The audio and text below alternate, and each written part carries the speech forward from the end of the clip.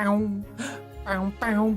What do you mean, blood for the blood god? Hey, this isn't blood god. Wait, why am I not? Model, why not moving? There we go, disconnect, reconnect. There you go. Oh, darn it, I'm flying now. I'm flying. What's going on today? What's going on? You worshipping the blood god when really we're here with the god of excess, the god of buying more Warhammer than you need, the god of the piles of shame, the gods of the legions of grey. Oh, you know, that's what we need to do more with Slaanesh. It'll just be hilarious to have, like, because we always hear about, like, you know, Slaaneshi art and stuff, and like the Emperor's Children having loads of art and stuff and really weird stuff.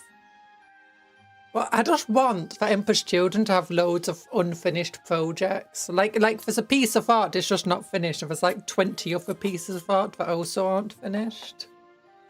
And they're like, yeah, I bought all of this stuff, or I started all these projects, and I just keep wanting more and more of them. Like that. That's torture. And that feels like way up Slaanesh's alley. That it completely removes your inhibition. So you're just constantly starting new projects, never finishing them, never getting to see your final stuff. Overindulging. So at the same time, you're happy, but equally you're being tortured constantly. Maybe we are all just, maybe that's it. Maybe we're not in space at all. Maybe we're just in a dominion of Slaanesh. Feels like it. Feels like I live in a world that's, you know, ruled by Slaanesh. But hello! How are you all doing? Sorry, I'm still getting, like, prepared for the day. I'm putting, like, my face creams on. Oh, I say face creams. One of them. It's a moisturiser and primer. But it's relatively nice at making your skin look nice. I need to get more. The bottles are never big enough. The tiny bottles. Oh, sorry, my glasses aren't on. I need to look at you. Oh, hello. Doodle. So there she would do the perfect cupcake that makes you explode with diabetes. How would a cupcake make you explode with diabetes? Cupcakes are friends, not food. Don't eat the cupcakes. And hello, Tail. How are you doing? I hope you're doing well. Yeah. Oh, gosh. I've not even brushed my hair. I'm on cat sitting duty, and I'm still not that well, to be honest. Yesterday I was thinking that I probably shouldn't stream, but then I'm like, you know... Good night, What? Why are you saying good night already?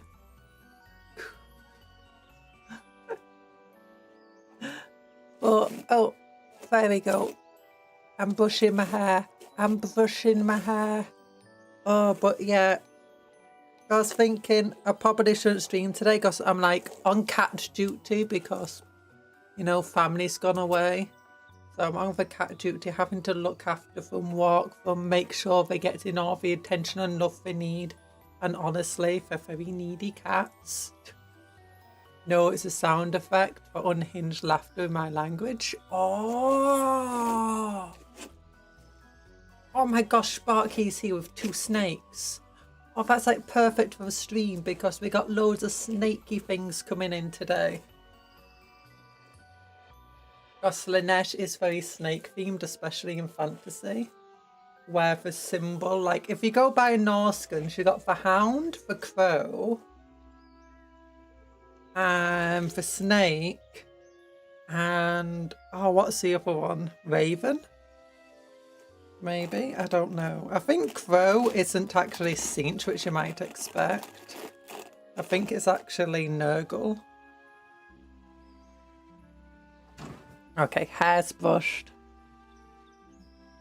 It's the season of stuff going off the rails. Also, I got an email today saying that the package has just been dispatched for me. I'm like, it already arrived like a week ago. I've still not put it together. Or it's a carrier case that I ordered because I needed more carry cases things for my Warhammer. And it was like on a massive special thing. Hello, Crazy Butt Nick. How you doing? Hello, hello, hello. Much love back to you. Your health? No. It's a little better. I actually woke up today feeling a lot better than I really expected to. Which is a bit funny because I woke up at like 6 and I only got to bed at like 3. The cats take a lot of work to take care of. Like I was trying to make thumbnails and my cat's just constantly scratching at my door. And when I let her in, she's like just trying to roll around on like, I've got this extension lead thing where all my computer stuff's plugged into, and it's got this special, it's got like a battery in it. So effectively, if it loses power, it effectively, it's more safe for things to shut down through it. Like if there's a power cut. And also it's like got surge protection stuff, but it's also got a little switch on it so it can be switched off. Which is actually very useful in its own right. But it's a relatively, not flimsy, it's relatively easy to switch, and she likes to roll around on top of it. I'm like, no, don't turn off my computer, I'm trying to work on it. Oh, I once got notice in the mail that they had given a parcel to my neighbour 4 weeks after they had given it to my neighbour. Oh my goodness. I hope you already had your package by then. Doing okay. I was watching a clip phase and another streamer paint cafe. Ooh. I've got one cafe model. I want to turn it into Lord Solar. It's, you know, the Longmer one? With on the little flying dragon horse. I want to convert that into Lord Solar, you know, for the guardsmen. But I've still got so many guardsmen to build and like do conversions of. But it's because they all got Krieg bodies and I wanted to replace their heads because I'm not actually a big fan of the gas masks. And equally, I wanted to make them more distinct looking from the Krieg. And by replacing all of their heads and replacing all of the Acadian heads, I thought that like, especially if you then give them all the same colour scheme and the same heads, that it will make the different armour and body types feel less different. But it's just a Krieg head. If they don't have a normal, do you know, for a literal round head thing, they instead have like a neck, but you then, and like the back of the head sometimes, that you then stick the mask onto and helmet. I'm like, oh, that means I have to cut the neck out, but then you lose some of the suit and I have to cut the neck off the heads I've got, and they're resin, so they vittle and they just shatter. It's like, oh, it's not fun. It's not fun.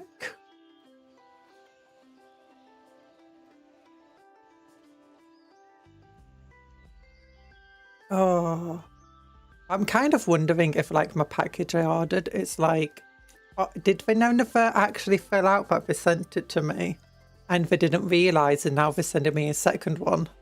I'm just going to wait to see what happens. I have two projects I want to do this year. My Crusade, Iron Man, Custodes, Dreadnought list.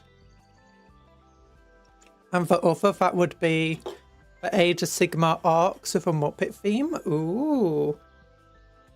I've got loads and loads of projects. I recently just, oh yeah, I've got an idea because I want to get a Lord Discordant. And I've recently got, do you know, for Noise Marine special edition one that they did a made to order on recently. It finally arrived. I'm like, oh. And I realised I could probably put it on the back of, do you know, for Hellstalker. Like just standing on the back of its guitar. I'm gonna need to like figure out how to do the speakers for it. Just thinking about putting like speakers in its mouth. Or do you know, part of the Emperor's Children Noise Marine cannon in its mouth.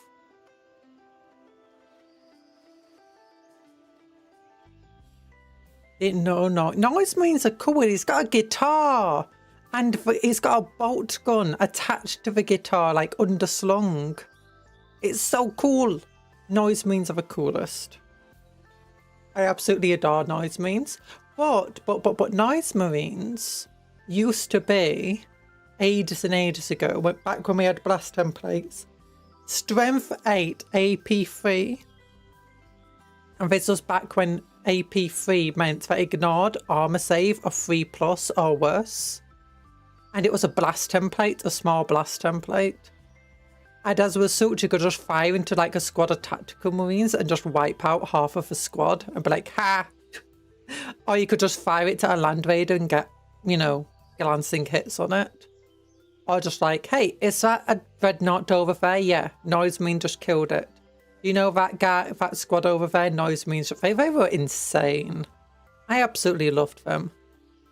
You're doing good, Cupcake. You just had a nightmare at 4 in the morning. No, don't have nightmares. I woke up like multiple times for night, and one of it is because my cat decided to bite my butt. I'm like, ow, why? Vince Falcador, how are you doing? Actually, she might have not bit, she might have just clawed me. Either way, I woke up, I was like, ow, why? You were complaining to get under the... She was purring away. I think she was just asleep and clawing at stuff in her sleep. But yeah, because when my parents are away, it's like she gets really, really, really angsty if she doesn't get enough attention.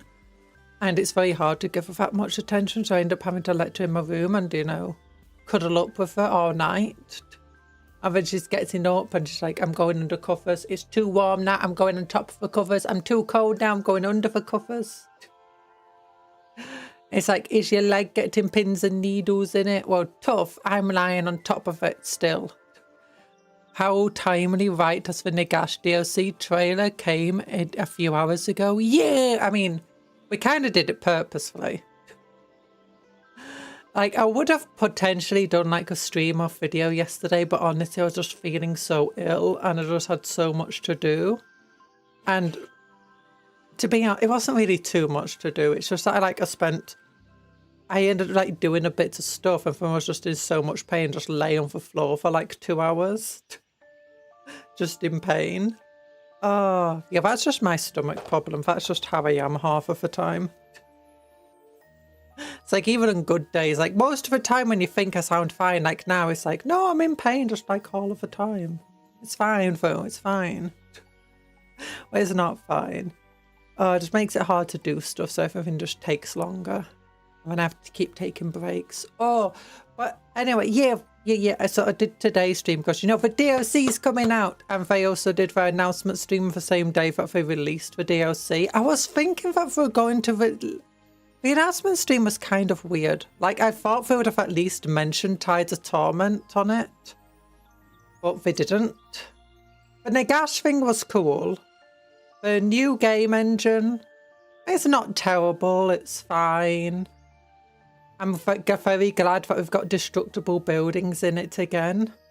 Because we had that in the old Total War games and we just lost it. I mean, we kind of still do, like you can destroy weird things, but they don't really do anything. The destructibles like in Warhammer. In a new engine, that sounds good. Sounds like it's going to console as well. It did say they didn't want to simplify it or whatever, so I don't know. I mean, there's keyboard and stuff you can plug into your console. And I played plenty of strategy games because I never really had a good computer for strategy games for a long time. So, like, I played most strategy games on console for a while. Heck, I also, what's it called? For PS2, you could connect up to your computer. And you could connect all sorts of peripherals to it. And as a result, since you could connect it to your computer, you could effectively just turn your PS2 into a computer, which I did. So you could play other games on it and like PC stuff. It was stupid, but it was fun.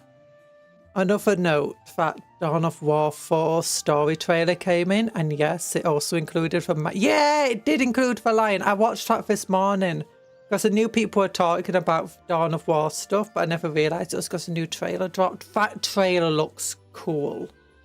Makes me really want to play. I want to play Dawn of War because I've seen other people. I've seen it on Reddit feed recently. I'm like, oh, I need to play Dawn of War. A friend of mine had Command and Conquer of it was on the N64. I had Command and Conquer Tiberian Wars, I think 3. Was a green box of an Xbox 360, and honestly, I had a lot of fun playing. I didn't find it too difficult. It seemed perfectly cromulent. Very embiggening of the soul, I would say. No, it seemed like a perfectly playable game, but it was definitely designed for console. It felt like. There you go, play. I've not tested out much of the stuff in the DLC. They made it more playable then, probably. I imagine back then as well, like if it's N64 times, that was years and years and years ago, like before I was born, so I imagine that like all of the old video games I've played, like, you know, strategy ones, kind of have terrible control configurations and are really not fun to play. The only exceptions to them are the ones that still get updates today, like there's, oh, what's it called? It's still got a massive gaming community associated with it.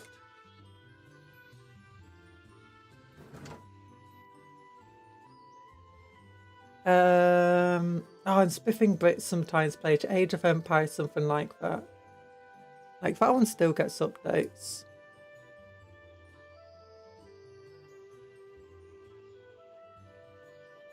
There we go.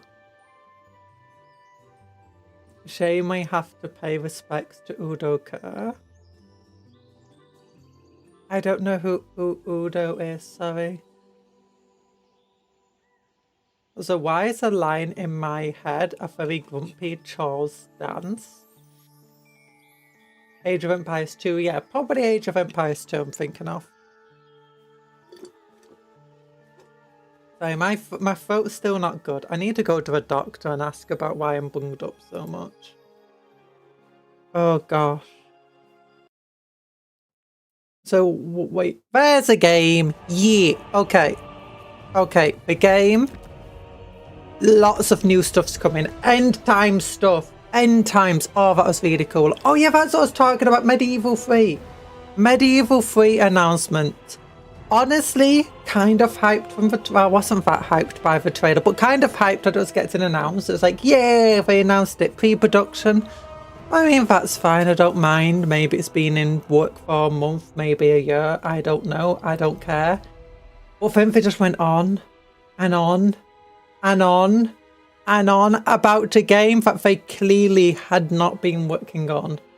It felt like they had maybe 2 meetings on it for about an hour each, and then one more meeting about what we're going to say on the showcase. It's like, just announce it and move on. Just say that you're in for early production phases. It won't be out for a while, but look out for good things in the future. We'll keep you updated. That's all they needed to say. Oh. Also kind of disappointing that the last announcement has been pushed to the 11th, but I don't mind that too much. I'm fine with it. My God, those people are freaks muffing around all the time. But it was the showcase. If you've not seen the showcase, it's on the Total War channel, but oh my gosh. So Nagash is coming, and he's coming with Nefertiti. I can't pronounce the name. Nefer, the Lamia woman, the first vampire. She is coming as a FOC, Free Lord, with the End Times DLC. Nagash is coming inside the DLC. Oh my gosh, that sounds bad. We're getting like Age of Sigmar units though. Like, do you know, for Nagash, giant skeleton bony boys? And I mean, technically they were in the End Times books and stuff, I believe, but I don't think we ever had them in the board game, did we? And like, Manfred's getting this new mount, and so is Arkan the Black. It's like, what? Also, we're getting a Blood Knight hero, I'm hoping this means eventually they'll give us a Red Duke and hopefully Boris Todbringer as like, you know, proper characters. There's also going to be 3 other lords, and I'm thinking it's probably going to be Death, Chaos, Destruction and Order, like for all the 4 lords. So Nagash is the Death one. I don't know who the other 3 lords are going to be. I'm guessing Thanquol will be one, and he'll come with the Vermin lords as like a generic lord in the same way that Demon Princes work. But I don't know if he'll come as like technically Destruction or Chaos, like what role he would fill. But I'm hoping that the End Times DLC Thanquol will finally appear. If you don't know Thanquol, he's like the ultimate Gracie on the Council of 13 for the Skaven. Hello, Tony. I hope you're having a great day too. My day's going okay-ish. Sorry, need to drink. Oh, but yeah, Thanquol is pretty cool. No idea what else will be coming out though. Don't forget to like the stream if you're not liked it already. I'm imagining that maybe we'll get the missing dragon, you know, the celestial dragon for Cafe. The only other character I can think of is maybe Ludenhoff, which I think is the Hochland Count, because he had a really cool story in the End Times. I really like him. He's like one of my favourite characters. You've also got the Stirland guy, Elector Count. And there's plenty of Empire characters. I mean, you could have the Dogs of War DLC comes with it, or one of the Tillian characters, or the Border Princes. There's a bunch of them. Some of them had those in the End Times. I don't know what other Chaos character it could possibly be, though. Like, if they do decide... If Thanquol doesn't fill in for role for Chaos... Alternatively, what I'm thinking is we'll get a Skaven, Horned Rat, you know, Vermin Lord, Legendary Lord, for Chaos, and then Destruction will be Council of 13, Thanquol, maybe? But, I don't know. I don't know. But what we do have today is, I've tested out a little bit. Unfortunately, when I first tested it, my game absolutely broke. Like, I was trying to play as this dude, and do you know the details page where you can change what weapons and stuff they have? Yeah, that was just completely blank. I had to validate the files. But yeah, we finally got a 3rd Norscan Legendary Lord. We got... How do you pronounce his name? Sal. Sal! Better call Saul. We got him. He looks pretty cool. He's got visibility, you know, with Nightmare. Oh, that's so cool. Look at him. I like him. If you don't know him, he actually served as the follower of Torment, the Maggot Lord. Like, effectively followed him all the way to None. But ultimately, the Maggot Lord fell. But with the DLC, well, I say with the DLC, with the update that came with the DLC, Wulfric the Wanderers had massive updates to him, and so has Frog, and just Norscans in general, but, I mean, there's only 3 of them. Ain't your boy? I'm kind of weak on the End Times lore in fantasy. Honestly, me too. Me too. I only know bits and pieces of it because it's just stuff I've came across. God, Frog. Yeah, Frog's also got new voice lines and stuff. I think he had the new voice lines before. Drawn from the wilds. But he's now got the ability to, like, use every single troll in the game. He has some new special buildings. He has a special kind of ability. Oh darn it, I keep doing that. I wish back just went back to the change race page. When we got for high elves, new character is this dude. Navy stands ever vigilant. Look at him. He's very shiny. He's got very white hands. Oh, that looks cool.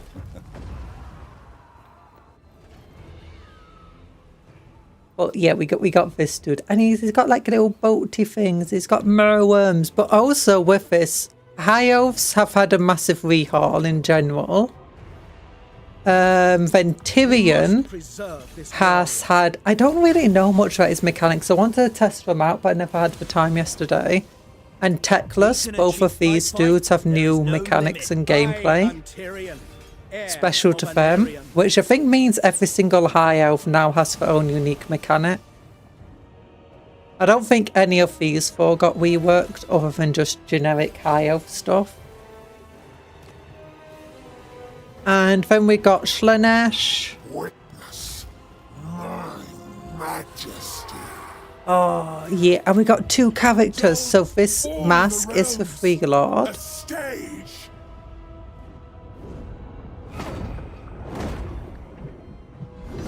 Oh my gosh, look how fast they are. Whoa! It's like... Who would win with first flash of a Mask of Slanesh? If I got a cent for every time I killed him, and he arrived 5 turns later with another full army, I'd be able to seed finance a medium-sized waste disposal enterprise. Oh no. I mean, if you keep beating Frog up, that basically just is a waste disposal. Ooh, they got a direct damage attack ability. Ooh. That's access to Heart Seekers of Slanesh, Seekers of Slanesh. Drink deep. Oh, look at them. But yeah, then we got Doubt, because she's the DLC one. She's a big old snake woman. Look at her. Look at her snaky snake. And she's got pointy ears, but apparently she's no longer an elf. Where does she start, actually? She starts south of, you know, Cafe. The mass starts in Lustria, because Lustria definitely needed more people fighting over it. The guy's still in the same place. And let's look, where does he start? He starts down here, in the islands. And Norska, he starts up north of Cafe.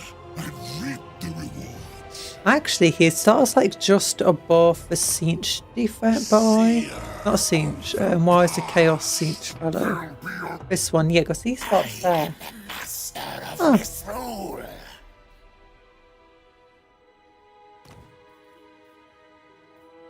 But yeah. That's everybody. And there's a bunch of new units and stuff. I really like all the new buildings. If we go to battle... Actually, no, I'll just show you the new units when we go into the game. I'm thinking we'll play a little bit with each of the characters that have had changes. But we'll first play with the 4 new lords. And we'll look at like the factions and how they've changed. Oh yeah, new art. I thought, because I played a bit of Wolfwick last night. And I thought this art would just be for Wolfwick. And it turns out it's not. It's for all of the Norskans. Yeah. Snake! Snake! It's a worm! Oh, gosh. Yeah, today I feel like, you know, over times when we've played DLCs and stuff, because I have always decided, you know what, we'll just play as one of the characters and maybe in the future we can play as another, but campaigns take forever to play. Unless I play the game every single day. So then I never end up getting around to play as for other ones and like see all of the abilities and all the changes. So I'm thinking, the path to glory is service to the chaos gods. are they Nurgle guys? In ruin, Are they orcs? And are they Nurgle morders? follows it in blind faith. Yeah, blind faith. Yet Sail the faithless walks a path of his own making. Look at that tentacle arm. Though blind, his otherworldly sight shows him the way. Away. No one can escape his treachery until it is too late. Wait, it's like that guy in Rogue One. No one is beneath his friendship. No one above his betrayal. Yeah. The path he walks is perilous, but it is his own. And so will be his glory. Yeah.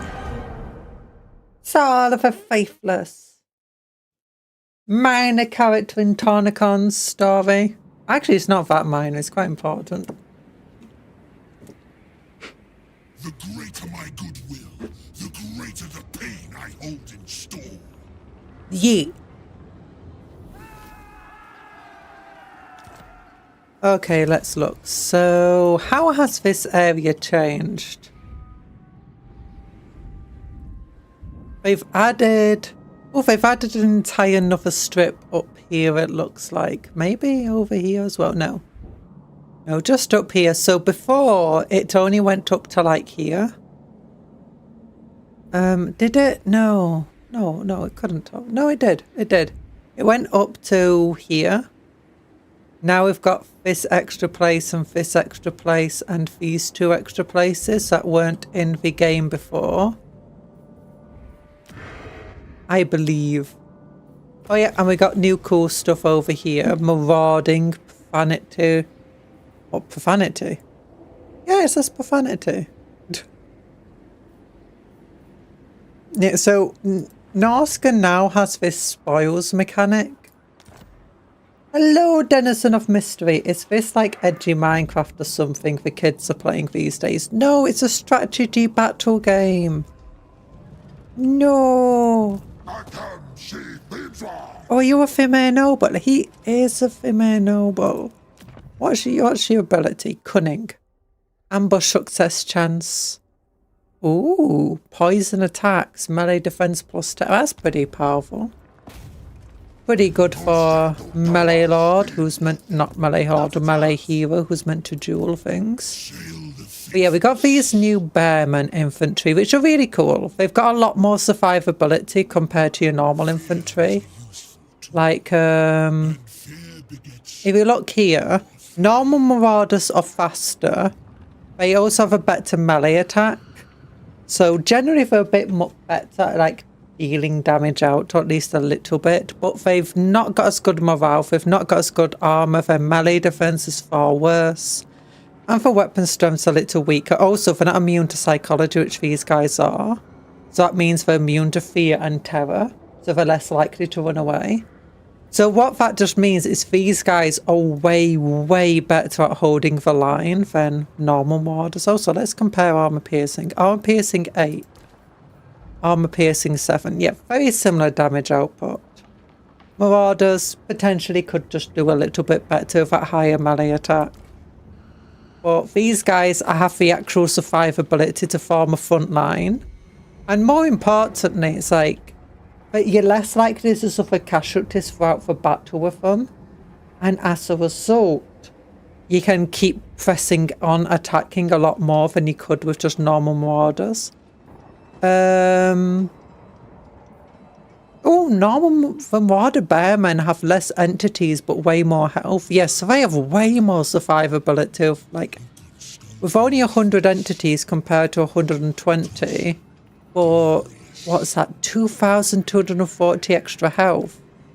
That means each of these guys is 116 health points, which means they really are less likely to die. These guys, by comparison, have, what, 80 points of health each?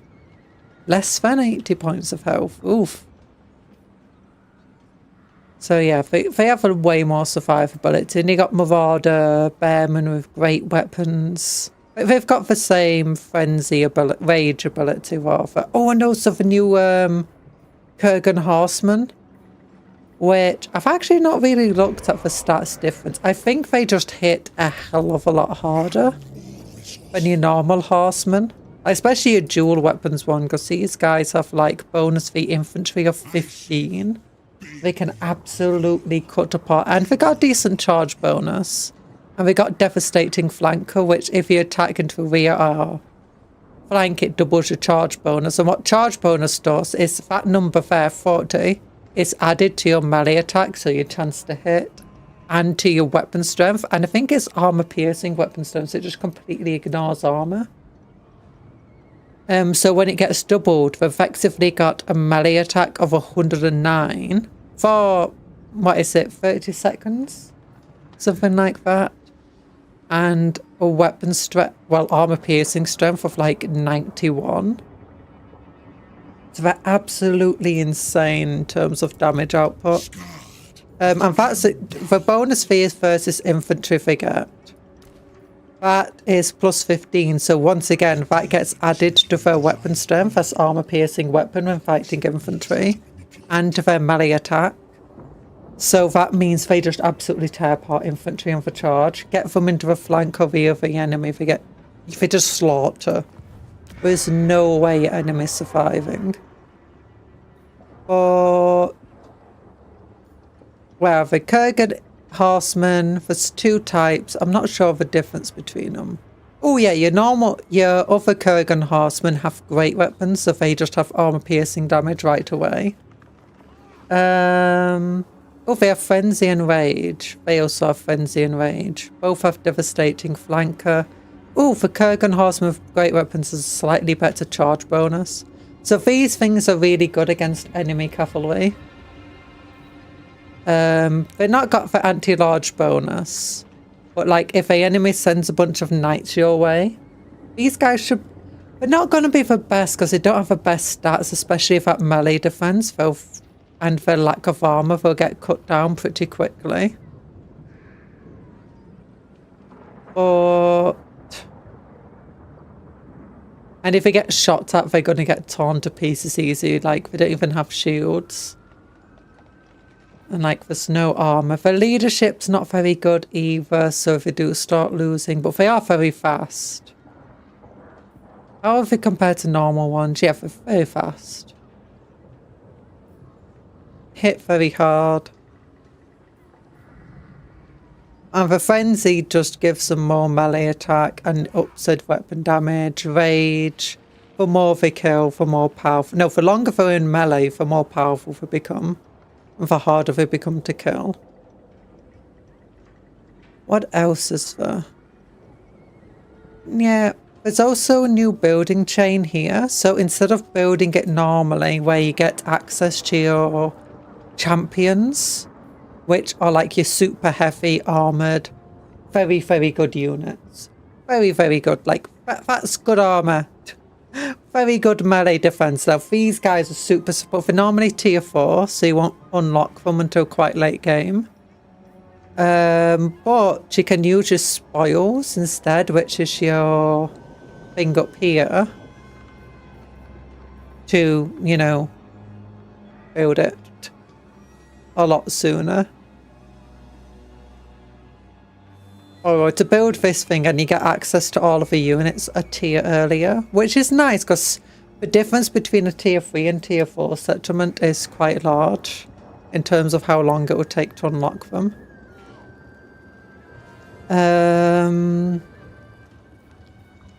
What else is there? Yeet. And the same goes for some of the other things. For instance, you can get access to the new Etin units at tier 4 normally if you just spend normal money, or you can spend spoils to get them a bit earlier. Yeah. And the bonuses here are the exact same. Don't really know much about the Etin, like compared to a normal giant. 1200, 50, 100. What's that? Wall breaker. So it just means to do more damage to walls and buildings. 65, 30, 700. A cursed Etin is... It's got better damage output. More health. Less armor, is it? Yeah, less armor. Sounds like it rewards aggressive surge rushing. It does. It wants you to... It's... The Norskans in lore are meant to be more raiders. Like, they go into enemy territory, they raid, they destroy stuff. That's how you get spoils. What you do is you send your armies over to somewhere like Cafe of the Empire. And then when you destroy an enemy settlement, you have the option to pillage it, which completely destroys the settlement, but gives you a whole load of spoils.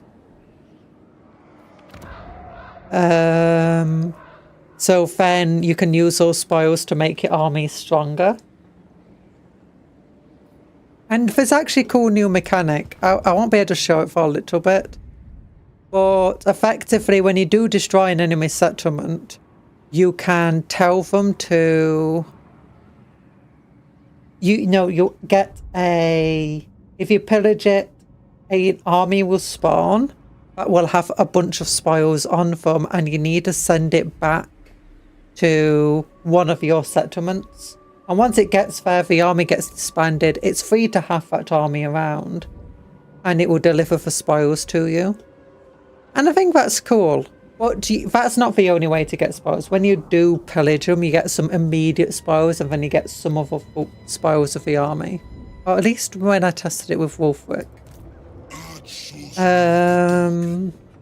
So it also rewards you for letting your enemy repair. So you destroy an enemy settlement, and then you just leave. You let them take it back, let them build it up, and then you attack them again. Destroy it. I do kind of really like that. I've not really looked at the Etins at all. Cursed Etin Rune Caller. Ooh, that means this one gets access to spells. Oh, and it's got magical attacks. Doom and Darkness, -3 enemy leadership, which isn't actually bad because it causes fear. Cupcakes, lads. Hello, Native Engine. How you? No, don't slay the cupcakes, they're friends. Yeah, Doom and Darkness is -16 leadership to the enemy, which isn't too bad. But then it causes fear. Should cause fear. Which is -8 to the enemy leadership to anything nearby. So that's -24 in total, which is a good way to break the enemy. Or cause them to break sooner. Lower your enemy's melee attack and melee defense would be quite good. It seems definitely more of a supporting character role. For that magical attack and the high melee attack still means you could probably throw it at an enemy lord to do a lot of damage against them. Dual personality savage. If its hit points are less than 50%, it will heal up. Ooh, and you get power recharge rate. Ooh.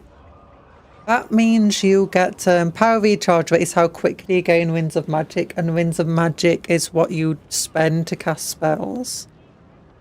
Dual personality, hit points are greater than 50%. It will have 15% physical resistance and reduce enemy spell mastery. Ooh.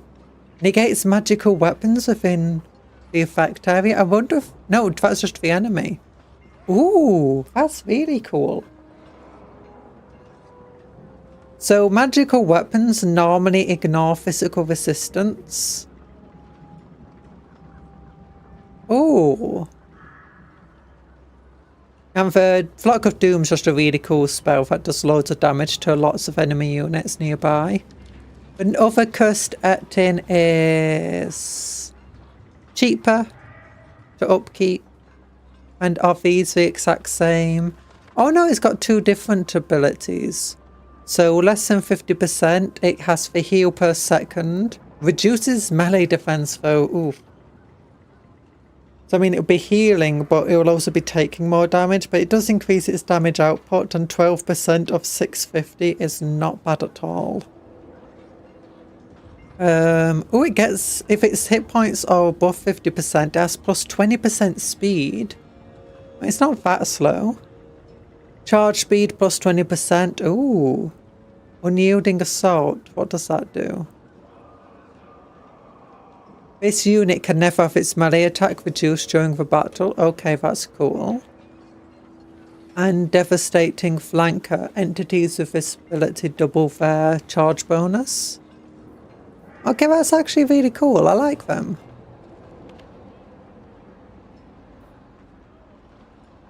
And they don't necessarily make the giant any less useful because the giant has the wall breaker special rule. Because it can destroy walls in melee. Giant does have less health, but it does have more armor. Does have less melee defense. Same melee attack, same speed. Same leadership. Has more weapon strength than either of them. So it hits a lot harder. Same charge bonus. And the Norscan Giant, actually, it's got the same upkeep cost as the Etin. What's its weight? 6,500. This one's at 7,500. Yeah, okay. And there's not much reason then to have a giant, other than for that wall breaker ability, which the mammoths don't have. Yeah, the mammoths also have this thing where you can, oh, actually, building this one's even better, because it gives you research rate plus 10, plus 2 capacity for shaman sorcerers, winds of magic plus 10, winds of magic plus 5, and weapons grant plus 1% all armies. Okay, that's really good to have. Yeah, there's definitely reason to have this. This one, if you can get your settlement to tier 4, there's no point having this one, because they both just do the same thing.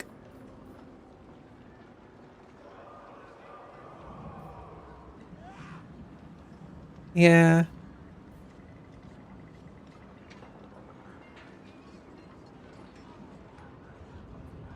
I choose giants because giants, I have zero strategy. In fact, Etins are also giants, just fair, but they're kind of bigger giants with 2 heads. I think they're actually from Albion for Etins. Very cool. And then what about this building? Oh gosh, yeah, this building is way better. Enables recruitment of female bell fiends, enables recruitment of female noble, local recruitment duration -1 for all Norscan monsters. Yep. Lord recruitment capacity +3, local recruitment capacity +3 instead of +2. Hero capacity for female nobles and bell fiends +2, which is the same as this one. Missile resistance 1%. Okay, so there's definitely reason to take this one over that one. Going straight to tier 5. Okay, that's actually really cool. And also taking this one, you get access to the dragon just a turn earlier. With this one, you get access to the 2 good mammoths a turn earlier. The feral mammoths are not great. In fact, I'd say they're definitely not a tier 4 unit. They feel more like a tier 3 unit. And they're okay. They can be difficult for enemies to deal with, but definitely not great. Oh, and the female noble is only a tier 2 unit to get access to. Okay, that's cool. Female shamans are tier 4.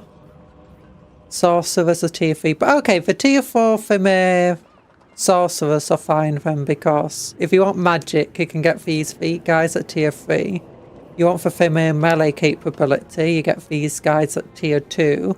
And then the sorcerers just give you everything.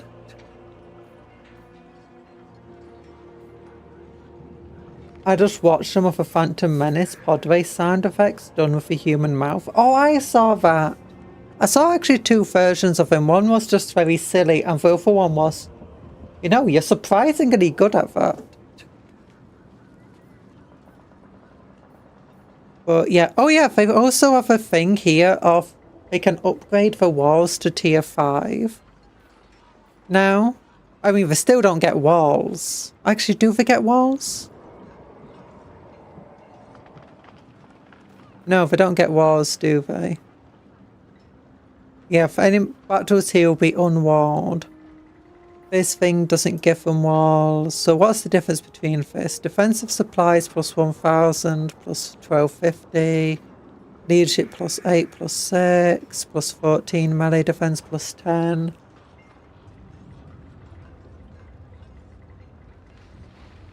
Always choose to be yourself unless you can choose dragons. Then choose to be a dragon. Yeet. Marauder Berserkers, 2 skin wolves armoured. And that's better than just 1 normal skin wolf. 1 Marauder Berserkers, 1 Marauder Berserkers. 1 champions, 1 champions, 1 hunter, 1 hunter, 1 ice wolf chariot. 1 Ice Wolf Chariot, 1 Norscan Ice Trolls, 1 Norscan Ice Trolls, and then we get a War Mammoth. I guess that's not the worst upgrade. You get a Mammoth and 2 Armoured Skin Wolves. I don't think the Chariots are that amazing in a settlement battle. I mean, could potentially get them to take out enemy artillery. But then you've got, like, over here... You got your smithy still. Reduces recruitment cost, increases recruit rank. Max it out. Okay, maxing it out does increase global recruitment capacity, but that's a tier 5 upgrade that requires spoils. I imagine spoils will be relatively easy to come by eventually. This is your income and corruption thing and control. Lord and hero recruit rank local province. Okay, that's cool. Get it to tier 4 and it becomes faction ride bonus.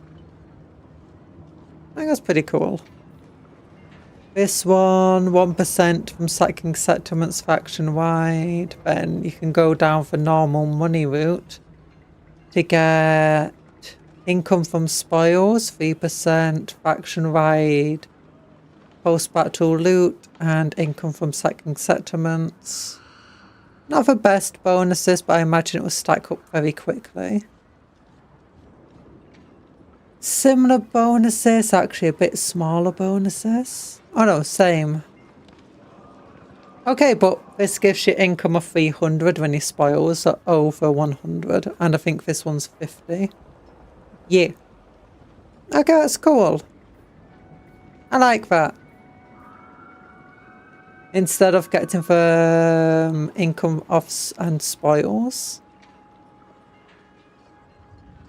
Yeah, not the worst.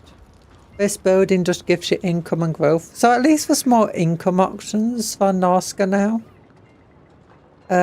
This just gives you bonuses and construction cost reduction faction. So yeah, these bonuses of your spoils are pretty powerful. Not all of them will be worth taking. Like, I don't think getting this at tier 3 is going to be too important in the long run. And might even be worth just knocking it down if you can refund it for more spoils. Same with this building. It's getting it at tier 3. It gets you access to these things earlier, but once you're going to get access to tier 4 settlements, I imagine this thing's just got to be better to take. These two, definitely better to take for spoils options. These ones, spoils options, are generally going to be better. Although this one is arguably better because it gives you more spoils. I don't know how hard it will be to get spoils. And oh yeah, Saw doesn't get access to the generic ability, which is constructing altars. for the Chaos Gods. Instead, he does something a bit different. So let's see the new units in action though. I'm playing in just, you know, let's put this down to normal mode. Because I don't want to be spending an entire stream just fighting as one faction.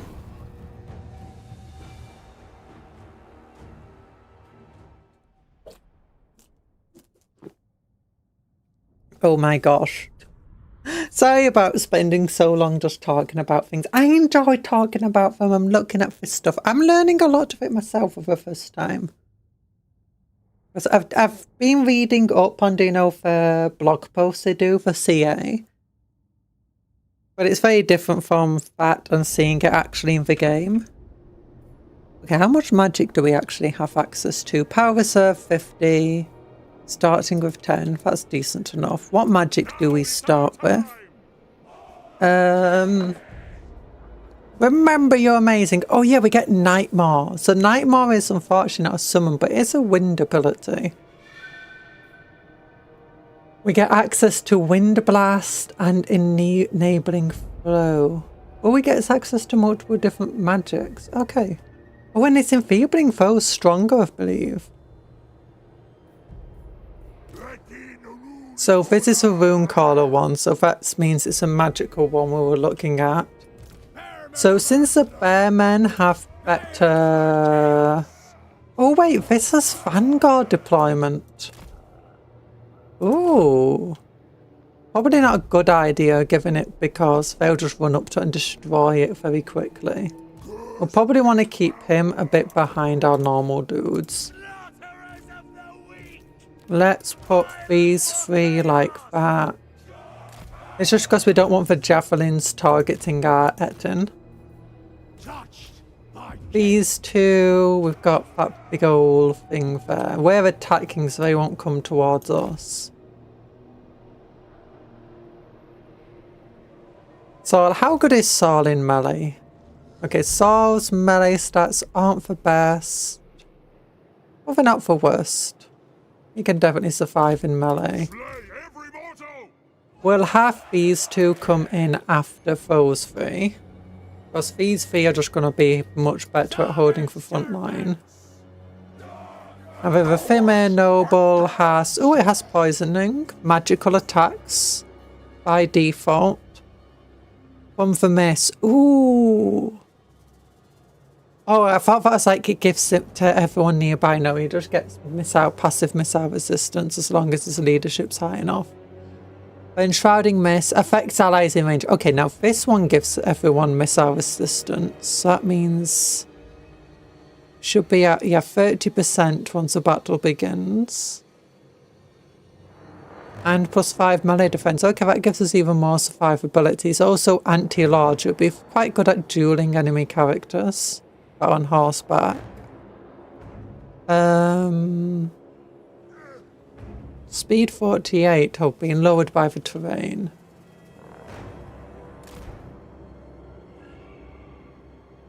But he is faster than our normal dudes.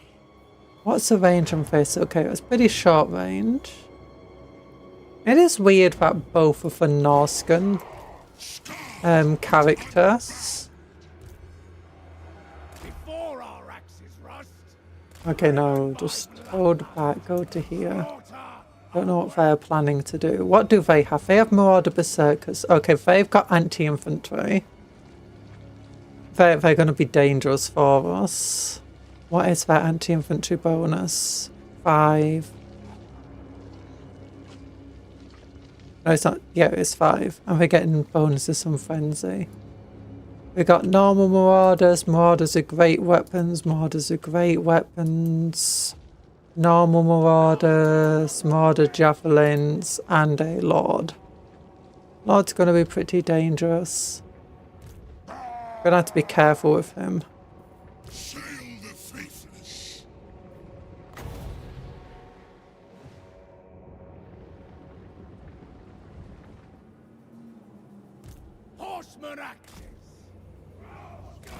Okay, we don't have anything that's going to be good against our horses.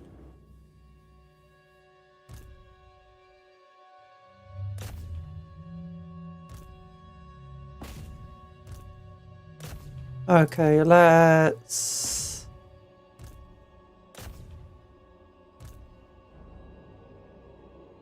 just charge in with our various units at the moment. Get the female hero just to stay back a little bit, because he is faster. Sail the faithless. Okay, they're moving their dudes.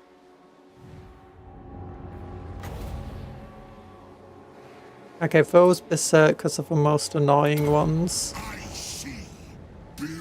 Like, that's taken way longer to cast than I wanted to. Destroy them. And then, okay, he is being shot at, which I fully expected. You two charge into them. You charge into them.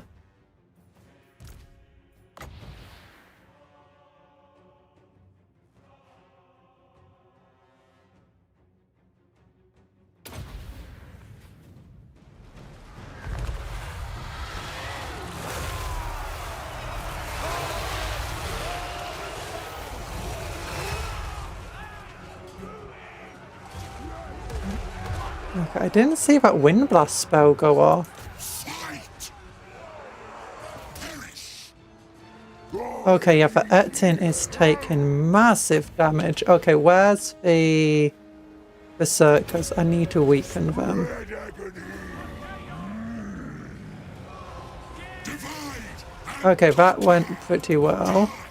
You get into the middle of them. Okay, berserkers are being killed right now, that's good. They're being slaughtered. Savages of the steppes!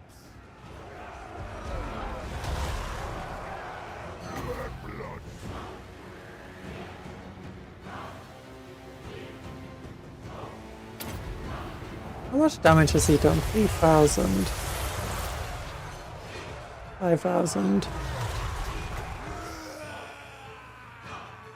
Okay, we didn't see this go off properly.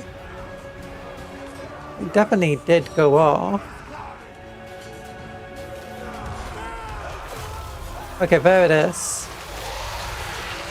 It goes... Ooh, did do quite a bit of damage, never mind.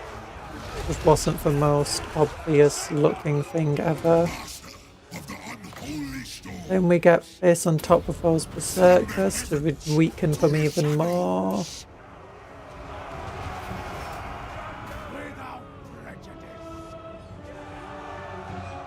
Okay, enemies. Oh gosh, Saw took a lot of damage there. Didn't realise the enemy lord was hunting him. Destroy them. Did we suffer? No, we didn't lose a single one of our cavalry guys. They tore up those dudes. Pakam Shahi. Fiend. Cursed energy. Oh, I like the animation. Let's look at the Etin up close. Oh, he has a tiny art. Look at his tiny little hand bear. Oh, it's adorable.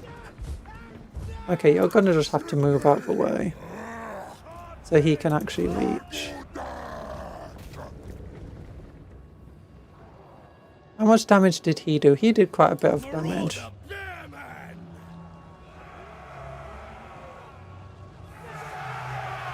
A Bearman did take a lot more damage than I was anticipating. I mean, actually, that unit only took 30 casualties. This unit took the brunt of the berserkers and only took 42 casualties. And it was fighting the berserkers, which are by far the most dangerous unit. This guy's not healing at all because it's below his normal healing percentage.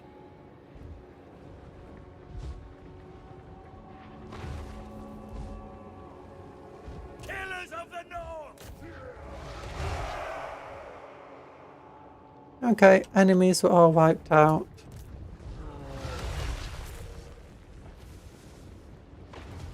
Ooh! He's almost gone. Can you get him? Oh, you knocked him down. Come on. He's got one good hit left in him. Yeah, just give him a whack. Give him a whack. Yeah.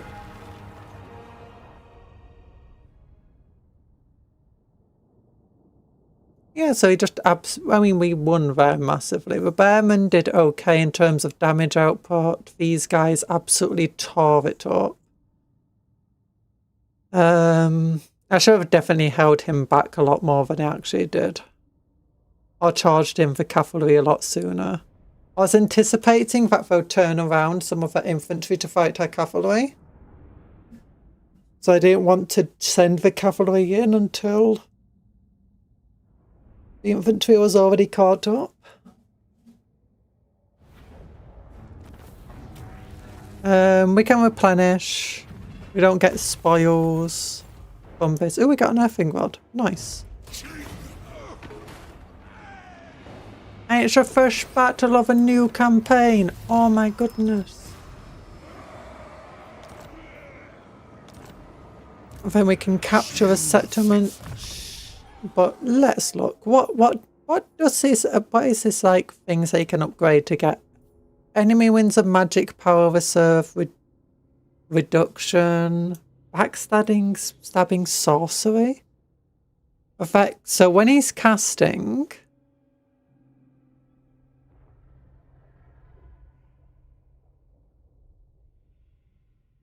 oh, if the enemy Lord or hero is casting or in range of him, they'll start taking down. Oh, that's actually really cool.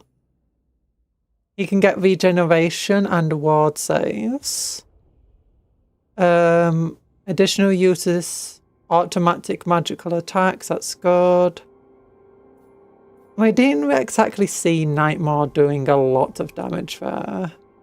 I imagine because it's got a lot of armor piercing, it'll be good against better armored units.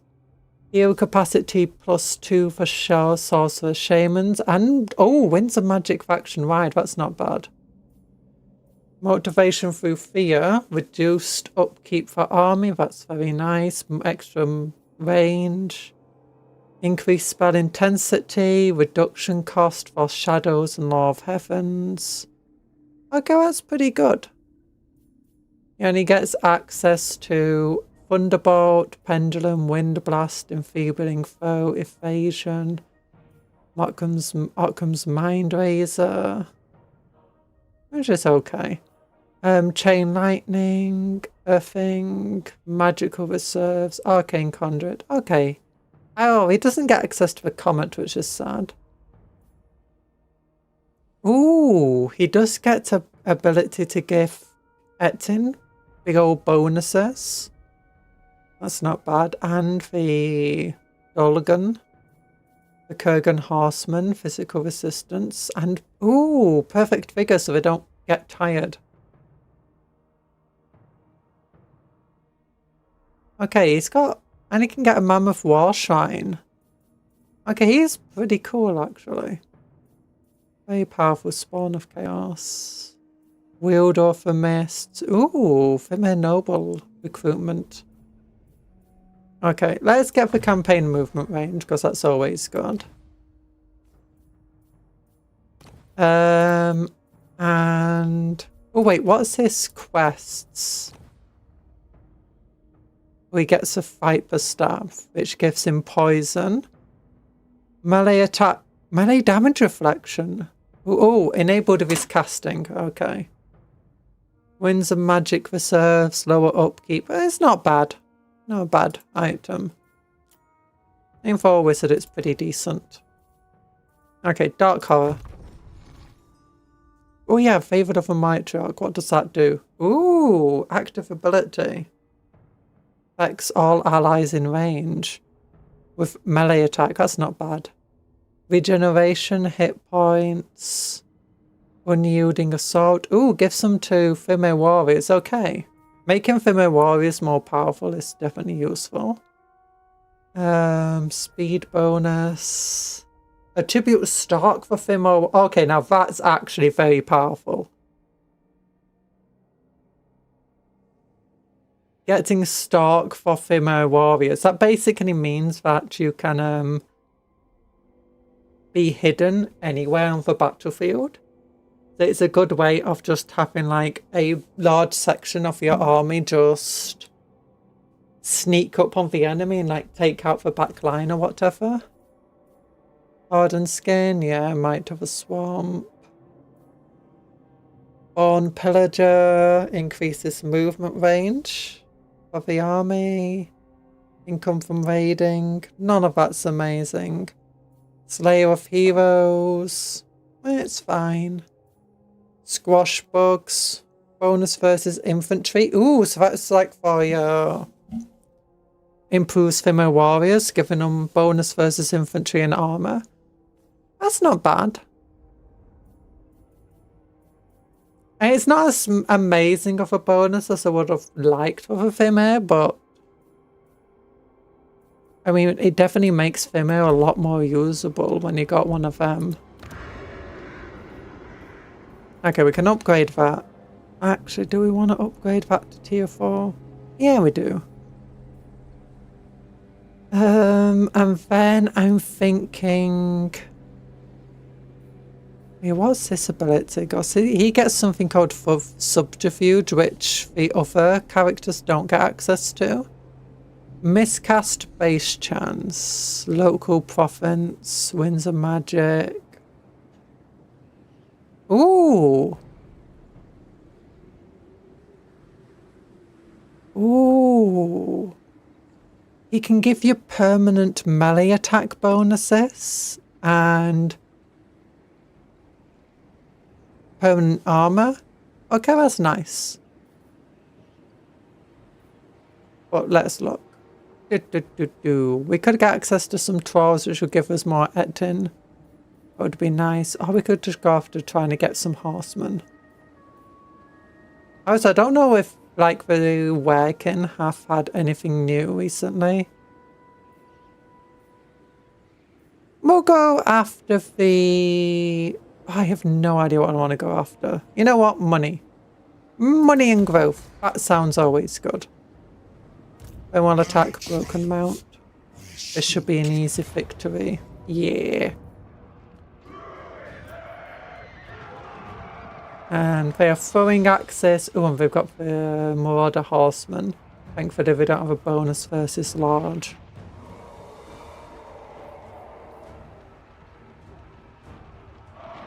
How good a Marauder Horseman versus like our guys? 20, 22. Yeah, our guys are way better in melee. You know what? We'll fight for battle. We'll fight for battle. I want to see how he is. Oh yeah, the tech tree of the Norskans is so much better now. Like, we've got an actual tech tree. I mean, it still doesn't do a hell of a lot for you from what I've read. Well, actually it does. It just makes you better mostly in battles and raiding and stuff, which is what you'd expect from the Norskans.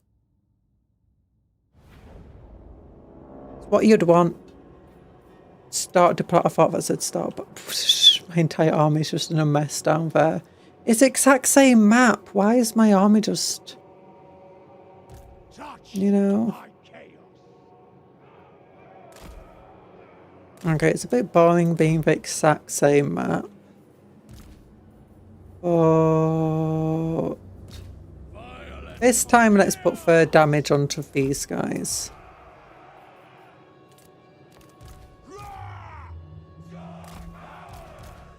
These guys can go behind. He can run behind there. Saw can go up the front. They don't have any lord to worry about. Put him just back here. Divide and conquer. Darn it, I'm trying to get them to... For the faithless. The other side is a maddening hellscape of baying creatures. Only I can use it to aid us. Down, down, but down, but down. Winds of Magic 11.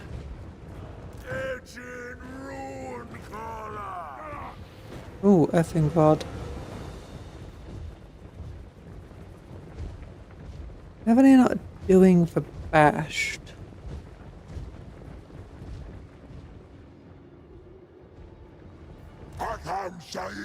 Oh gosh, yeah, the Fimmer Noble catches up very, very quickly. Command us. Yes. Without Okay, just hesitation. charge into pretty much every unit you can. Aye then. Dismember them. Super! I will break them! Fight! For eternity.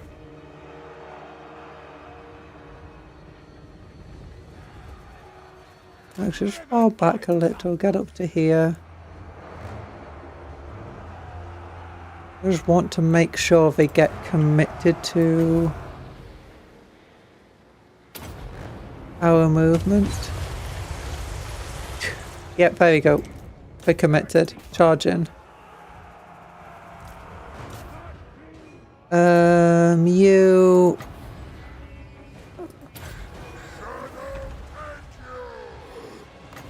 And get this on top of them. I just want the enemy to break immediately. Women of us slow. None survive. Horseman axes. Okay, our horsemen are in there. That's very good. Get this. Yeah, like that should work pretty well. I lust in the dark prince's name. Yeah, the enemy command. That's the enemy commander in this army. That unit. Okay, yeah, our unit's just absolutely shredded from here. Oh my goodness. I wasn't expecting that to go so quickly.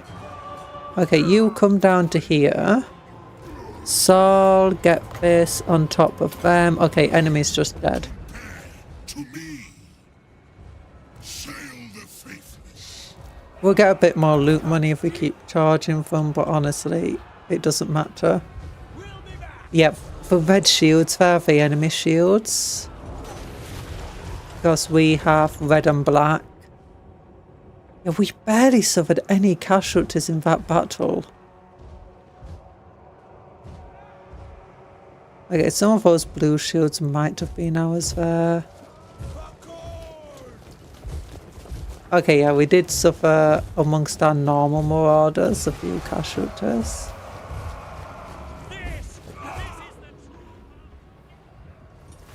Oh, are the blue shields ours or are they the enemies?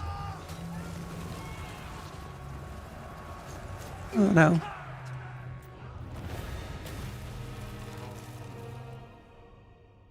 Yeah, the is a pretty fun.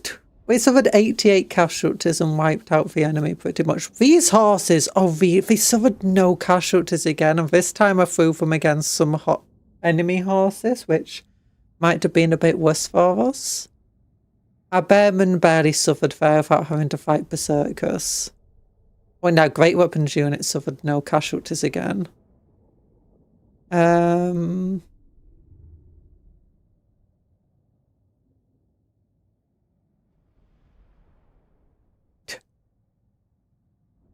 Yeah, this is... The new units are definitely very good. Oh yeah, so here we got the Pillage, Raise Chaos Altar.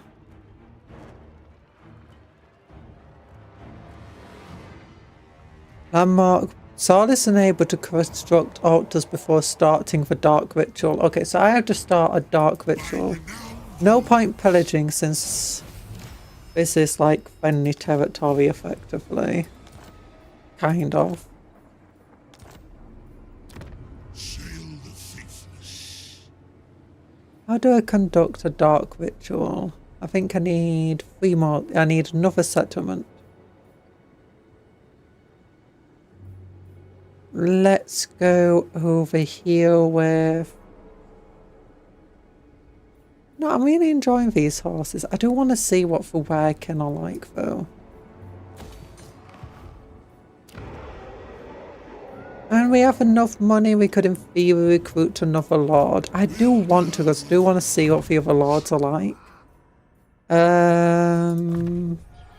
have great aspirations. Oh yeah, let's look at his army ability. Dark Sorcery. Increase spell intensity, that would just make them stronger. Miscast chance is lowered, enables poisoned attacks for Kurgan Horseman units, and he has the ability Nightmare, which is that, you know, that weird summony spell thing that we're casting. This guy has... There we go, Rule of the Faithless. Saw the Faithless, twisted seal of a race, a cunning and treacherous sorcerer and the ruler of a Dorgan tribe, who rose to power through manipulation, betrayal, and arcane mastery. So he enacts manipulations to undermine others. Lord and Hero recruit rank +2 for Shaman Sorcerers. Okay, that's pretty cool. Winds of Magic +10. And for all armies, and +20% weapon strength for Kurgan Horsemen. Okay, that's cool. Oh yeah, and here's our manipulations. So...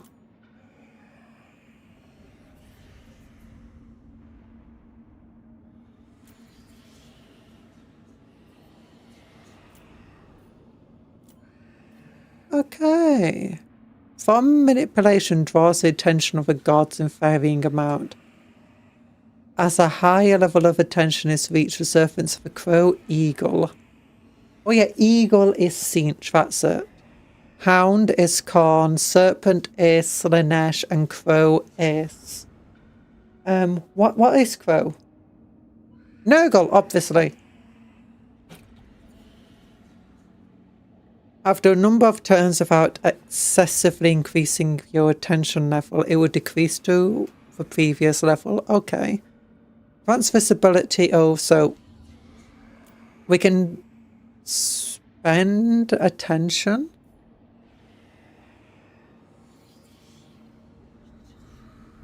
Oh, is that gives us 1 to 3 attention? No, it gives us 1 to 3 attention.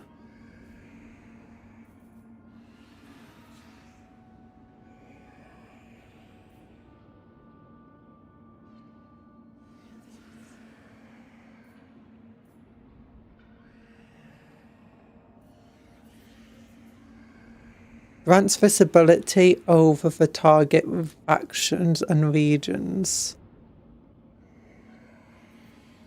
Oh, so we don't want to get challenged effectively.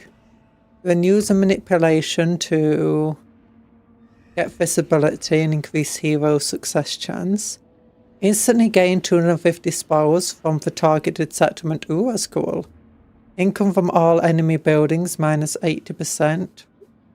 Acquire a random rare magical item. Okay, that's cool. Figure in battle, tired. Leadership -6 for an enemy army. Cooldown, lowest. Okay, that's cool. Let's use this on them. Perform. Oh, we got a talisman of preservation from that. That's ridiculous. Oh my gosh. I just got a bunch of spoils. I see the other side. Oh my goodness. Actually, no. Let's give a potion of strength to this dude. Wand of Jet. We can't really make use of. Follow me. Then let's summon some. We don't have any ranged units. Spears are pretty good if the enemy has any cavalry. Or giants or anything like that. You know, let's go for a couple of spears.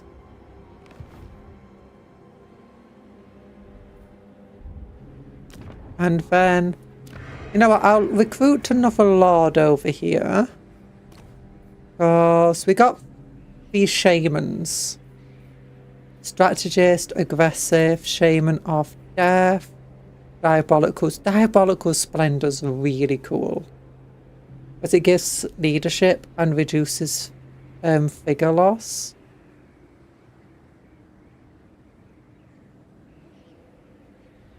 Bigger per second -1%. That sounds bad. Misshapen lowers enemy leadership. Strong makes them better in melee, which isn't necessarily a great thing.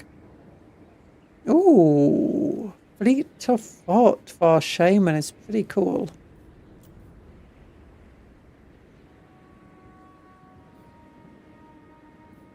You know what, let's go for this Diabolical Splendor guy. And let's see what... So he can get a War Shrine, that's cool. Makes monsters tougher.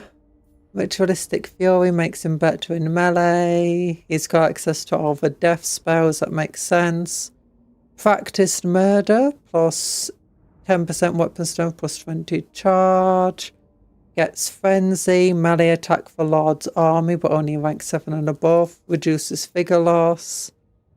Cash out to replenishment rate, plus 6%. Oh gosh, so these are all cool abilities just for leading an army. Then reduce Winds of Magic loss. Cost, sorry. Increase power reserves. Then income from postal to Offering of the Gods. What? Affects allies in range max 1.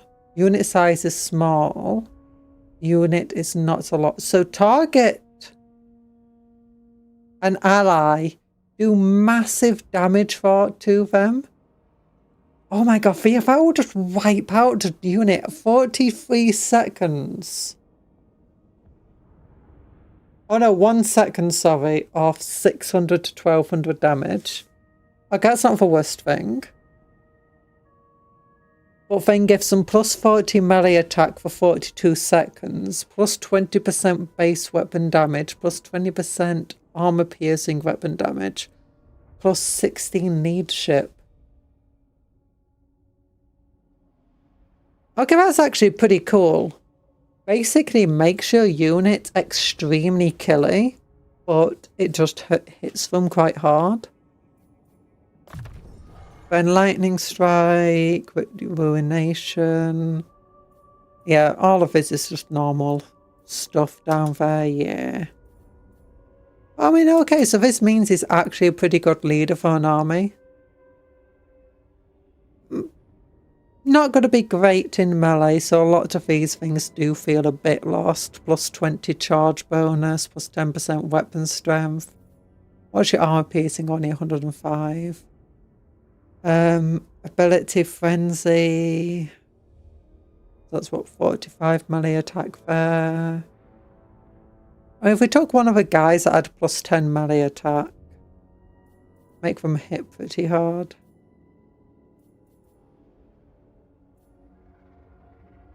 I mean, if they do get a War Shrine, actually, no, that actually is pretty decent. Increasing the capabilities makes them a lot deadly. I mean, they will still only have 30 melee defense.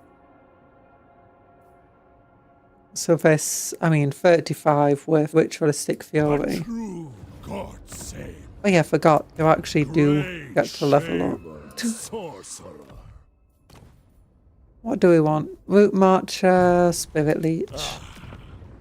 Oh yeah, and then we got the technologies. Alright, so it seems over here, where you know, it has packs of Enmity down here. For Wolfwick, that was actually not to do with manipulations or anything, because he doesn't have access to manipulations. That was access to his, he's got an ability to teleport around the world now. And it replaces that one. And I think Trog has something similar with his Trolls. Troll kind, as we call it. Win 10 battles again. Oh yeah, and this is one of the things. Winning battles against different factions gives you different bonuses against them. So, win 10 battles against vampire counts, and you can get this bonus. I don't know if it just automatically unlocks, or if it has like a turn timer on it. It'd be cool if it just automatically researches these things for you.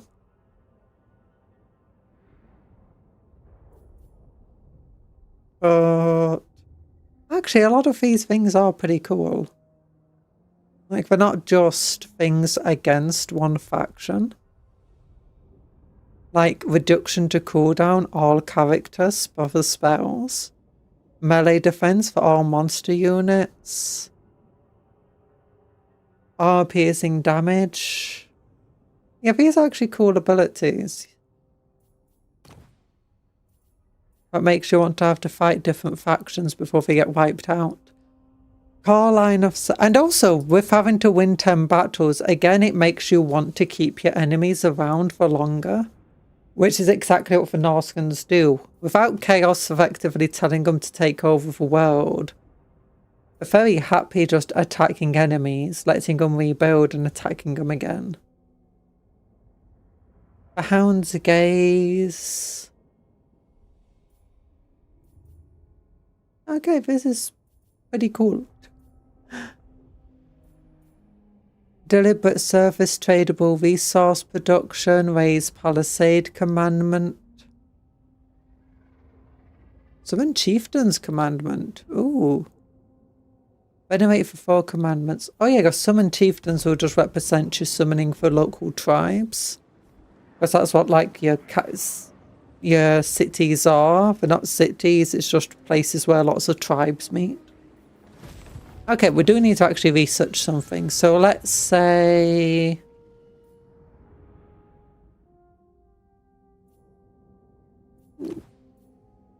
Yeah, no, Saga of the Stars. That gives us more movement range. That's very nice. And more line of sight. And... any good old no good old diplomacy, sad. So, end a turn. I didn't recruit anything for the other character because, well, we couldn't recruit anything.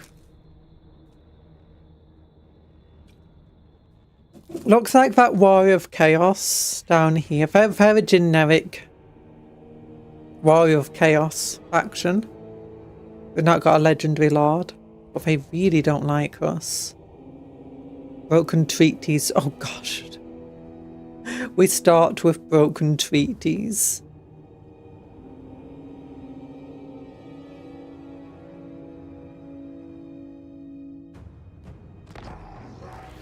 Ooh. Click here to access manipulations. I know, I already used one. 4-turn cooldown, that's not bad actually.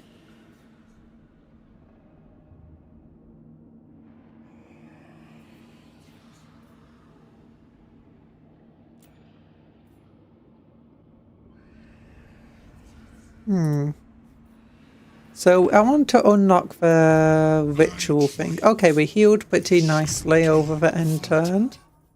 Let's make this guy harder to hit. Divide and conquer. Ooh. Scarred, but unbound. Income generated. Arch-sorcerer. Ah, darn it, I should have probably gone for None doubt me. other stuff. How good's that army? Pathetic. And he is recruiting. Stay low. And no fire. Let's just stay in our own territory so we can heal up a little bit more. This is our route. Go in ambush stance in hopes that he'll move out to attack our settlement that still doesn't have much of a garrison. And oh yeah, we got access to the dogs. Oh yeah, I wanted to look at what the skin wolves are like. So you might as well recruit. I want some poisoned warhounds. Yeah. You used to not be able to get the poisoned warhounds. They're only available on the what's it called, in custom battles.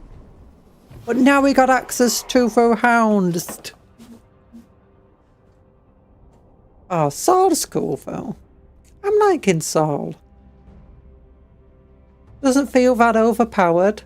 I don't actually like, you know, characters feeling super overpowered when they come out. Also, I've not noticed many bugs at the moment. I had like some serious bugs yesterday, but it turned out after verifying my game files, it fixed it. Oh gosh, that's not good.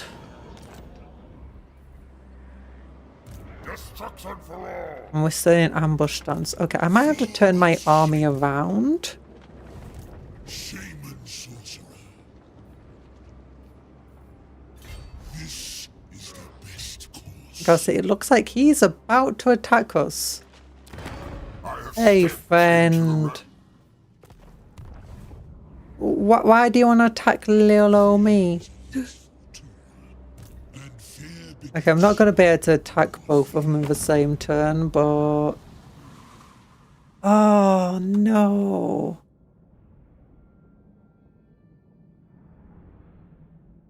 We don't have any treaties with them, I believe.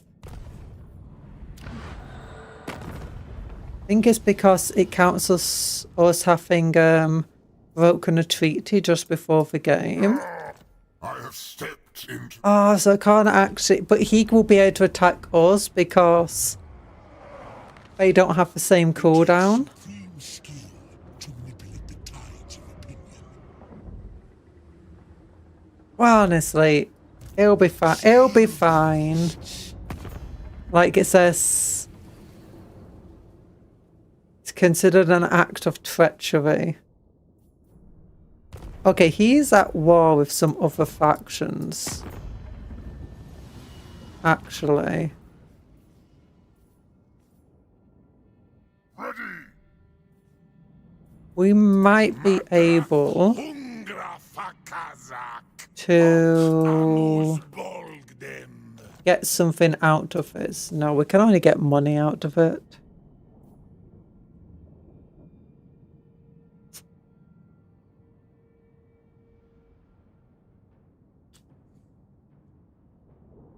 I don't know why he'd move his army back here to declare war on me when he's already got a war to deal with.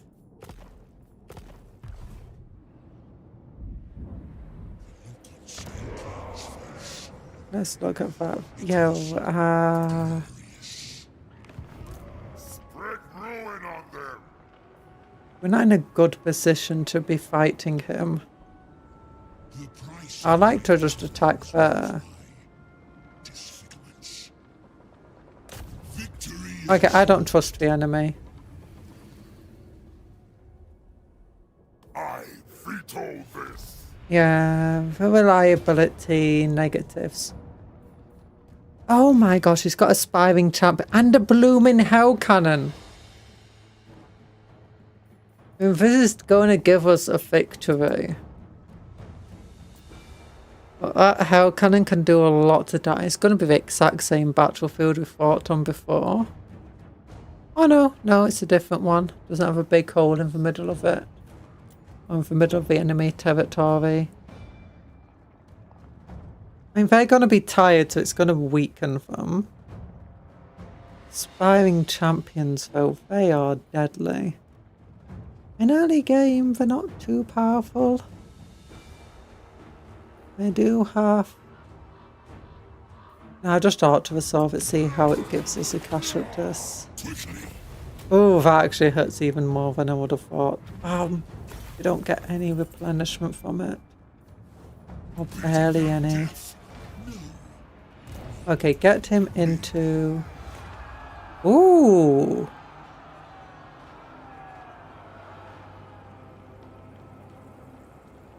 The leader of the Kasag Lothar has been defeated. Their followers look on in horror. The unwavering belief in their leader dashed in an instant. Even this legend cannot deny your supremacy. Amongst all Norskans now surely now is the time to offer them an alliance, when it would be foolish to refuse. Or you may free them as an insult, perhaps an unending torment for this foe. The choice is yours. Enemy faction leader is killed permanently. Reduced relations with them. Or I can get spoils and treasure. Execute the Lord! And what will this mean? Like, we can't vassalize them, and we can't... That just feels weird. Well, apparently... The ruinous powers Oh, it gave him a new lord. of destruction. What? We don't have any army left. None more resourceful. Smoke and mirrors, passive ability. That's okay. Rolling skies, passive ability. Oh, and he affects them with whatever. Enfeebling foes, pretty nice. And Penumbral Pendulum's also very nice. Increased mobility would be very nice. Did I get any magical items on there? No. And let's try recruiting some units. Oh, we can get some bearmen. Nice. Yeah, let's get some bearmen. We need them. We can't get berserkers, can we? No. We get some javelins, but don't really care for them. Scourge of the World. Vigor loss minus 50% when defending. Wanderers.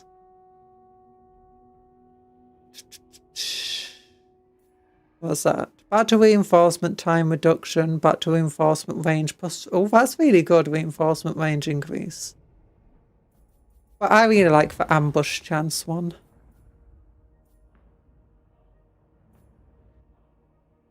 Dark purpose. Ooh, diplomatic relations increase. Any advantage is worth having. Okay, you can't recruit anything at the moment. We're just having a guy down there to defend the territory. Actually, what is the upkeep cost of Bearmen? 150, 104. Okay, no, the Bearmen are fine. Harbinger of war. I see. Oh darn, I didn't mean to click that far. Heed my Whatever, I can go into raiding stance. Oh wait, can I raid here? Come generate to 25, 25. whispers. Oh, I can. Nice, and it reduces my upkeep. Nice.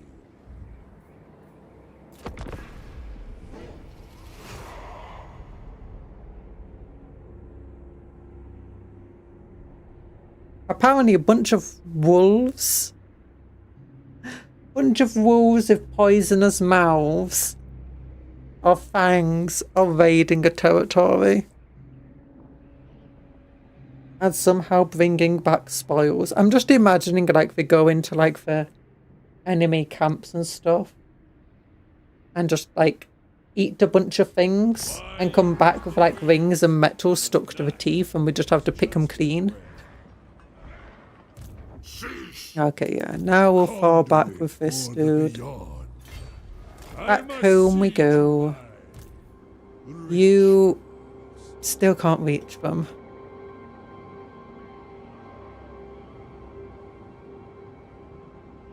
Do you know what? If I go into raiding stance, I should be able to do that raiding camp stance.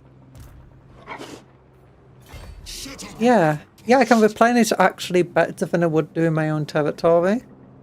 That's not bad actually. And it's reducing the cost. And our melee defense is increased.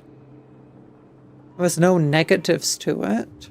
It's the exact same raiding stance that the Step by step. orcs have. Okay, we don't have a lot of money. Actually, yeah, because reducing their upkeep gives us a lot more money to use. Let's get some... Let's get some bearmen. I like the bears. They're pretty cool. Well, we should probably want some great weapon. Actually, no, because I don't think he has the ability to summon Chaos Warriors at the moment. Ooh. I don't think we have to worry too much about him. What's this? Grant this ability over region.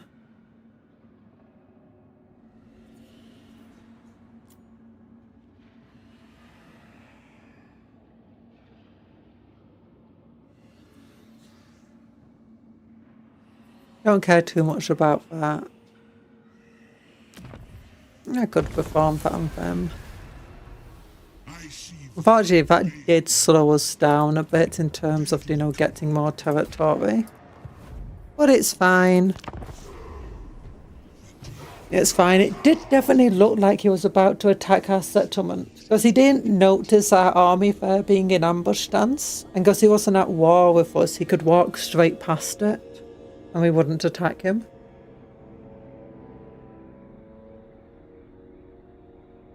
It wasn't exact. His units weren't heavily damaged or anything. So it wasn't exactly as he had been defeated and was just running as far away as he could. And if he did, he would likely run into his own city.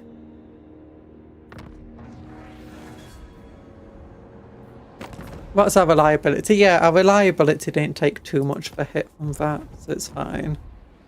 We'll be back to very high very soon.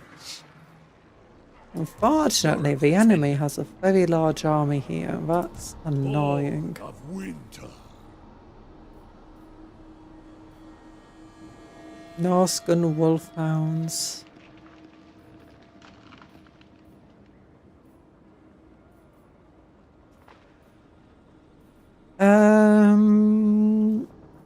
Don't want anything here.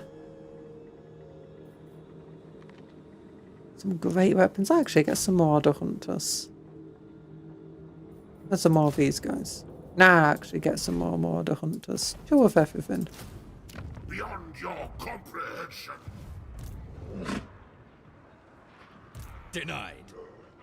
And they're just normal marauders. Refused. I imagine this garrison's not going to be particularly tough.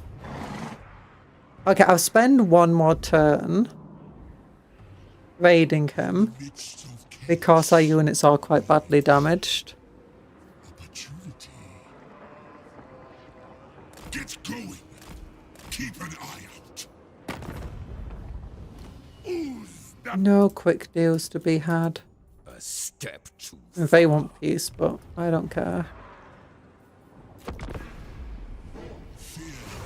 Well, that is actually a cool manipulation ability. The one we used in the first turn to get hold of some spoils.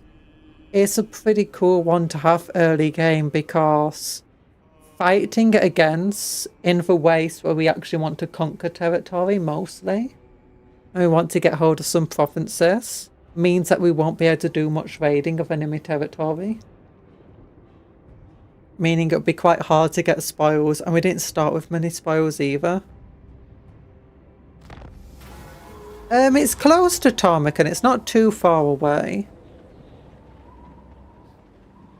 Oh, do a tribute, whatever. Yeah, Tarmacan starts up here somewhere, roughly. And he usually comes down this way. So every so often he goes up this way, but usually he'll come down this way if he wins, and then usually goes into these mountains, doesn't often go this direction. Oh, yep, there's a Chaos Dwarf taking that turret. We'll probably have to go to war with this Chaos Dwarf soon. dark seal.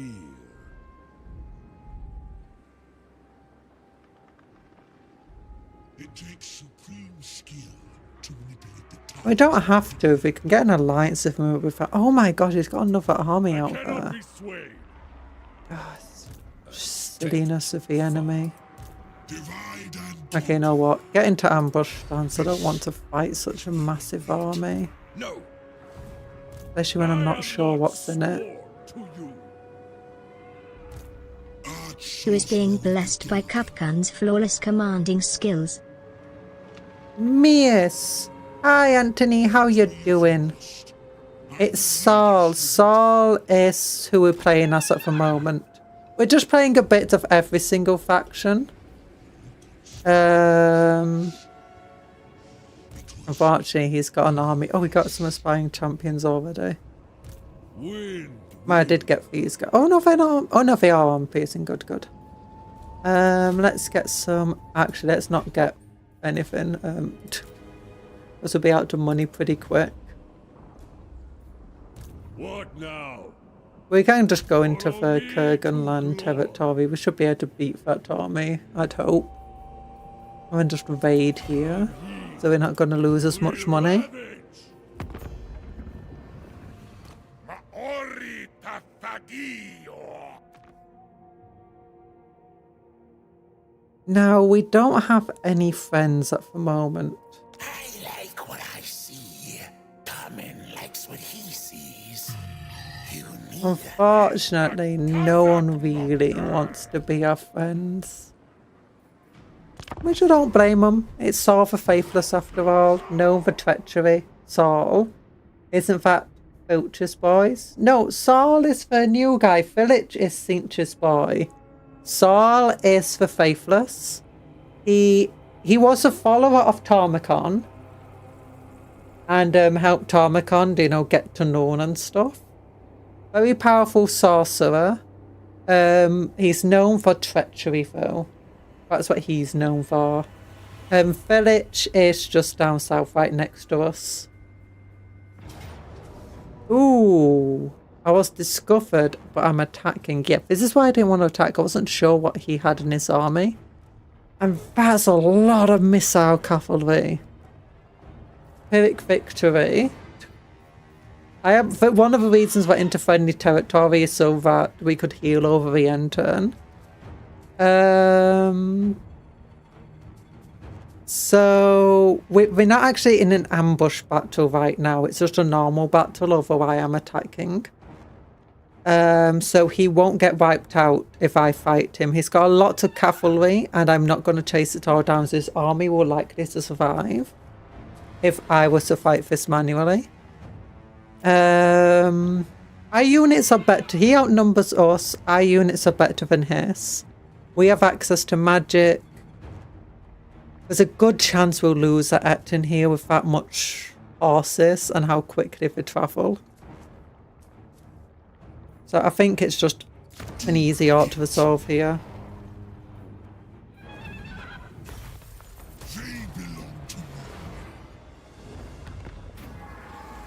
Oh, there we go. Confederate them. Nice. We finally defeated the enemy lord.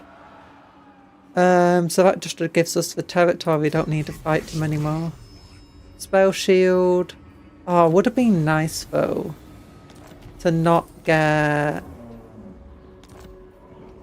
Ooh, technology research. Norscan traps.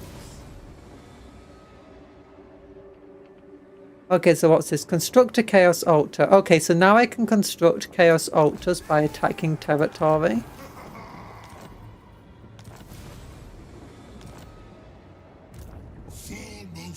Okay, I want to... Do I have a raiding negative here? I do have a trespass negative. Feast and roar, warriors. Okay, yeah. Okay, no, we can defeat that army. Would struggle against that army. Does he already have his blooming... I think he does. Yeah, he already has his blooming mount. Okay, what's this over here? He's got access to 2 more other horsemen. We'll get rid of him because I can't afford to keep that army. And to be honest, he kind of sucks.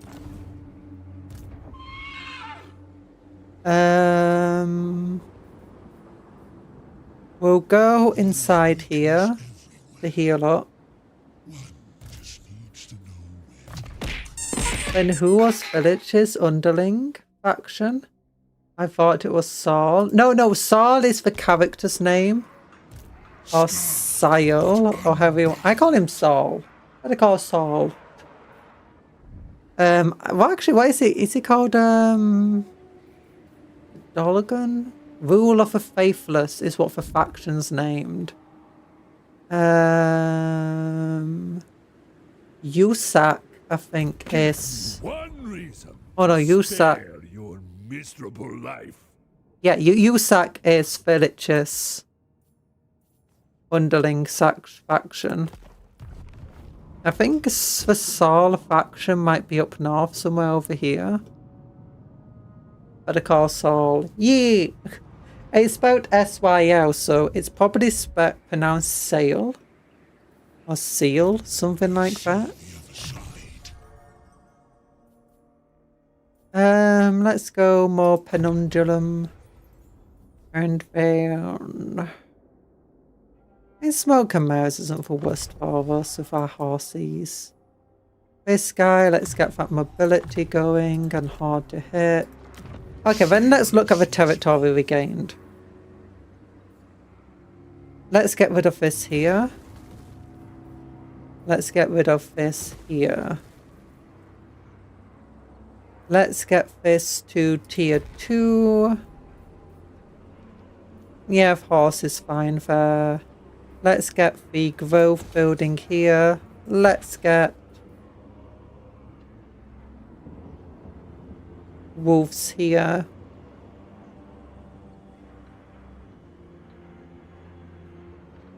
Yeah, it seems all good.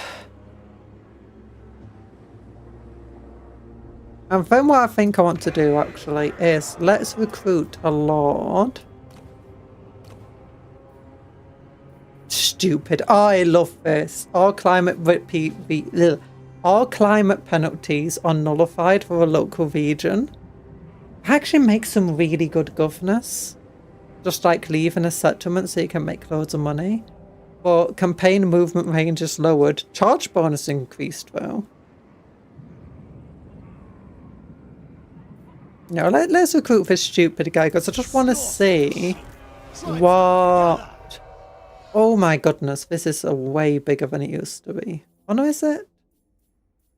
No, no. Oh no, it is better because they finally gave them the yellow line. I don't think they had the yellow line originally. Because I think that was one of my complaints. They didn't have, you know, the ability to get better melee attack and defense and stuff. Is this all normal? This is similar to what I remember it being. Spirit Wanderer. Skyrim belongs to the Norscans. Yes, Skyrim belongs to the Norscans. Oh, I think Barrier might be new for that one. Enables, ooh, bound spell. Ooh, yeah, this is way cooler. We get access to spell intensity of Lord's army. Magical attacks. Because before, the only one you'd ever go down was the Nurgle one, because it gave you regeneration, which, when you go on a War Mammoth, that's absolutely insane. And poison attacks with a War Mammoth is also pretty nice. And physical resistance for your army and stuff's very nice. But barrier for your entire army is amazing, and spell resistance. Especially since we're a low armor faction, so a lot of magic can do very massive damage to us. Reduced upkeep for army is pretty nice. Discouraging ability is okay. Casualty replenishment rates, decent, I guess. Leadership's okay. Ooh, figure loss reduction and speed. That's not bad, actually. Especially with the new cavalry. Armor-piercing weapon damage, melee attack. Yeah, that sounds fine. Bonus for infantry, charge bonus. Actually, with the new cavalry and the new infantry, that's a pretty good get to that charge bonus. Especially with all the devastating flanker abilities we have now. Ooh. Oh yeah, that. Yeah, so yeah, this is actually really cool. Oh, replenishes movement range after winning a battle. Oh my goodness, yeah, this is way better than it used to be. I mean, that's not saying much because our lords were absolutely terrible originally. They also get the hardened monstrosities. I'm surprised. I thought that would only be for the shamans. Seems to just be everybody gets that ability. It's good though. It's good. I have a god's weapon strength. It's fine. Domineering presence. 1, 2, 3, 4, 5, 6. Wait. Yeah, it's normal. Fight or die, stand up, spawn of chaos, fueled by war. Yeah, all of this is normal stuff down here. As far as I'm aware. Oh, it's pretty good stuff though. Much better than they used to be. Bad disbanding because I don't have the money to pay for him. Oh, why no war cupcake? No what? Cancer on the Wanderer again. Oh, yes, sorry, I forgot about that. Oh, I knew I was forgetting something. Oh, there's something else I forgot to do. Just give me a moment. Display settings. Oh, I'm glad you told me. Thank you. If I go here, now it's very small for me on screen because I just changed my display settings, so I'm just going to do this. It's going to appear very small for you. Don't worry about it. That's how it appeared for me as soon as I changed my display settings. Once it comes back, I'll just return it to normal. There we go. And it's back to normal. Yay! And now my cursor should be in the correct place. Yep, over that guy's eye. Over that little bit of flame. Yeah.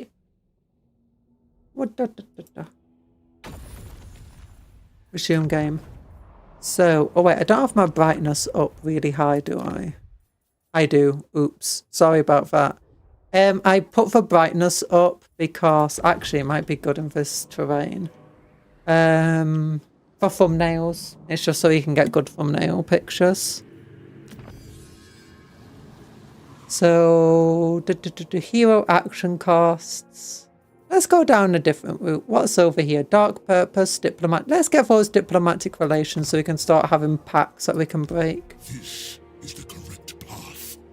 Trials of Cursor being nowhere. We did spend a lot of time talking. So... it wasn't wandering then. Okay. Campaign movement range. Melee defense, that sounds fine. Growth. Let's get for growth. The growth sounds good. Yeah, let's get growth.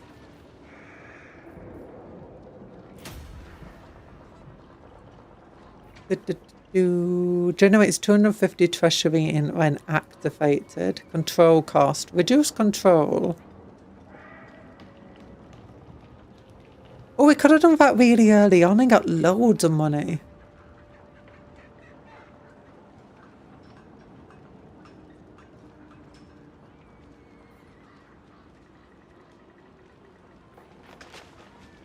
Well, we didn't do that. It's fine. Yeah, so there's a lot of reasons for Norska, because with this ability over here, you can generate loads of money. If you just own it, like if it's a province with like this one, where there's 4 settlements, and you only own one of them, that can generate so much money in a single turn. So I do like this. It incentivizes, it doesn't punish you for expanding, but it incentivizes you to just keep your enemies alive and just keep attacking them. And I like that. Incentivizing you to play in a certain playstyle is much better than punishing you for not playing that playstyle. I don't want to blind you. Also, hi TA, how you doing? Dark sea. So we now got the Chaos Dwarves down here. And they've just, yeah, we're back up to very high I see reliability. red in a money generation. Typical raiding economy. The rabble should be happy we pay them in more than exposure. Actually, we actually do have a pretty decent economy thing now. As long as we've got the raiding economy going on. Because if we look at our building browser over here, we actually have quite a few ways of earning money. Over here we have our growth building gives us money. Over here our corruption and control building gives us money. This one doesn't give us money. Then over here, this gives us more money from doing our raiding, pillaging, fighting, whatever. But if we go down the other route that requires us to spend spoils, we can spend spoils per turn to gain loads of money. So I mean, this one is definitely just helps us raid and attack better. But other than that, it's... we do have actually the ability to build a proper economy and, you know, go on for empire building thing. Oh, we got the dark ritual now. Forgot about that. Oh, Briar's raiding. Oh my goodness. Welcome, viewers of Warhammer. Eggy raid. Welcome, eggs. Welcome, dreamers. No, don't attack. Don't attack. Hi, go mudbugs. Hello, Briar. Hello, Paladin Stern. I hope you all had a good day. Sorry, my throat's still a bit bad. Let me have a drink. This isn't a dream. This is pure chaos. Hello, Erland. Don't throw stuff at me, you big old meanies. Yeah, I am playing Norse. Oh, sorry, I didn't notice your thing up before, Erland. And hello, Malman. So, those who don't know me, if I imagine most of you do now, I am Cupcake Conjuror in both name and profession, thanks to the headpats. Yeah, I'm Cuptle occasion. That's Cuptle. It's little cupcake turtle Cuptle. I'm Cupcake Conjuror in name and profession. I conjure cupcakes and I'm named Cupcake. There's named Cupcakes like a name Conjurer. And currently we're playing Warhammer Total War's new DLC and update. And it's really fun. I'm going to be looking at all of the characters and all that we can do. And we just unlocked dark rituals. How do we do more dark rituals? Oh, I need to build chaos altars. Okay. Looks like the dwarves are on the chopping board. They do have a stronger army than us, but ours is really battered at the moment. Because of the... We just run a big old fight against some bad guys, and we do have negative income, unfortunately. Not a lot we can do about this. For next turn, we should hopefully be able to start building some better buildings. Wait, actually, how much money do these things bring in? Okay, yeah, our normal buildings don't bring in a lot of money. Yeah, never mind how much we upgrade them. Barely brings in anything. You gotta go. Your internet's a bit laggy too. Oh, my internet was super laggy today as well. Have a good stream. I hope your stream was good. That's all I forgot to ask. And I hope you have a good rest of the day. And don't forget to make sure you're staying hydrated, you're eating good food, all of that stuff. And hello, Quadro. How you doing? And don't forget to like the stream. Ooh, construct a chaos altar. Yeah, we need to construct a chaos altar. We need to attack somebody.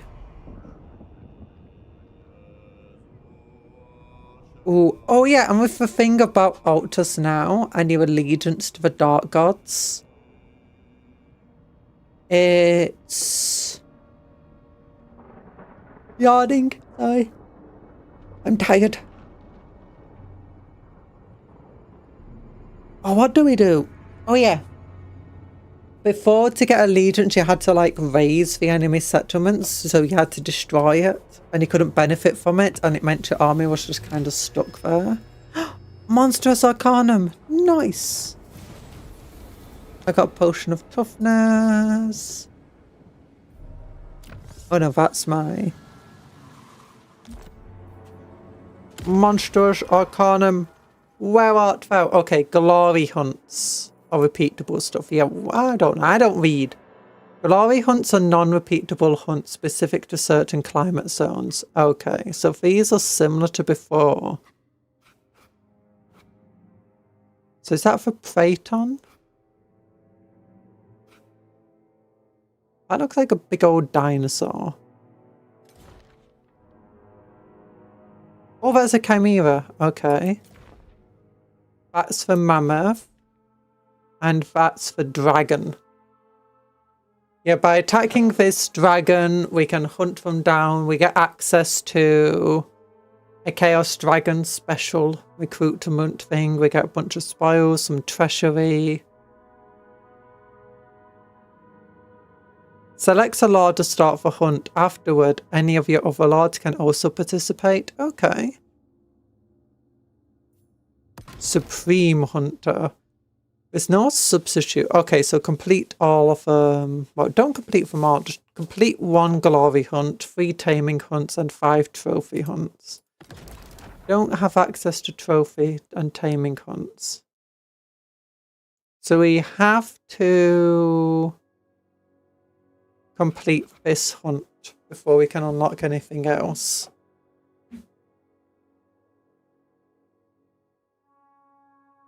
So this is the old mechanic that they used to have, but updated, and hopefully it won't break as much, because one of the issues, like, out of all of the times I played Norska, and I did try a few times, I only got the hunts working properly once, where I could go from one hunt to the next and do them all. Usually I could either do one hunt or no hunts without it breaking and just soft locking. And we can say Saul can begin the hunt. Puff word of the day. Dark magic. Asha rasha sarash rasha rasha. Hello, French Puff. Yeah, we've got... Even in Warhammer, Ow. she cannot escape the demands of her subjects. Monster, hunter, monster, hunter. Yeah, we're playing Monster Hunter now. Okay, so we can start getting money in doing this. We already have that. We've got one of them. We've got one of them. No point building them.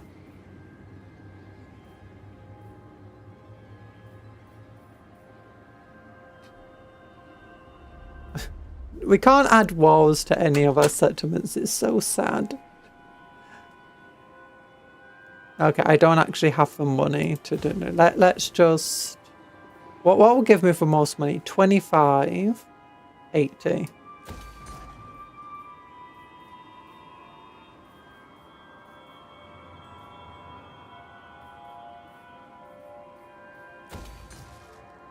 Okay, so we really can't cope with this. I need to like get a trade deal with somebody.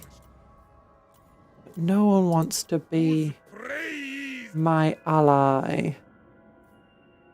Puppets of Misrule don't want to do anything with me.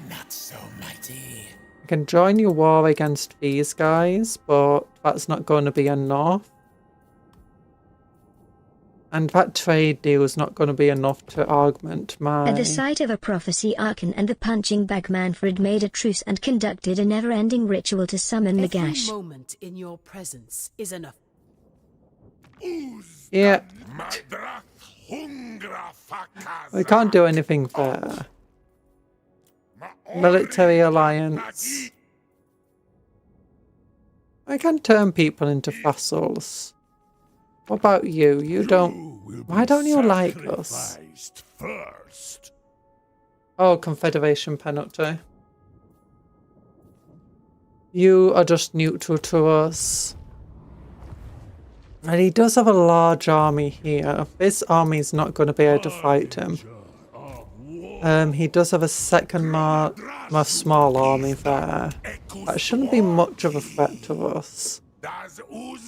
His main army doesn't look like a huge threat either, but he is on his big old monster.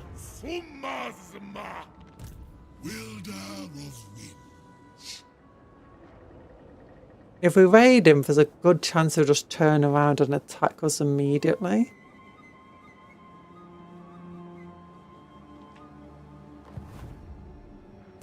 Oh, I can't even see how far his movement is.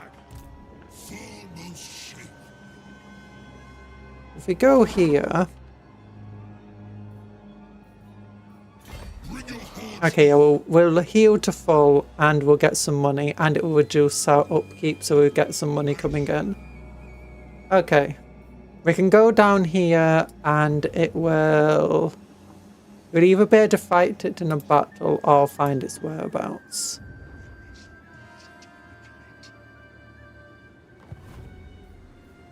What's that other things? Capture 2 provinces, needs most constructor chaos altar. Manipulations. Ooh, I finally got this one. Again.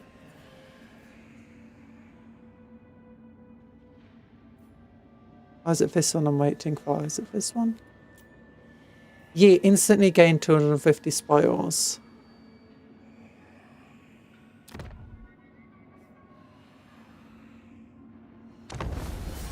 Armor of Destiny. Oh my goodness. We got the Talisman of Preservation for the first time we did that. And the second time we just straight up get Armor of Destiny. That is actually insane.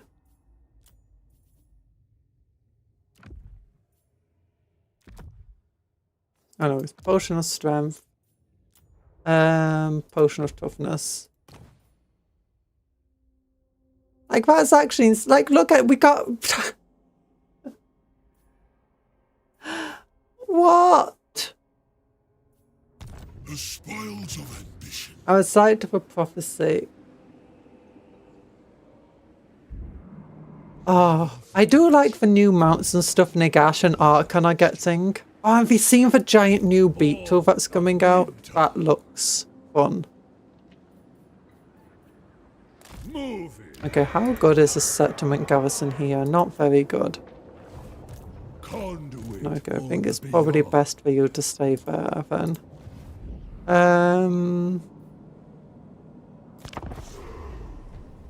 End turn. Hello, Dr. Smilex of faction playing. Oh, we're playing Norska for new Saul the Faithless. Okay, he's declaring war. Yep, knew it. Oh, Pyrrhic victory. And all we lose is 2 speed. Visual ups. If any, it should just. We are playing at normal difficulty because I just want to like see what each faction's like. Army replenish. I don't mind losing 2 spearmen for that. Just wipes out both of his armies. Gets legendary defeat trait. Yeah, I'm not... I mean, I could have probably won that fight since all he had mostly was just a bunch of goblins. It was going to be an annoying fight. I do want to see what the other new factions are like.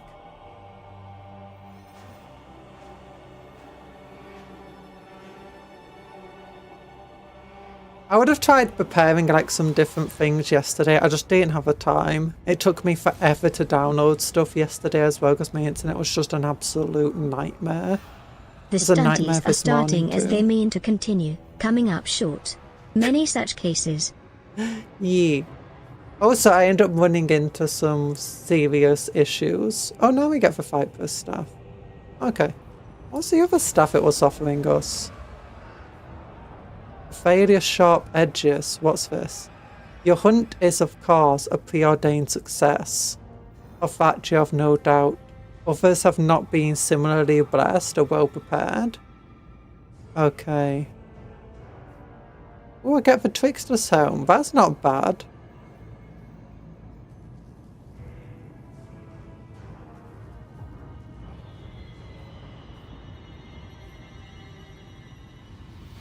Four turns minus 4 leadership. I don't mind. The Bearmen join our horde. Recruit 4 units of Bearmen. Okay. Enemy killed in battle. Killed in battle. He's defeated. Increases magic item drop chance. That's not bad.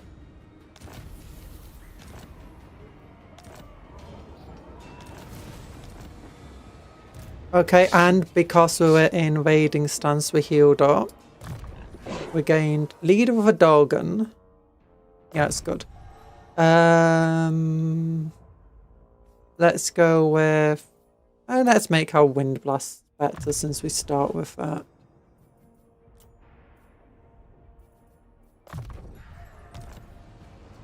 Oh, we could attack here. Oh, he didn't attack with the army. Oh, is that army moving in outwards? Okay, we gained a bunch of money over the end turn. That was nice.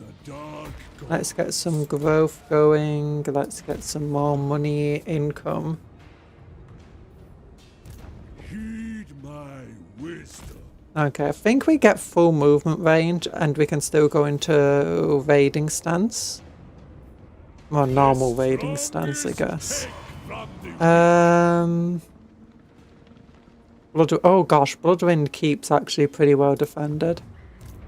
None more resourceful. Yeah, I could attack it. I could attack here. Pain empowers sacrifice. I could do some manipulations to like cause his armies to become tired.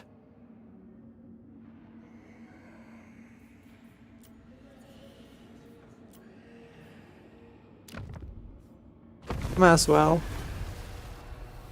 It takes supreme skill to manipulate the tides of opinion. You will be able to reach us. That army should be easily defeated by us. We just want to make sure that we're not going to be in reinforcement range. So get to here.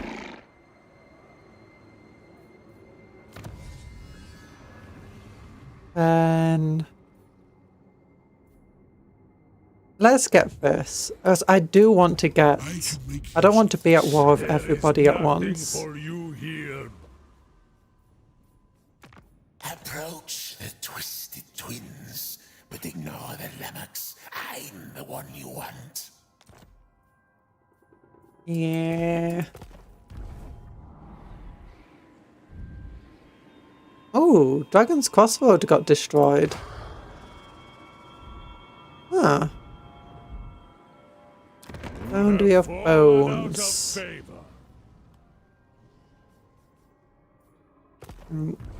Not gonna join any wars just yet. The voices speak. Anything else though? No. So, end the turn. Such is the power of Nagash. You got a present, Cupcon. Oh gosh. Yeah, the next DLC will have loads of Nagashi stuff in it. What do you mean you don't want to be at war with everyone everywhere all at once? Where's your sense of adventure, or your spine? Look, I'm Saul the Faithless. I'm treacherous. I need to make allies so I can stab the people in the back. You don't understand it. If we're playing... Look, I'm a law-friendly playthrough over here.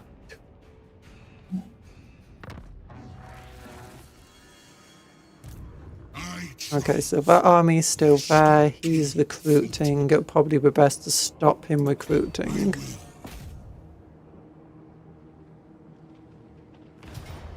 Valiant defeat. Ugh. Oh yeah, we got lots of Chaos Dwarf Warriors. We don't have a lot of armor piercing here. We do have some. And that'll be good against Chaos Dwarf Warriors, but we will be attacking a city. So let's, I don't want to be bothered with a siege battle. Of winter. We'll probably capture this. I'll try turning that one into an altar. Because altar settlements aren't as good as other settlements. Yeah, our units are going to be better than their goblin rubbish. Actually, you know what? Maybe we could go into ambush and see. No, we're out of movement.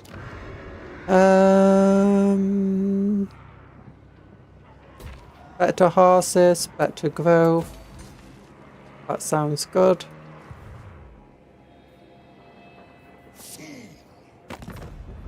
All puppets. I still don't have anything. I am the mighty village. You are not so mighty. 1,000 monies for a trade deal. I don't want that.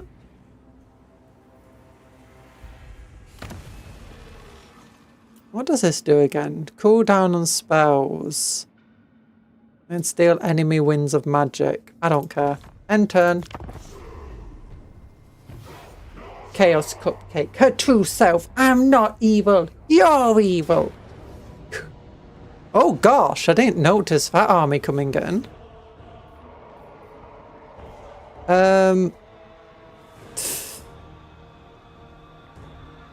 Oh gosh, we got blooming hobgoblin archers as well, which aren't going to be good. Yeah, I don't think we can win this. I mean, our dudes are better than their dudes, but not by that much.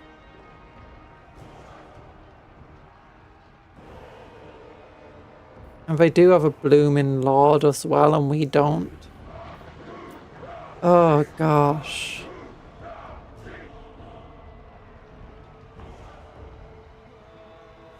I mean, in theory, we could just send our Marauder Horsemen through their units. These guys should be relatively good at shooting down the Dwarven warriors.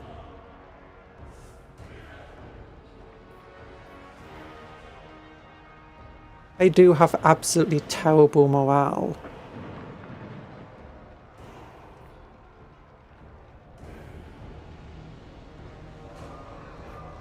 You know what? Maybe we can win. Unlikely. Probably want for spears at the very front, because they got the best melee defense. These guys have shields.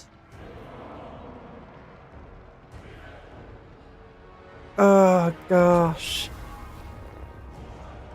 I forgot the Chaos Dwarves like to spam out armies.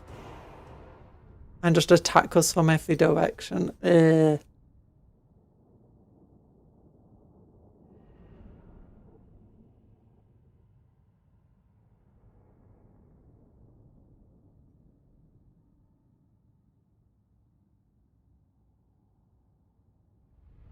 If we had a Lord, I'd think this would be possible because it would keep us fighting for longer.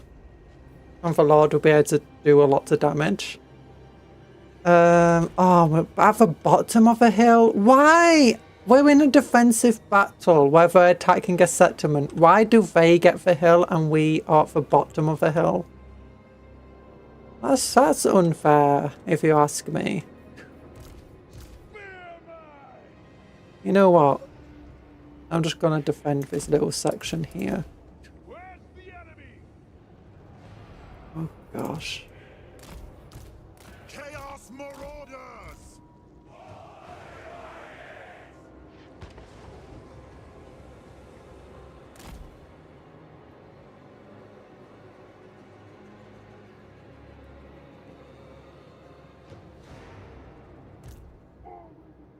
The horses can go over here.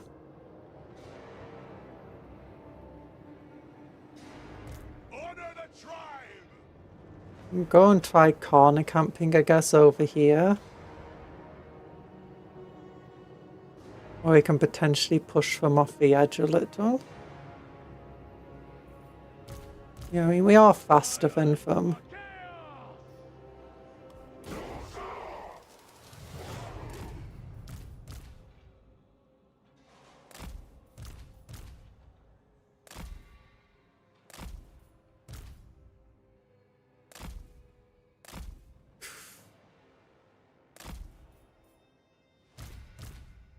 Okay, maybe we want to just be a little further forward then.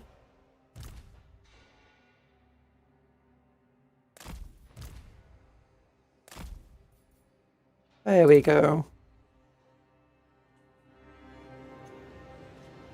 Yeah, the enemy will be forced to come towards us. We can try using these guys as distraction. Ultimately, I want these guys just to charge through all of their archers. Because the archers are like the biggest threat to us.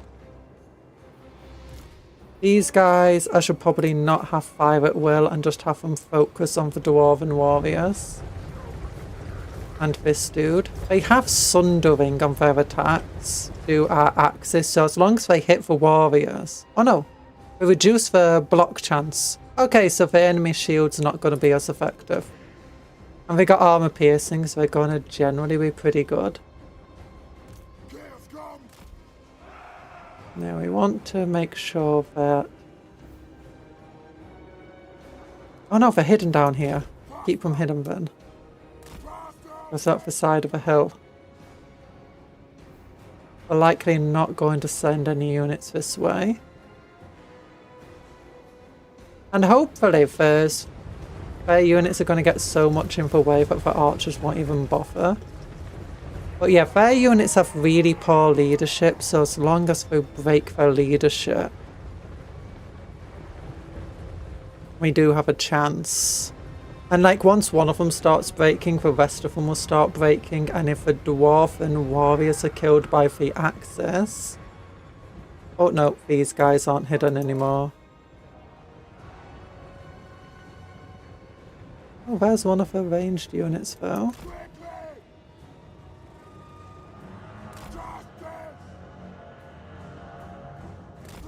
We're gonna try shooting us. Turn around. Go this way now. Oh gosh, they shoot so quickly, my goodness. Get out of range of them, just keep running out of range. I'm not trying to distract the enemy forces, I'm just trying to stay out of range of them. And we lost one dude. Yeah, we're sending a bunch of guys this way. Which isn't my intention. I mean, if we do get all the archers distracted, that will be good.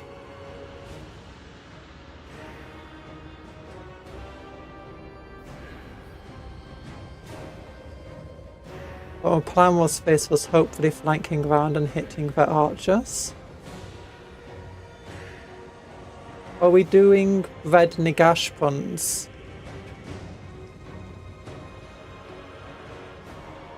The dough won't rise itself. Oh no.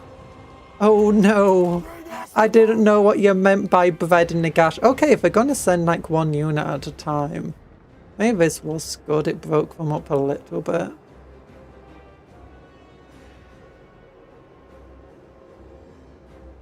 I thought they had loads of units. I've only seen 2 of the ranged units at the moment. Okay, these guys are hidden, so they're probably going to turn around for forces. These are giant skeletons, by the way. I just compare them to the guys on these horses. These skeletons are like the size of the horses. Oh yeah, they're shooting at us, that's not good. Oh, there's one of the archer units anyway. I don't like you.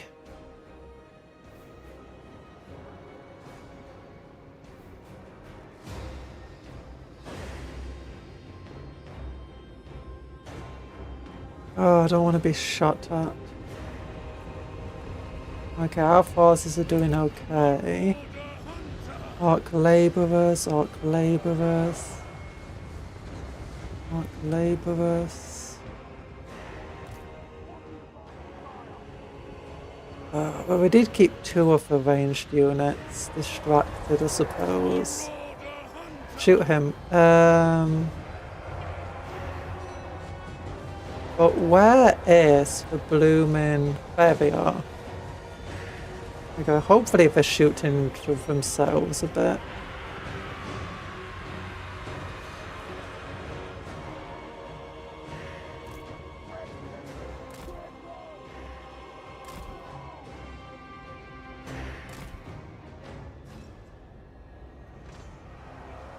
Oh yeah, we're getting shot to pieces here. That is not good. Marauder hunters! We'll do it! All right! Well, we might as well just toggle fire at will at the moment. On your word!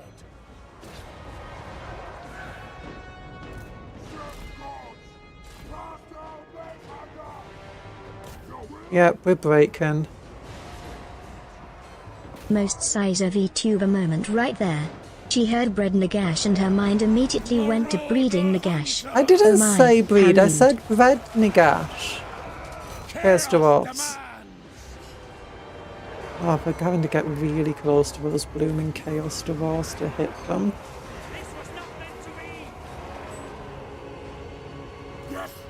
Oh, being shot at there, yeah, we did not. We barely stood a chance, to be honest.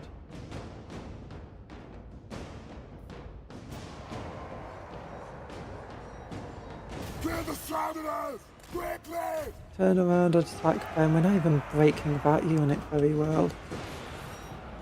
Oh, now he's amongst them. I wanted you to shoot for blooming.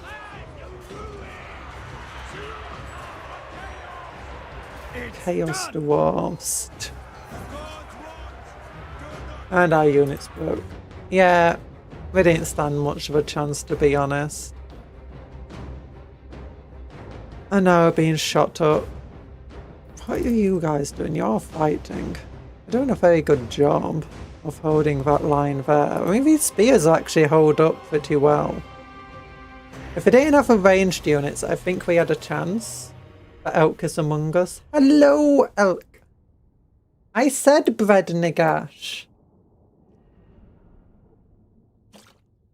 I didn't understand what that meant. I mean, maybe if we ought to have solved it would have been better. I mean, we didn't even suffer that many losses, really. There we go.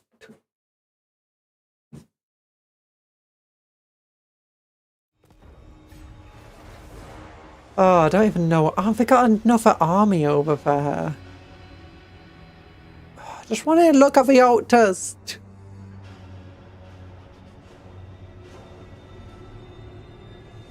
Yeah, I'd say starting position is definitely not the best.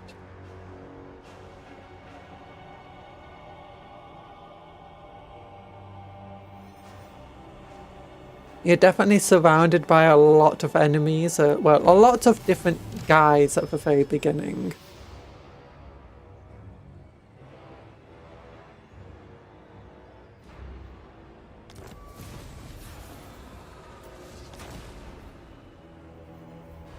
Unlock hero, bog, bear stroke.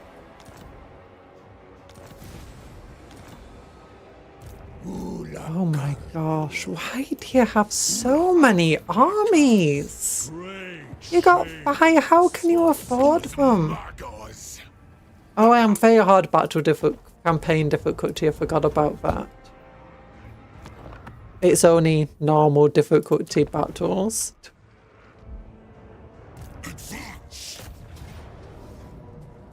Starved for resources, surrounded by enemies, the true total Warhammer experience. Yeah, whatever, we'll just start to resolve it. Got the obsidian blade. I've been doing really well for these magical items, but let's raise a chaos salt, I don't really care. Path to power, continue, I can't be bothered reading that. Obsidian blade, blah blah blah. Blah blah blah blah blah blah blah blah blah blah blah blah. And we got this special magic item. That's cool, I guess. Magic missile. Research rate. Wait, what's that? Chance of winds of magic increasing in strength. Okay. That could be good. Not amazing. It's fine. You get Deadly Blade. Then let's look. So we got the altar here. In fact, we get dark rituals and stuff from doing that. Spoils can be transferred from pillaging for factions to here. Income. Sarah steals 3% experience earned by other lords. All armies in local... Oh wait, does that include like enemy lords in the region? Research rate +1, undivided. When technology, prophetic seer craft is researched, plus 10% spell intensity. Okay. And magic faction wide. Ooh, okay. That's nice. Then we can get like a defensive building if we wanted, or we can go after... Ooh! We can get Chaos Warrior. Oh, that's cool. Okay, I like that. We can get Chaos Warriors here. Do we get anything else? Okay, and if with different dark ritual things, it increases them faction-wide. Okay, so getting to like tier 3, tier 4, stuff like that. Okay, that's nice actually, and we can get recruitment cost reduction, recruit rank for spears. Campaign movement range, cash up to replenishment rate, recruitment cost. Okay. Does this give us access to like any units? No, just global recruitment. What about this? Campaign movement range for enemies. Okay. None of this is particularly impressive here. Income post-battle loot. Only adjacent forces. Attribute unbreakable. Okay.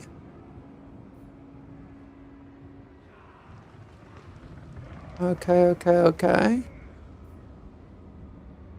That's not too bad. This is definitely a cool building focus. We can get Chaos Spawn, Warriors with Halberds, Normal Warriors, and Warriors with Great Weapons. That's cool. I can go up to tier 3. Oh. Nikashi's signature spare soda and soul meal. Such is the power for baking skills of Nagash. Did the cat eat cupcake? No. I just sometimes turn into a cat shape. Did you hear about the new criminal that got sent to my enemy sanctuary? He broke into a liquor store, drank a lot of alcohol and passed out to the bathroom. He is a strange trash panda. Ah. I mean, animals actually do have alcohol IRL. Some animals let, fruits and stuff ferment because, it turns into alcohol.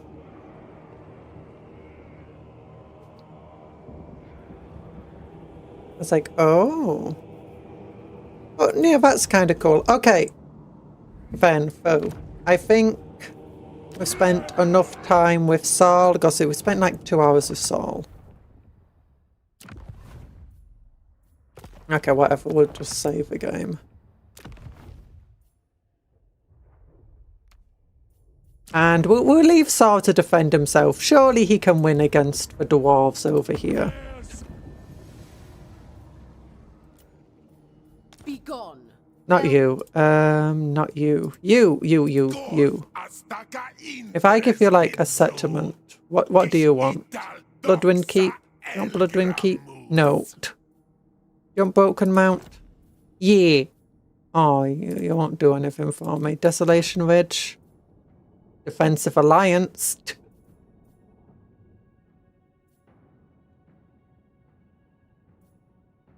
Oh, goodness. You know what? I could do that. Get a defensive alliance. Get money. I just want to see what I could do here. Ah, I can't fossilize them.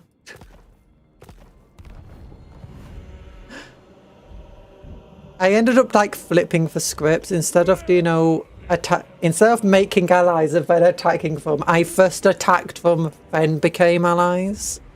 Thinking with my brain here.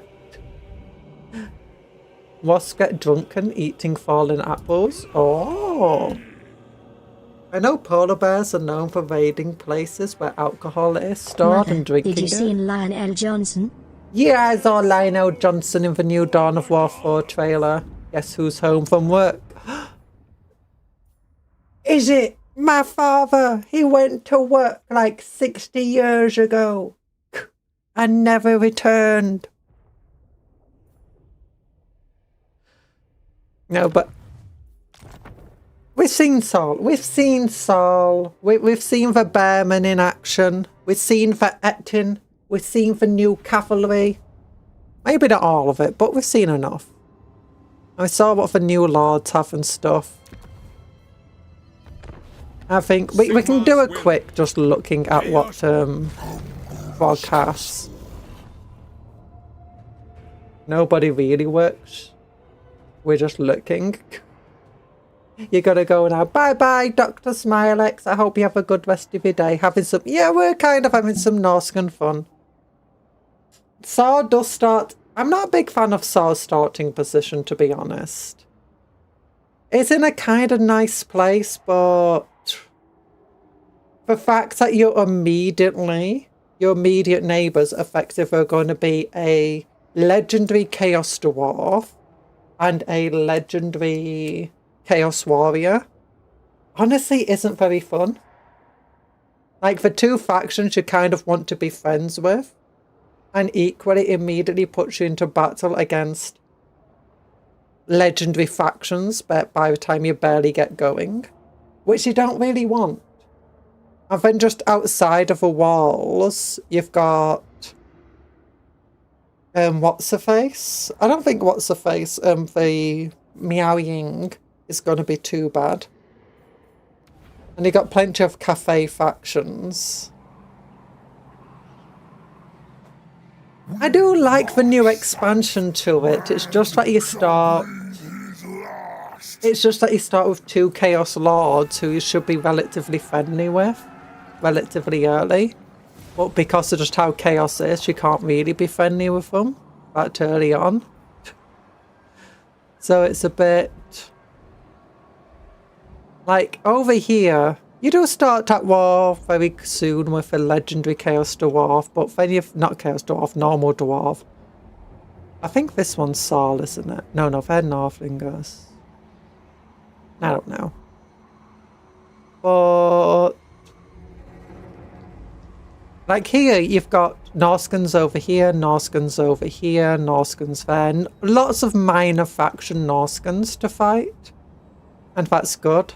Similarly, if you start with Wulfric up here, Wulfric though now starts down here. We'll look at him later. But Frog, if you look at this unit generates Trollkind for every turn it is in your army. And as he generates Trollkind, is it this thing? Where is it? No. Trollkind's here. There we go. So every single turn we start just gaining more and more Trollkind, and that Trollkind is used in his buildings. It's quite challenging at the beginning, but when I played, his schemes were extremely helpful, which makes me like it more. I do like his scheme to steal supplies without having to, attack a settlement. Because early on, when you're just in the Chaos Waste, you don't really want to be doing any pillaging of settlements because you want those settlements for yourself. And on top of that, you're probably going to confederate your guy that you fight immediately at the start. So being able to get those supplies and the magic items. I got a Talisman of Preservation with my first use of that manipulation. And then the second use, I got the for blue armor. What's it called? Armor of Preservation, something like that. I don't know. Either way, very good set of armor, very good talisman. And then because you got that Chaos Dwarf Lord next to you, he gives you a plus 40% chance of getting magic items. And it's like, I don't think Saul's ever going to be lacking magic items.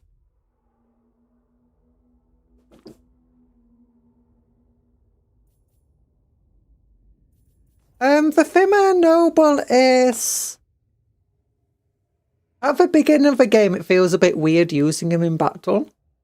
Because he's so much faster than your infantry. Where did you say Wulfric starts now? Did you just point at Lustria? Man is taking World War II literally. Wulfric has the ability to teleport anywhere across the map now, and he can take multiple armies with him. It's really cool. Also, once you take your first settlement outside of your starting area, like you have a starting settlement up north in Norska, but you have another settlement down south. No, you don't have a settlement down south. Wulfric himself is at sea down south. As soon as you take a settlement anywhere, you will get a thing where it will say, hey, you can leave your home settlement to effectively just lose your home settlement. But you get a bunch of money for doing so. Alternatively, you can try keeping hold of it, but you're not going to have a lot of money to, maintain an army up north, and you're going to have Belagor breathing down your neck relatively soon. But yeah. I know, I'll show you that soon. I'll show you that. But where are we? Where's the troll unit? So here's some of the troll units. There's the Etin he has access to. The buildings are mostly the same over here and here. Like, you can recruit all the same stuff. Actually, the Marauder Bearmen have a higher upkeep, and do the normal Marauders have a higher upkeep? No, just the Bearmen. Probably what's his name just reduced the upkeep. Oh, there's a Dreadmaw. Forgot about that. We never looked at that. Ooh. We can look at that and the Chimera on the main page. On the battles. But wait, where's his Trollkind buildings? Oh, there they are. Troll Kingdom over here. Yeah, he has 2 Troll Kingdom buildings, and he needs Trollkind to build them or to benefit from them. But then he loses like Trollkind per turn, but he gains resources, spoils, income. Like I think he's the only one that can earn spoils from buildings, and that's pretty cool. And 10 Trollkind is very easy to have. Like, all you need is 10 trolls in your army, and you can just build this thing straight away and start recruiting trolls. The Troll King's Dominion, I'm not really as sure about what that is. I'm thinking that's his call for monster sorts of stuff. But yeah, this one also gives you Trollkind per turn, and considering it can give you up to 6, it does counteract that pretty nicely.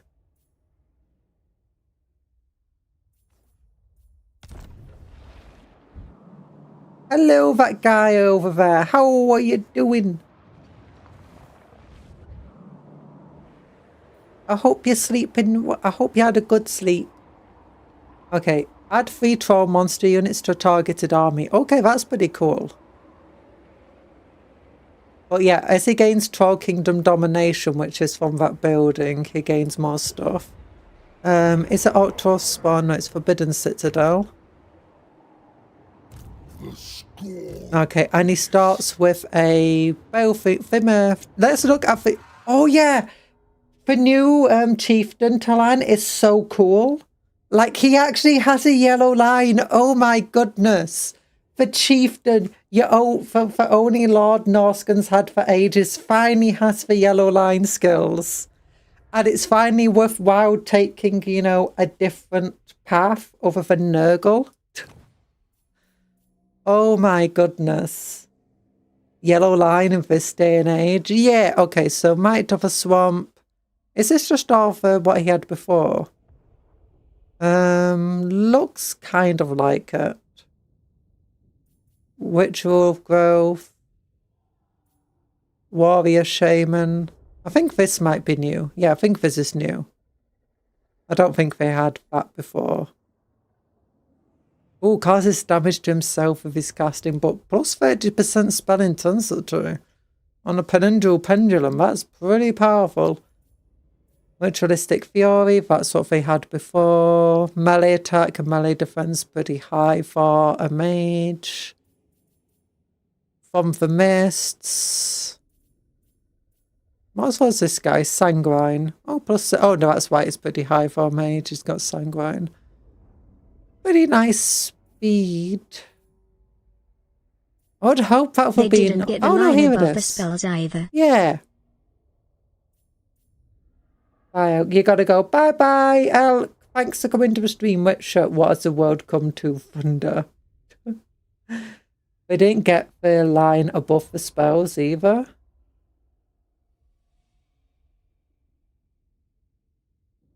Yeah, I think that's what they might have had before. I don't know if the stats are increased at all. I don't think they were. I mean, they were probably the ones that were the most in need. Or the least in need of an upgrade for Fimir guys. Oh yeah, what's his upgrade tree? I can't remember what it was before. Weather Beat Turn, Chilling Aura, Mutant Regeneration. Ooh, that affects so many units. Horrible Regeneration for Trolls and Skin Wolves. Passive Ability Regeneration for Fimir. Primordial Might. I think this was all before. I mean, it affects more stuff. Like, you can get Bio Trolls now, which is really cool.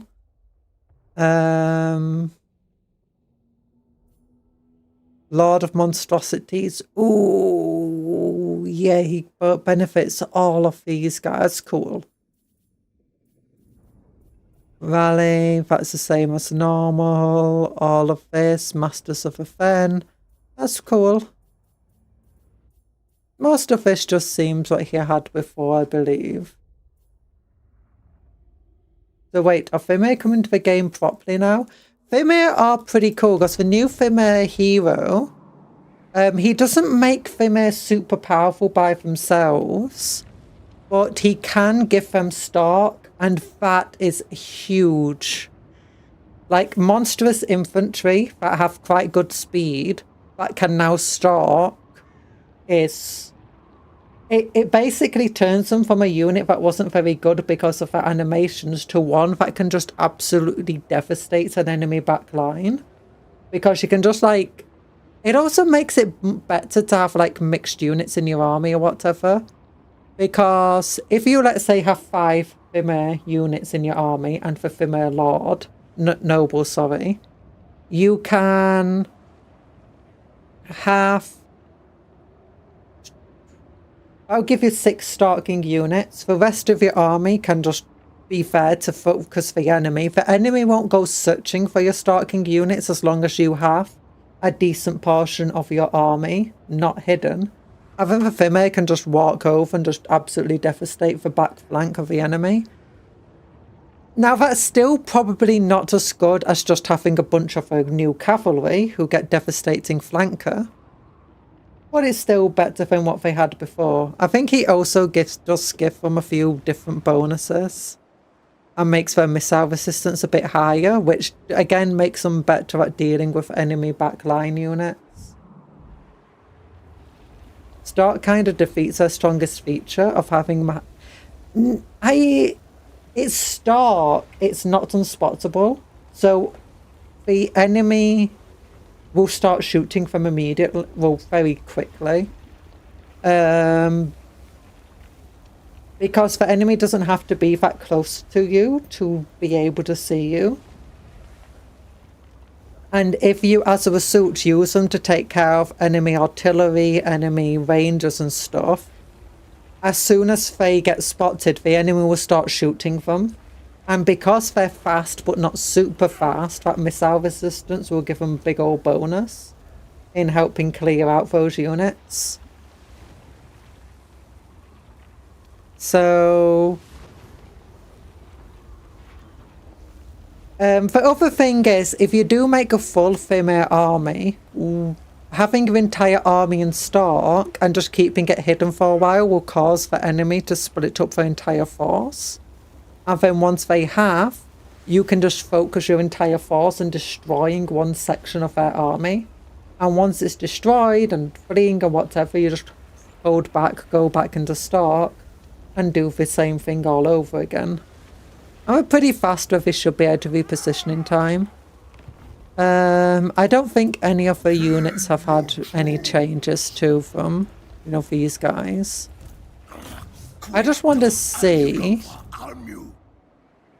how... So... Oh no, I don't have the blooming mods on because I turned them off. No, I guess... I just wanted to see what his other buildings could be if we captured the Forbidden Citadel. But I don't have the mods on to be able to just do commands. You know what?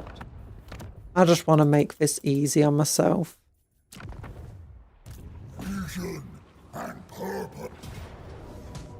Let's just try getting this over quickly to see if we can see what other types of units he gets access to.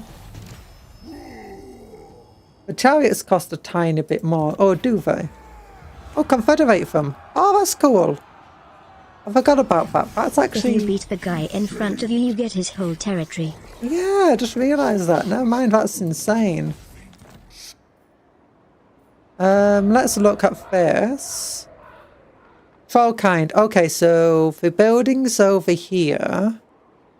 That's the same one we saw before. This is a different one. Does he have any other troll buildings? Because I heard if he has a building in mountains. Oh, here we go. Building in mountain. Oh no, that's not. Wait, where's the other one then? 1, 2, 3. Oh, Winterpire here. Okay, so we don't have any mountain. Oh no, this one, Forbidden Citadel, it is in a mountain. Said if... I remember reading that if they had a settlement in a mountain, it would give him access to the stone trolls. Or he's not got them. Maybe it's other mountain areas. Specific zones. But let's look at this. Troll Kingdom's domain, troll kind per turn, income from buildings, local region. It's the same type of stuff as before, except it gives you just more troll kind. And it just gives you a decent garrison. Over here, yes, the same thing as before.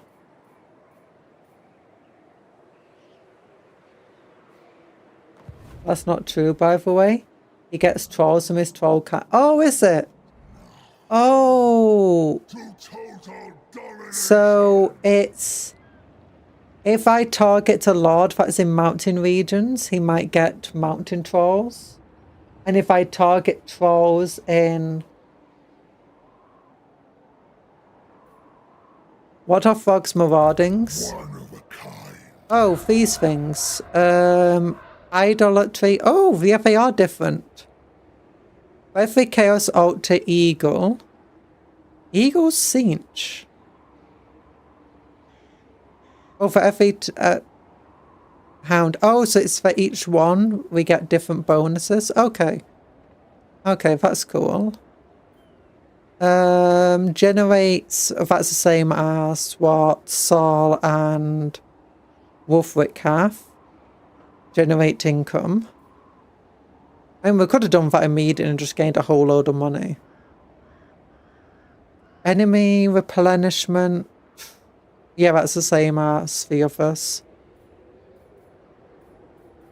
Saul's the one who gets an extra one of those things.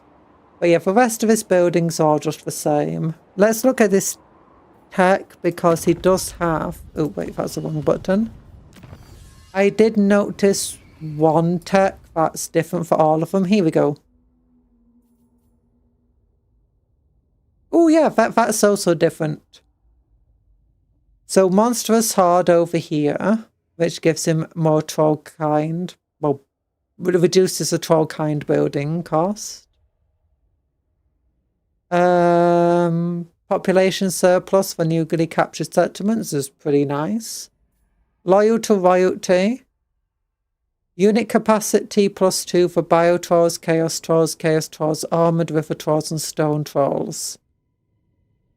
Call of a monstrous horde +2 additional units summoned. Okay, that's nice.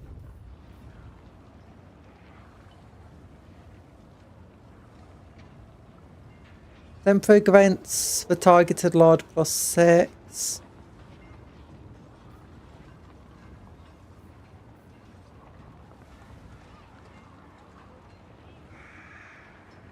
It counts different factions once. Oh, okay. Okay. That's less powerful than what I thought. But I do like how for new Norscan stuff, it incentivizes you to keep enemies alive. So you can keep raiding them and pillaging them and, you know, using these abilities on them. I do like that sort of thing. Because you don't actually need that many settlements as Norska. And as a result, you can just keep your armies by just raiding everywhere all at once. Especially for trying to gain the new text down here. I do wonder how his troll stuff works though. Like, I was hoping that we could actually recruit trolls depending on where we were. And it wasn't just going to be this.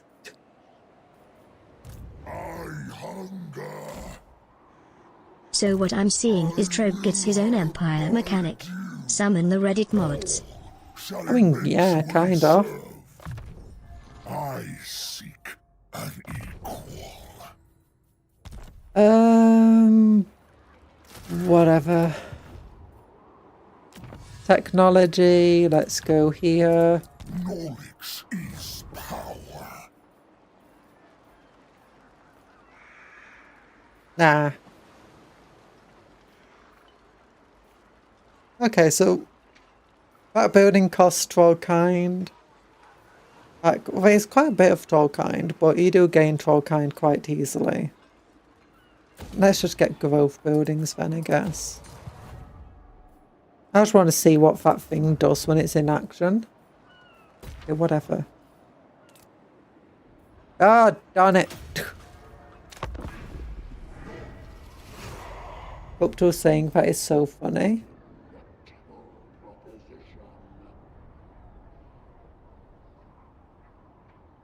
In 2,000 gold at the start of the game's not terrible, but at the start of the game, spoils are hard to come by because you're mostly fighting the Chaos Wastes.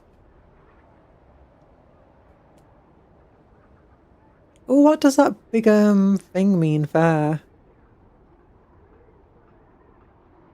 What would you do if you had magical powers?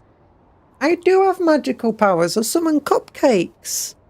And I VTube with those cupcakes. Okay, so what does this do? Norscan region. This region can be occupied without spending spoils. Oh, so they spend spoils to occupy other regions? Okay, oh, so that means any unit can... Well, add their spoils to there when we've got the spoiling thing going on. And this region can be occupied without spending spoils. Okay, that's cool. So that means... Oh... Okay, I actually like that. I like the idea of that to expand into non-Norscan territory. You do have to spend spoils.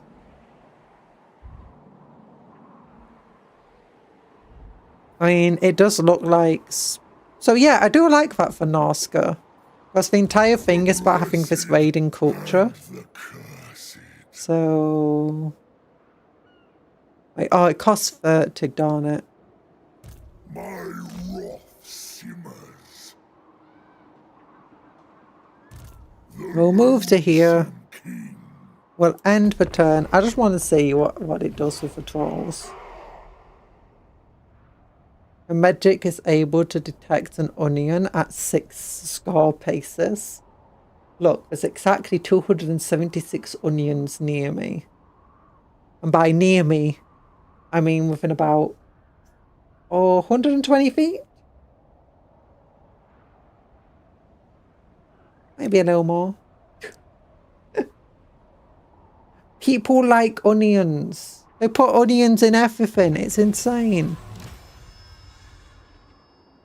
A choice of troll kind will be made. Oh, okay. So I get like these special...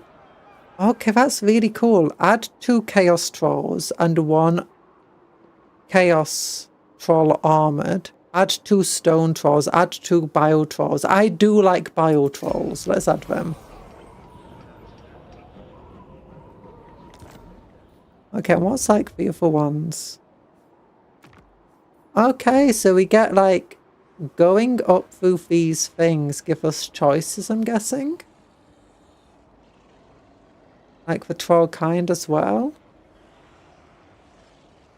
Like we definitely need troll dominion. Like what is it when it's what does that say? Confederation, okay. When it's maxed out, I can add up to 16 trolls to a single army. Unit capacity plus 4 bio trolls, chaos trolls, river trolls, stone trolls. Attribute perfect figure for all armies. Oh my goodness. This is insane. I want to just test out, like, what does it do? Like, it's already got 2 bio trolls. My will, my rage, my hunger, made manifest. Wait.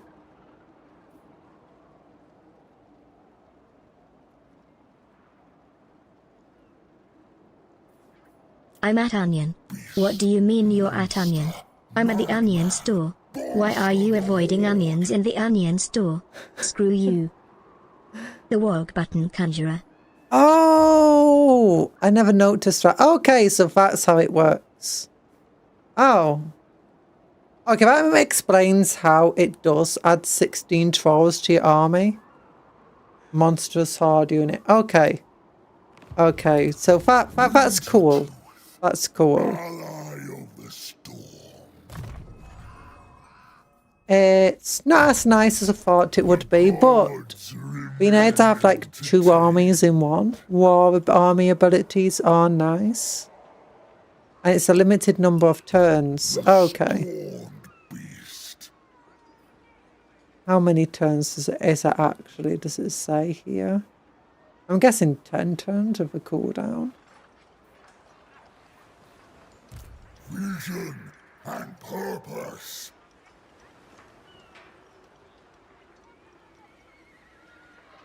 Ah, okay. Okay. And the trolls that we did get were ice trolls, river trolls, and chaos trolls, which makes sense based on the territorial art throughout the coastal region that has a port. We're in the icy region, so ice trolls, and we're in the chaos region, so chaos. Oh, there's what's his face. The final boss for Conjurer will be a huge onion with cleavers. We get the Temu War for it's kind of Temu War, but at the same time it's kind of more powerful. Will be a huge onion with cleavers. Look, it's only a problem if I eat the onions. Or if someone cooks the onion to such an extent that it completely plagues the air. Okay, so Fog's ability new stuff is pretty cool, I guess. It's definitely better than before.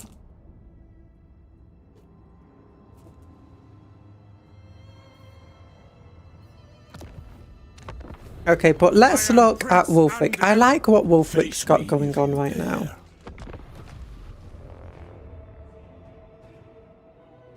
So, I also really love this new art. It's so cool. I'm not a big fan of a Bearman unit name. The unit is so nice to have. Like, the biggest issue of Narsko, especially when you want to be doing raiding and stuff, is just how quickly your units die. And how late you get the chosen units. And now you can get them a bit early, which is good. Or the champion unit, sorry.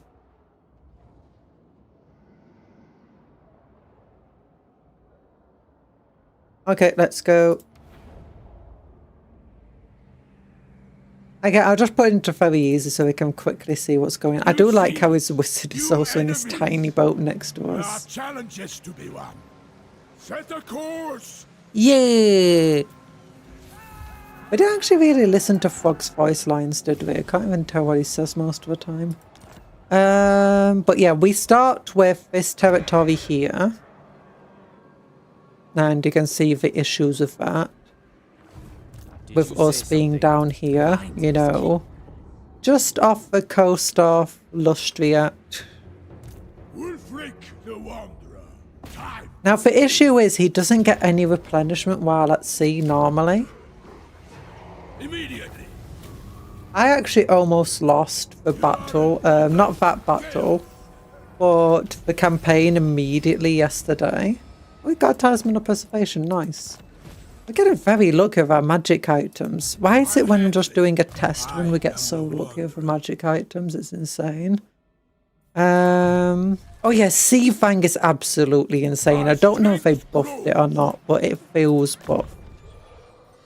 Like it's got such huge range and does so much damage. But yeah, I had like one of those treasure zones right here. So I moved into it and like, oh, I'll approach the shore. Yeah, enemy army. What? They're finished. Where did I put down the difficulty? No. There we go. Yeah. And you know what? Let's put this down to... Let's do it altered for Hound. Spoils, it costs 16. We start with 1,000. You have chosen to pledge allegiance. The gods will be pleased. And here we go. This is what he gets. He can keep on raiding where we gain 10,000 treasure, 500 spoils. Effectively just to set us up somewhere. And we give up 12 bard.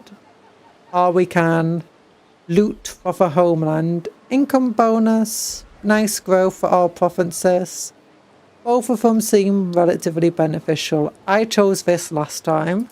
But let's do this. And then let's see. Ooh. Oh, we actually get to keep the part if we turn it into an altar. I never knew that. It spreads chaos and divided corruption, not corn corruption, which it honestly surprises me since Chili. Norska gets so many magic items like it should. When you raise a settlement, there's a chance. I know, that was really cool. I didn't get them when I raised the settlement when I was testing it out last night, but that's super cool. I really like all of the stuff. So here, Chaos Warriors of Corn. Oh, I thought they were going to be Chaos Marauders of Corn, but what? With dual weapons. Oh yeah, and we can get in Chaos Warriors early now is such a good bonus. Because they, with their armor, they also have really good staying power. And they're extremely killy too, the corn ones. But it's just nice being able to get access to units early on that actually have the ability to, you know, survive. Rest of this is just the exact same as before. Oh, there's already Norse. Oh no, there. Not Norskans. Savage Orcs. But yeah, then he has these two things over here. Cooldown for his Sea Fang teleportation, income for sacking settlements. And over here, increase plunder for encounters at sea, casualty replenishment rate when in foreign territory. So yeah, but that is nice. Having the ability to, you know, replenish is pretty cool. There's a cap to how many of those you can get, is there? Of the, let's just go to building browser.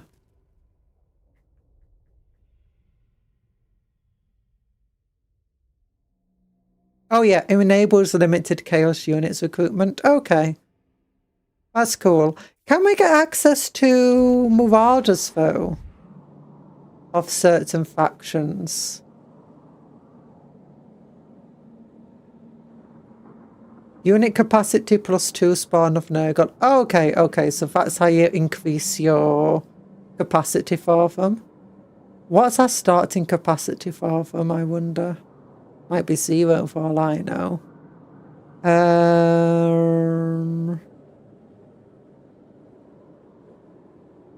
Weapon strength for Chaos Warriors of Corn, Spawn of Corn. Is there any way to get Marauder? Passive ability Berserk for Chaos Warriors, Altar, Horrible Regeneration for Spawn of, that's cool. And we can get access to a hero of that dilemma. We can actually unlock, I think, all of the characters now, they said, but like if I max out Korn's allegiance, it will hit the allegiance to the other gods. So then I have to increase their allegiance even more to unlock, you know, the characters and stuff.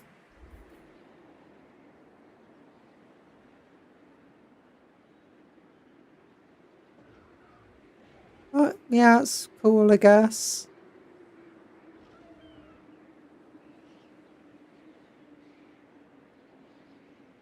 You can only max out one of them and the others you can get to... Oh, is it? You can only get them to level 3.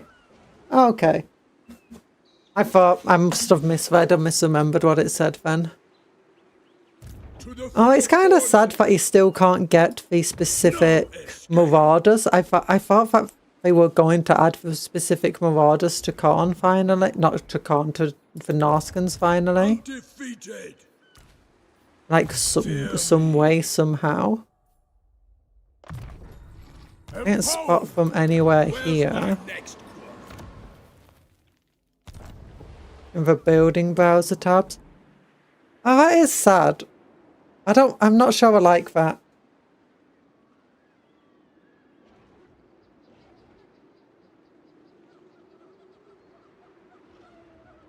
Oh.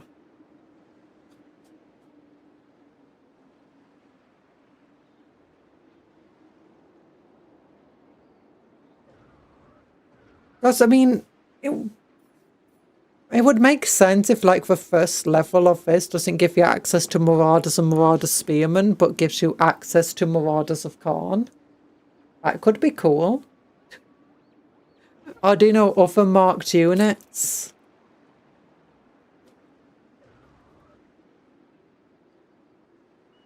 But, I mean, it's still better than what it was before by a massive means. This keeps Norska undivided, which is their gameplay. Also, Altars give undivided corruption is better for game. I mean, I know that. I'm not that disappointed that it doesn't give specific corruption. I'm just... That's more of a surprise.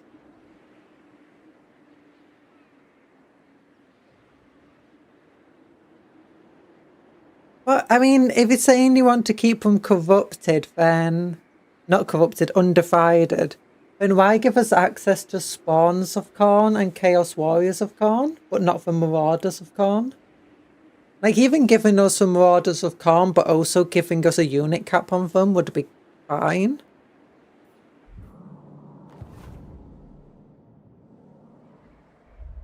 I mean, I still much prefer this to what we had.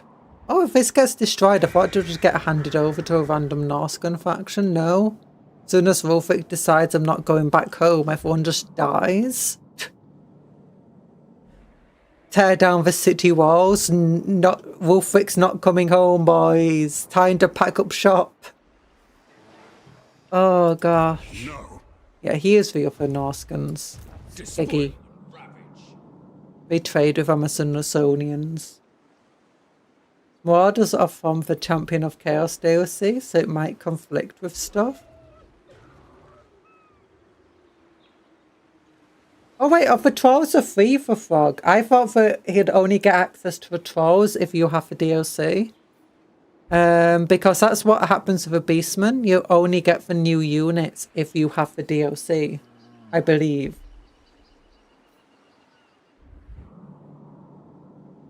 Unless that's not how it works, but I thought that's how it worked. I've always had the DLCs, so I've not paid that much attention to it. Well, yeah, so I mean, it's still pretty cool. Oh yeah, he's got his if we go to sea now, you can see this Sea Fang. Oh, his teleportation is it can teleport me to any location I've discovered effectively. Okay, yeah. So it's he can teleport you to any port settlement that you've discovered. Humble bragging. I've always had all the DLC. Yeah, I mean, I've also got the End Times DLC. I'm just not showing it to you. You know, for Dogs of War DLC, I also have that, by the way. If I've not even finished it, but I have it. I've had it since, like, I don't know, 1900s. What you said about Beastman is true. Okay. Okay. So, yeah. But as you see here, it says accompanying army. So any army that's close enough will get teleported with him. But it won't increase the cooldown. So here it shows that the cooldown will be 4 turns. But if I take more units and more armies, it will increase that cooldown. But yeah, that's his special ability. Honestly, I just think otherwise he plays as a normal Norscan, which I think is fine, because I think at least one character in each faction needs to play relatively just close to normal. But one thing I am disappointed about him with is... Oh, higher mercenaries, I forgot about that. Is he doesn't have a horde. I was expecting and hoping he'd have... Oh, he can recruit. Can he recruit? No, he can't recruit. Never mind. I'm listening. Yeah, I was hoping that he'd have access to hard buildings and stuff and be able to, you know, recuperate losses while at sea. Or like have other stances he can take, like, you know, go into a raiding stance while at sea. But he can't.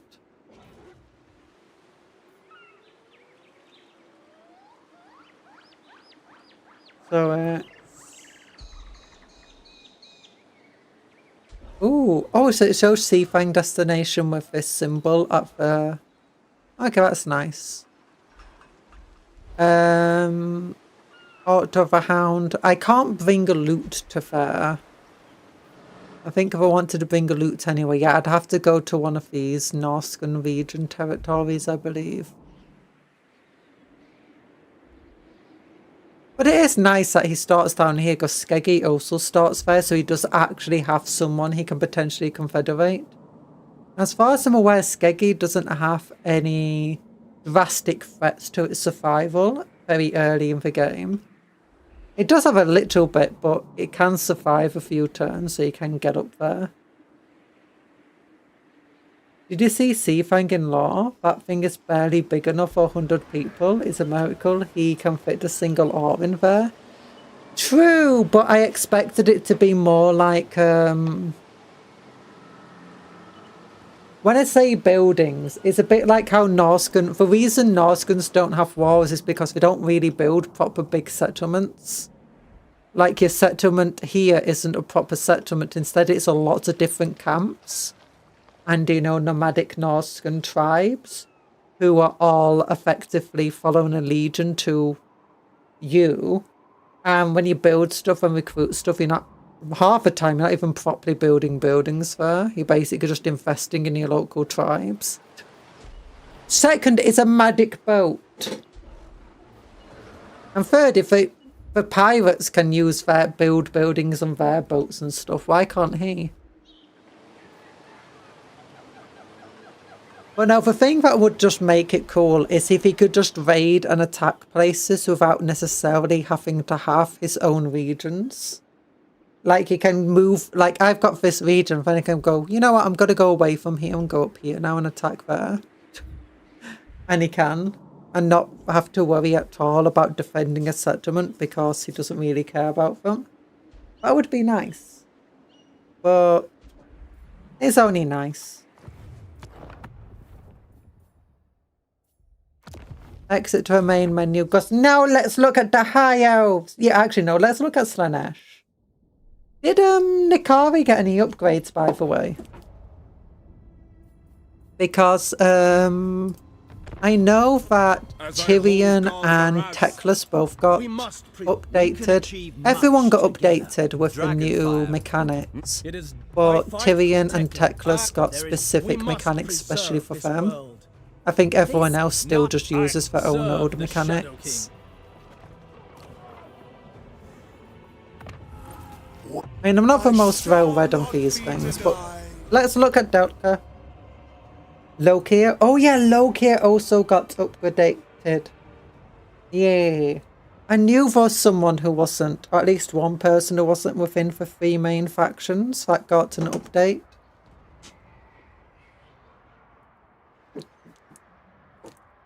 Yeah, and Marathi gets access to the new Slaanesh units. We'll look at her before looking at the High Elves. Then we'll look at the Dark Elf. No, then we'll look at the High Elves. Then we'll look at Lokia.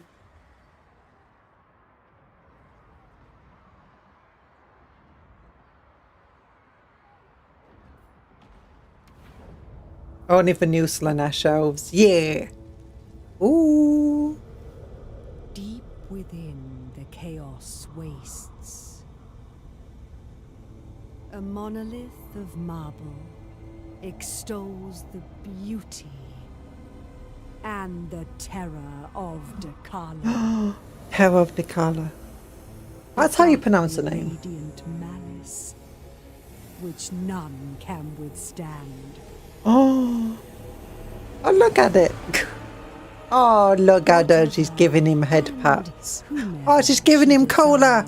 Is hers Pink cola. to ruin. Oh, she's collecting people's souls. But I just like to think she's giving them cola. swirling madness has driven her across the known world. Oh, look at the tools. Her serpentine form strikes fear into the hearts of the dragons themselves. Yeah. And she shall be denied. Look at her big smile. No longer. She's a happy little snake. He's collecting their cola. You know, maybe that's correct. She's stealing all the cola from the tum-tums. Or bitter misery, I shall have them all. Oh, she's got a deep voice. Oh, these are my favourite gobbos. Remember when we were playing once and we found out these gobbos had invaded most of Cafe? Who were we playing as back then? I think it was one of the Tomb Kings. And when we looked into Cafe, it's like this entire area up to like Loki was losing to them. What's his face? Balthasar Gelt was already dead. I think the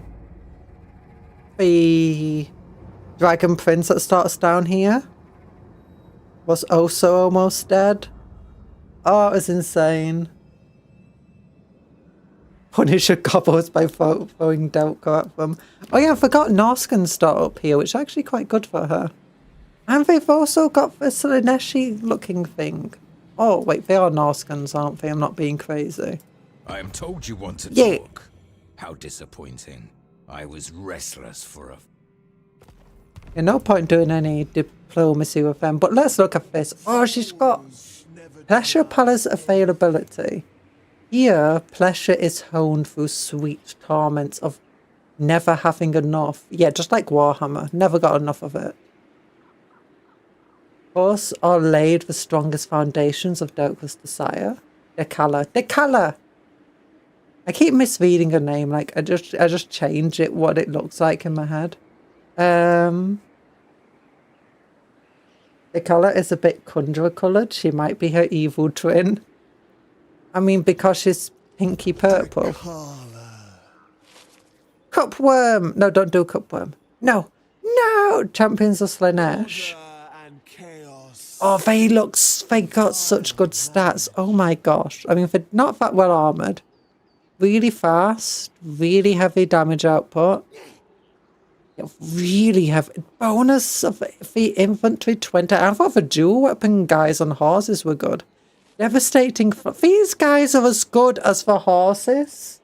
Not quite as fast as the horses we were looking at, but with better armor, better melee attack and melee defense, magical attacks, armor piercing as standard. Physical resistance in addition to good armor, in addition to shielded. Oh my goodness. And they don't have demonic instability because they're a mortal unit. And they cause fear. And we've got a Strider, which I mean most Slanesh. These guys are insane. When do we unlock them? I need to look at when we unlock them. Tier 1 unit. And where do we unlock them? Like, as a that unit could pop... No, I'm not a worm! I'm the evil twin. Building browser. Can we unlock them from here? No, not that one.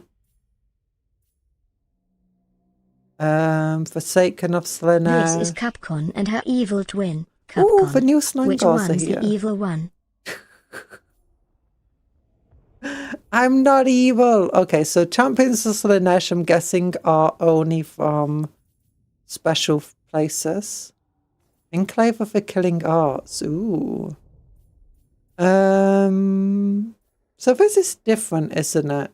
Yeah, this is definitely a different setup. Oh, Chaos Spawn at level 3. With Exalted Demonettes. Has it Exalted Demonettes been put up? I swear they're like tier 2 for some stupid reason. Slangars, though, very cool. What's their stats? Bonus versus infantry of 8. Okay, that's fair enough. You need a pleasure palace. Yeah. Physical resistance 5%, that's not bad. pleasure through pain. Oh, I just need to check actually. Is she giving them bonuses? Oh, and she's got for devotee. Oh yeah, she forgot she can have 2 weapons. Oh, it's so cool. But let's look. Just make sure. Is she improving the ability of them? No, she's not giving them extra physical resistance. Because that's something I was confused by before. When we were playing as Nikari, he was giving stuff extra physical resistance and extra missile resistance. Steals 10% of experience earned by other lords. Campaign map wide, all enemies. I don't think so. I think it's only our lords. As in your Jew. Ooh, post-battle chance of getting magical items. They've really gone ham on giving you more magical items. That's nice, honestly. Especially for factions that can't make them. This character can equip +1 additional items. That's good. And what's a faction ability? We didn't actually look at that, did we? A denied one.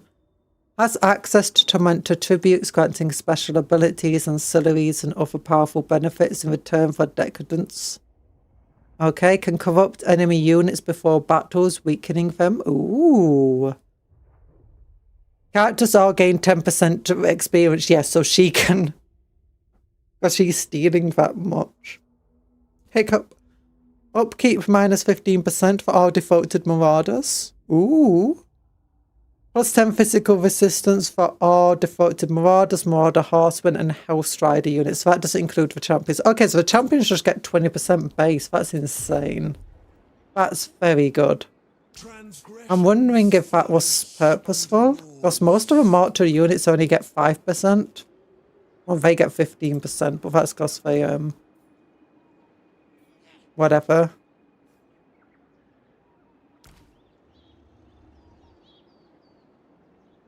That is her unique seduction. Every Slanesh Lord gets different seductions. Nikari steals units. Delka weakens them. Oh, okay. Let her have 6 weapons. I mean, she can have up to 4 when you look at her. But then we got this person. Oh, gosh. Charmed -8 melee attack. 60 melee attack at base. That's pretty good. For a hero. Armor piercing damage as well. Bonus versus infantry 30. Physical resistance 5%. Murderous mastery. Ooh. Causes fear just as a basis. Not the fastest when you look at Slanesh units, but decent armor. Okay, that's actually really cool. I bring the gift of darkness. Okay, we have to get the gateway of Koresh. Ooh, recruit from regiments of renown. Demonic attraction. Ooh. Is that new for Slanesh in general, or is that just for her? Okay, regional Frau population. Okay, that's nice. Frau's. For her. Ooh. Oh, what's this? Spend Frau's, gain XP. Oh gosh, that's really cool actually. Don't want this build. I mean, she just approved defaultees, doesn't she? Actually, let's look. Do we get any of the elf new units here? No. No, just normal units. Okay. Attack here. She does not seduce units like other Slanesh characters, preferring a more direct approach. Click. Pick. Okay, how much will weakening actually do to them? No, I can't pick him. Okay, -20% melee defense, -25% missile strength, -25% speed, very good against cavalry, -25% weapon strength.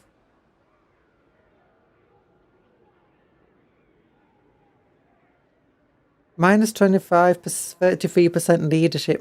Oh my goodness, that's really powerful. It's relatively cheap against these units at least. I'll corrupt them.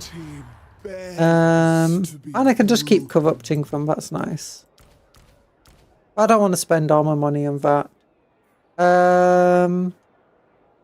You know, let's turn this to normal. And let us just see how a normal battle will go. I'm imagining we're not going to have anywhere near as much difficulty as Saul. I mean, not that we had much difficulty as Saul in the battles. But this feels like a lot more unfair. Like, advantage to us. I feel like we could probably just send the Calla in herself and she'll just slaughter them. And the hero. I feel like we could send either the hero, her, or the champions just to win.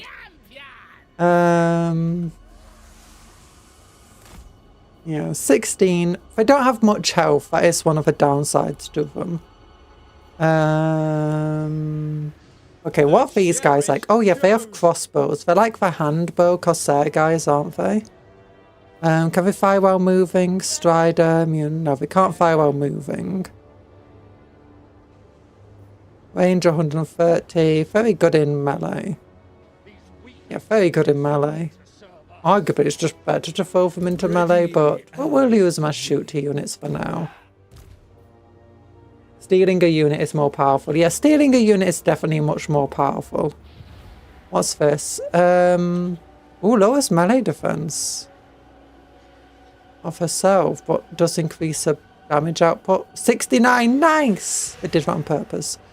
Plus 36 melee defense, minus 36 melee attack. Missile block chance as well. Why don't you just have some missile block?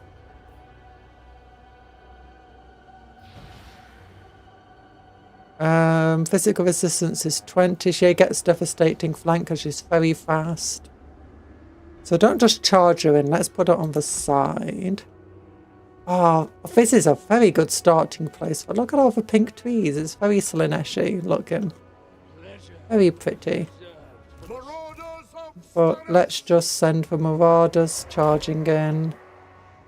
The archers will be a little bit dangerous to us. That's fine.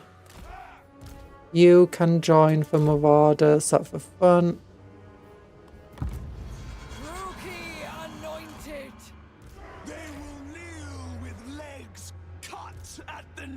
Well, that minus to the enemy leadership is honestly pretty insane.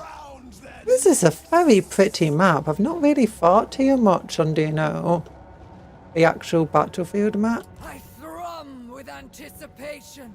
Let us slaughter. Honestly, you can just charge into them. Actually, why don't you just charge into them, actually? You charge into them. You two stop here. You charge into them. You... I don't know, go after them. You... go after them.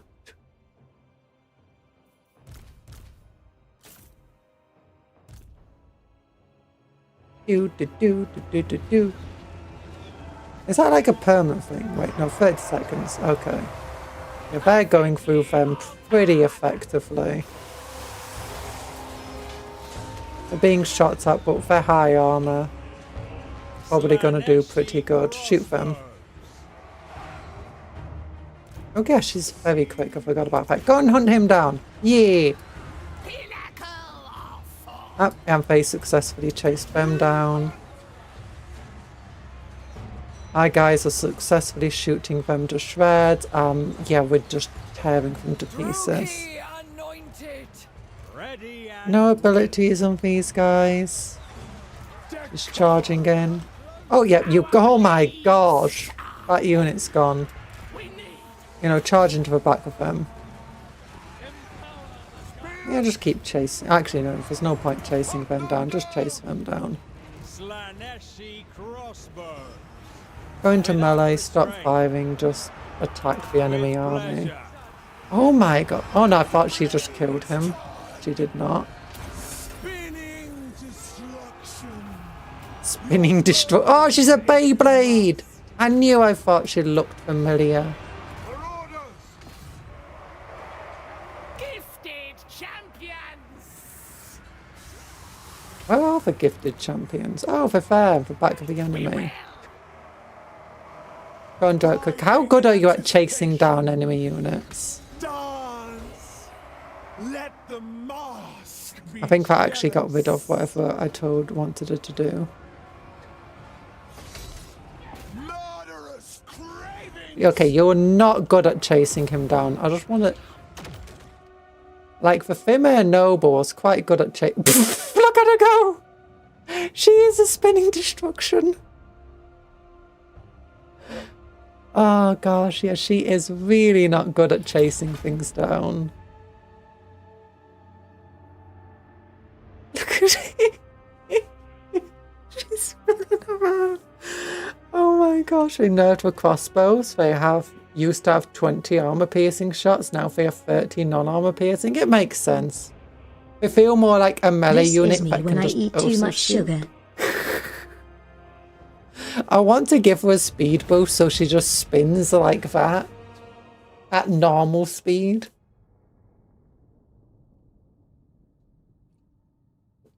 Oh gosh, that's hilarious. We lost 20 people in that.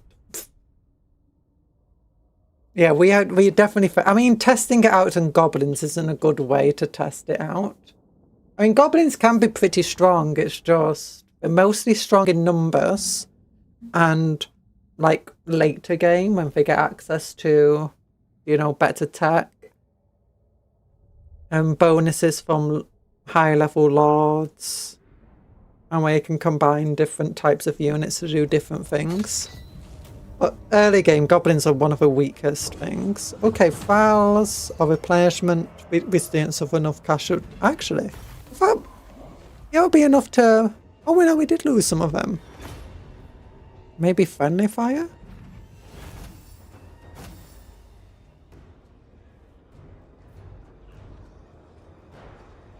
No, let's just get the files anyway. Stray and find me.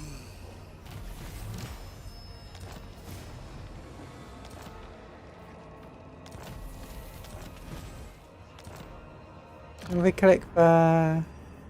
Income. File camp settlements. Oh, file camp settlements. Okay. Route marcher, whatever. You didn't get anything. Details. We have the opal amulet. Oh, go into there. Decisive victory. Look, let's see how a decisive victory will. Oh, that's way more than no casualties. Okay, occupying settlements can give you a foul settlement. Regional foul population. Foul camp settlements slowly transfer their local population. One shudders to think what thoughts course through her mind. Running around at the speed of sound. Got places to go. Gotta follow my rainbow. Yuck. Oh wait, I can only occupy it as a foul camp. Oh.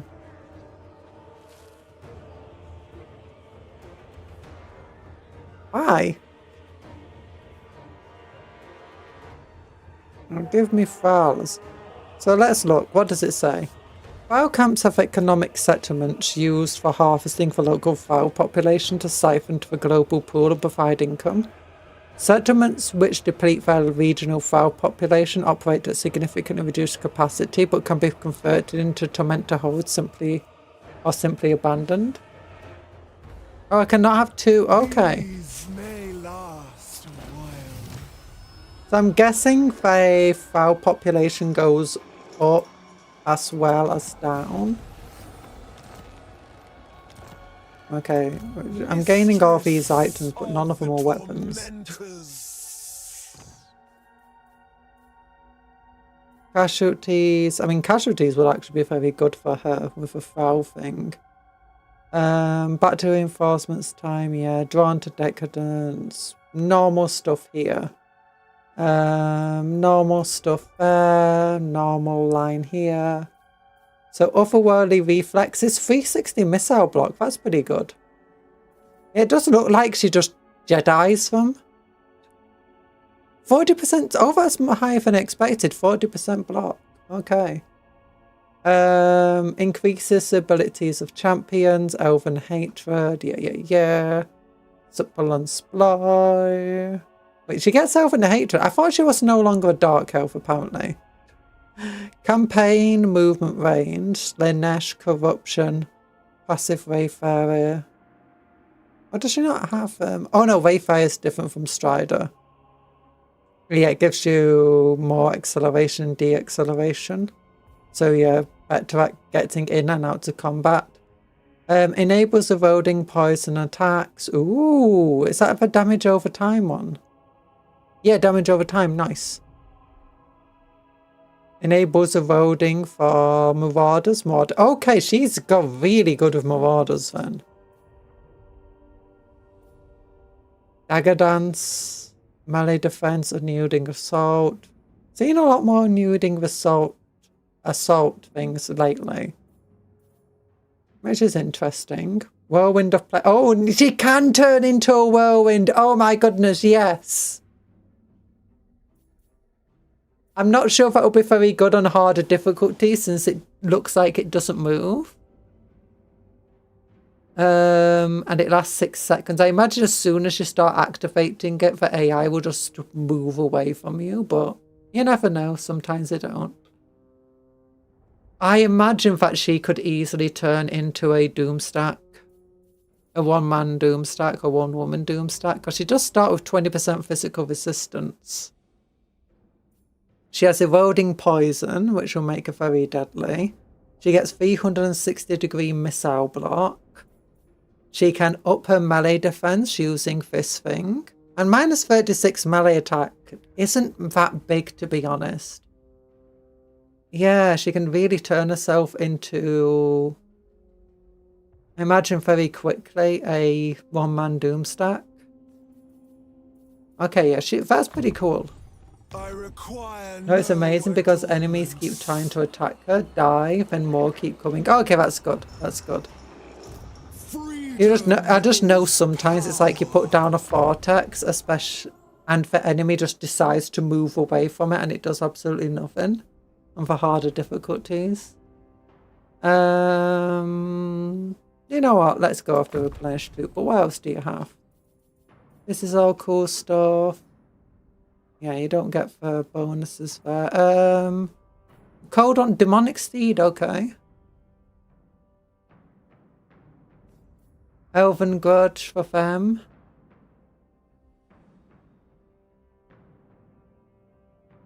Missile resistance 10%. That's just normal stuff. Immortality. Okay, you can choose one of these. Missile block, speed, Wayfarer. Passive ability Guardian. Oh, yeah, that would be good. Wound, action, campaign, movement range when not embedded. Okay, so that's just turning him into a hero. And they can't kill anything. Okay, oh, there's just one thing here. So, ward save. Ooh. And frenzy. Ambush defense chance. Stalk. That's pretty cool. And makes devotees more powerful. Ooh. These are pretty fun abilities, to be honest. Dark knowledge. Oh, wait, are they a mage? No. They get access to bounce spells. Ooh, chill wind. That's the dark elf magic, isn't it? Hysterical frenzy. Word of pain. I do like word of pain. Hysterical frenzies is okay. This is not the most useful thing in Slanesh, where you're not lacking in melee attack, to be honest. Slicing Shards, not the best ability from what I've seen. Soul Stealer. Oh, Heal Self. Oh, that's pretty good. Yeah, that's a really good ability. Okay, yeah, these are pretty cool guys. I like this. And then let's look, what can we have over here? You have Foul Camp, 1000 fouls. Okay. They get 3 bounce bells. Very fun choice. I do like all the choices you get. I feel like more characters could do with that. It's like you get lots of choices with that thing. I am a bit disappointed that you get a choice here, you know, for an upgrade that helps you outside of battle instead when you're just using them as an agent, but you don't get the same ability over here. Ultimately, it just feels a bit weird that this one over here makes them better outside of battle, but then you don't get the same choices here. It just feels weird. I don't really use agents that much, to be honest, so what's this? Income generated while settlement, well, it has stuff, but minus 10 per turn. Minus 20 fouls per turn. Okay. Can I only go up to tier 2? I can go up to tier 3. Yeah, okay, never mind. Oh, it's because it's already at tier 2, never mind. Sorry me. I'm just being crazy. So over here, that's just a defensive thing. Over here, that's just your generic anti-scaven thing. Over here, reduces depletion rate. Over here, adds fouls to global pool. +5. And +25. So I can keep adding fouls later on. Okay, yeah, I get it. I understand it. It's fun. It's interesting. Definitely interesting.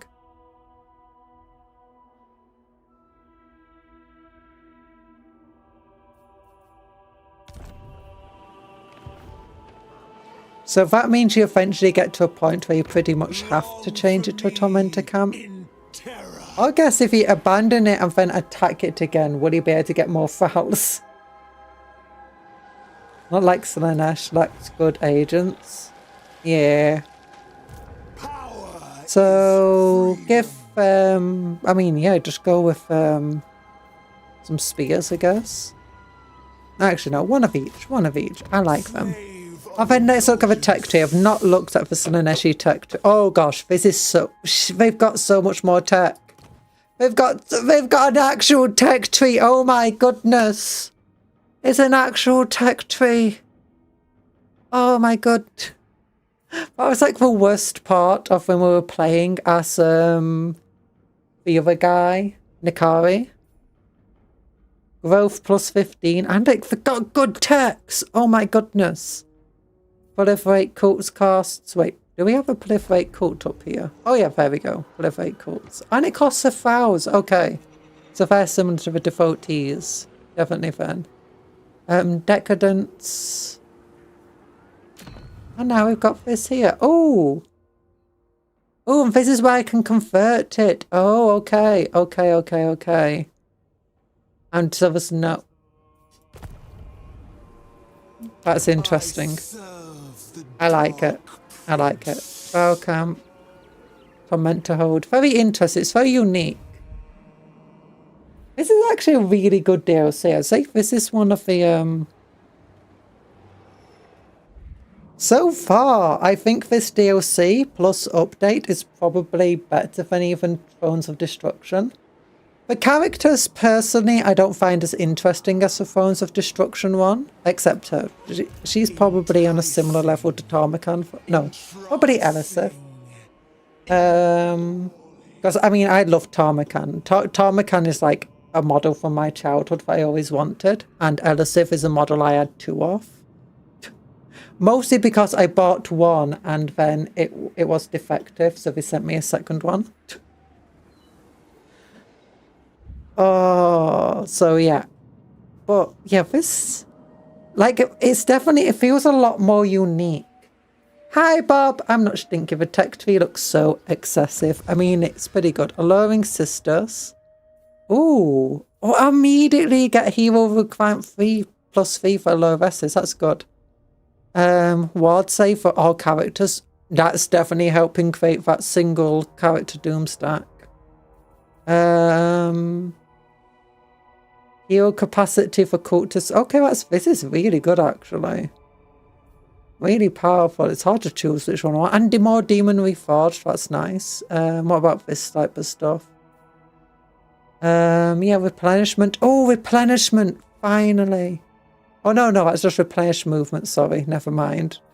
Wait, it's for any actual replenishment over here. In the tech. Sorry, my throat's still really bad. Thrones of Destruction had the Dwarves and Empire rework, but this one had a much bigger rework, and that was turning Norska into something good. And I actually used a Monster Hunter thing, and it worked. It actually activated properly. You know how bad of an issue I had trying to get the Monster Hunter things to work. And I played Norska quite a few times. So yeah, it's the reworks are definitely pretty decent. Like it's got a good Slaanesh rework. The abilities for each of the characters definitely feel a lot more unique. Like Elisif was very good, but it was kind of just a rework of Clan Scryer. It was just copy paste almost. But yeah, Delka, Siles, mechanics feel pretty good. The new Norscan mechanics are good. The new Trog mechanic, very nice. Wolfric's mechanic, very nice. I really like Delka and Slaanesh here. Dekala, sorry. I keep calling it, getting a name wrong, I apologise. Norska rework is a real mandate of heaven. Yeah. Yeah, the rework for Empire was a decent rework. The rework for the Dwarves was decent. And don't forget that the really good rework for the Dwarves, for Deeps, came sometime after Thrones of Destruction.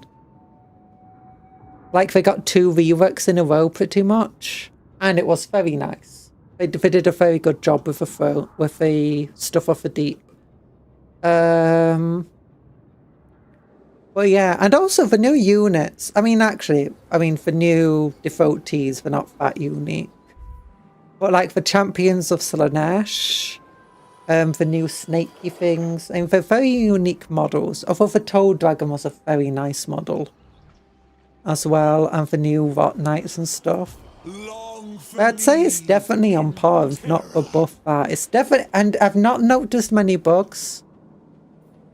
Like Thrones of Destruction, not Thrones of Destruction, Omens of Destructions. That one absolutely, it was bug riddled. It was an absolute mess. Everything felt extremely broken. This one, I think everything feels a bit balanced. Though the colour definitely feels very strong. And the new Slaanesh stuff. But it doesn't feel as overpowered. Like, looking at it, it doesn't look as overpoweringly strong as Khorne clearly was. And Norska's rework, well, they definitely feel a bit more of an underdog compared to Dekala. It's not like the Orcs just felt like they got a bit shafted by the Omens of Destruction update. In fact, they got kind of nerfed by it rather than upgraded. I mean, they got a few upgrades, but they got a few nerfs as well.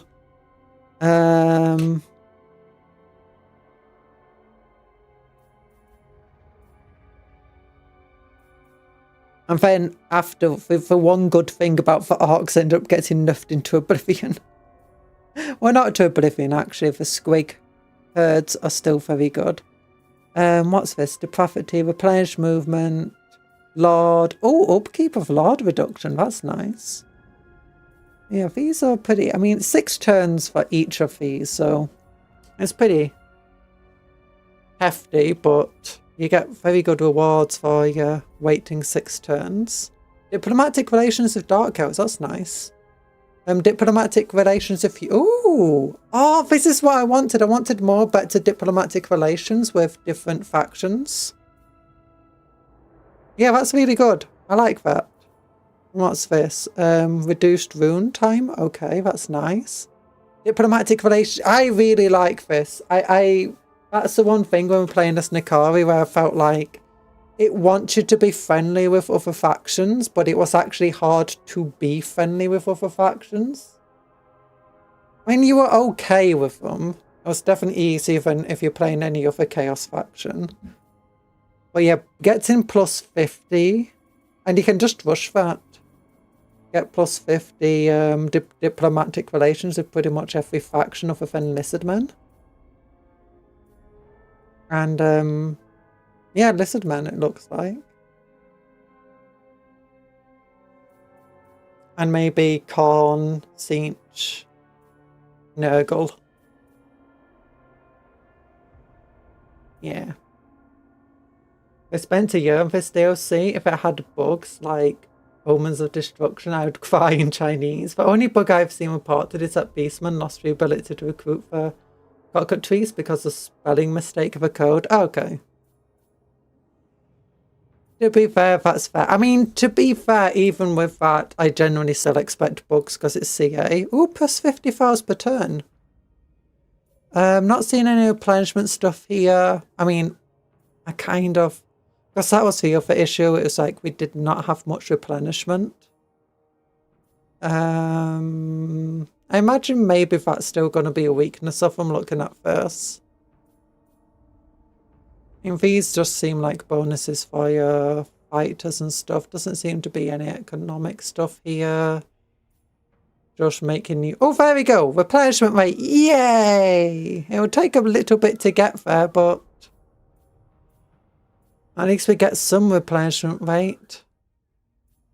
And you still have to research anti-con research. I mean, it's kind of fitting. It's a very petty thing to be forced upon you. That's very Slaanesh-y. Mortal Obsession. Okay, lower upkeep. That's nice. Lower upkeep. Wait, lower upkeep for our demonic units. Or non-demonic. I thought that said or demonic there. It's not, no, non-demonic. That's good. Could have just put mortal there, but whatever. Yeah. Ooh, more reforging. That's very nice. Yeah, this is very good stuff over here. Keeper secret. Does that include the lords? Or is that going to just be the recruitable ones?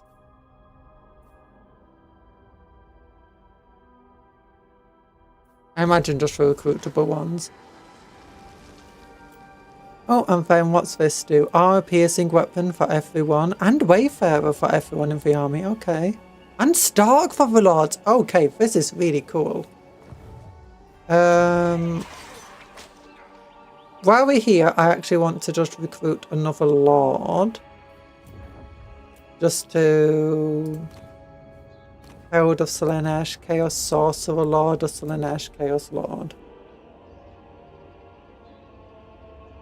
Every Slaanesh Lord gets a unique window in the Sensations tab. The leftmost one. No, only for unit. Okay. Is that the sensation? No, it's Boons of Slaanesh.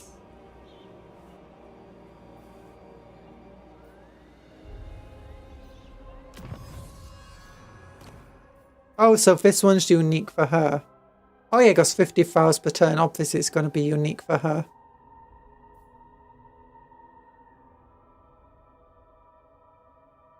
Oh wait, summon giant spawns of Slaanesh. What? Okay, I like this. I like this anyway. But let's recruit a lord. Let's look at the new Chaos Sorcerer lord. Evil Eyeball, Iron Skin. Let's look at the stats. Spopheric one. They're actually pretty good. You could throw this guy into melee. I mean, you're meant to be able to with Sorcerer Lords. It was always a funny thing when you played as Chaos Warriors and people tried to fight your Sorcerer in melee and your Sorcerer could beat the enemy Lord in melee. Imagine Nikari gets in 50,000 being confused on what to do with them. Are you sure you're not devotees? No, we're Thralls. It's like, what's the difference? Well, I mean, it's spelt differently for starters. Horrible smell. I mean, actually, since he asked for Spopheric Musk, yes, I'm going to give him horrible smell to go with it. Oh, and he does have this thing as well. That's nice. Ancillaries. Yeah, well, let's look at ancillaries. Did they finally get rid of the ancillary that gives you more slender? Oh, look, he's got little hoofs. He's got little hoofy hoofs. Oh, I want him to have pinker skin, to be honest. But let's look. Corrupt Mage. He doesn't get the yellow line. He gets all the normal magics. Demonic Steed. Ooh, is that the snake? Huh. It looks a bit big to ride one of the snakes, but Chaos War Shrine, which honestly I don't think is a very good mount. It's fine. Like,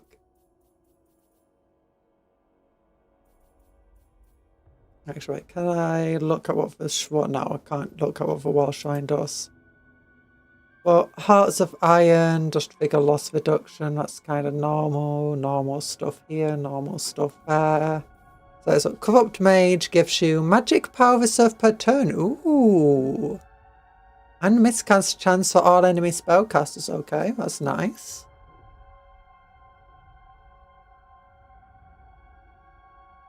More melee stats. Not bad for a guy who definitely wants to be in combat.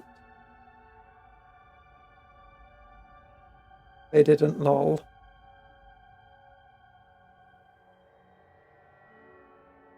Melee attack +5 was Forsaken and Spawn and Chaos Foe Manticores. And perfect. Okay, so this actually makes Forsaken kind of okay with perfect vigor. Like that, you can't underestimate that. And both Sorcerers and the Chaos Lord can be turned into demons. Oh yeah, I forgot about that. Passive ability, Paragon of Excess. I wonder if you'll keep being a Shadow Mage if you become a Demon Prince then. Affects all enemies in range, -5. Melee attack. Okay, yeah, these guys are really good, Slaanesh cannot recruit the Chaos Manticore, lol.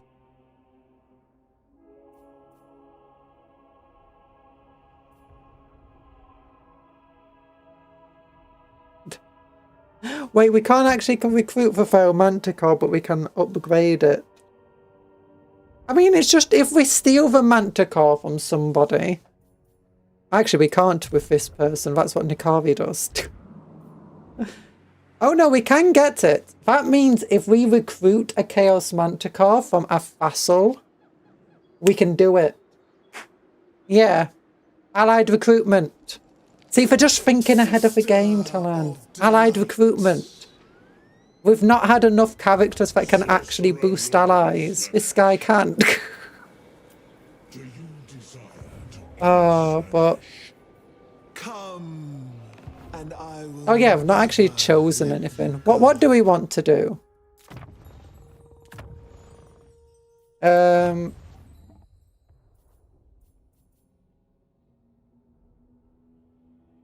have no idea if I'm entirely honest. I'm in like decision paralysis here. You know what? Let's go down that route. It seems fun enough. Oh wait, wait. Oh, I forgot we can have cults. We got a cult. Is that like our only cult? Yeah. Well, that's fine. Unless we have cults over here too. Wait, is there a way to just like check cults? Yeah, okay. Okay.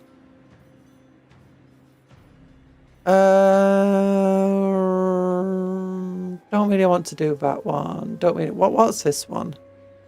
Slanesh corruption. I'm guessing one of these should give us thralls. Growth +2, Slanesh corruption. I wonder what the Slanesh corruption's gonna be like. Characters, so it's -7. And we could go for the Slanesh corruption one. Yeah, +10 files per turn here. That's pretty cool. Any of them that spend, yeah, this one spends files to give us income. Temporary diplomatic relations bonus. So we don't have the ability to just dominate someone then. Which makes this one less useful. I mean, it gives us income. But it actually maybe getting like I mean, with the cults amongst your vassals, getting money all the time wouldn't be bad. Yeah. You know what? Let's just make these guys more powerful.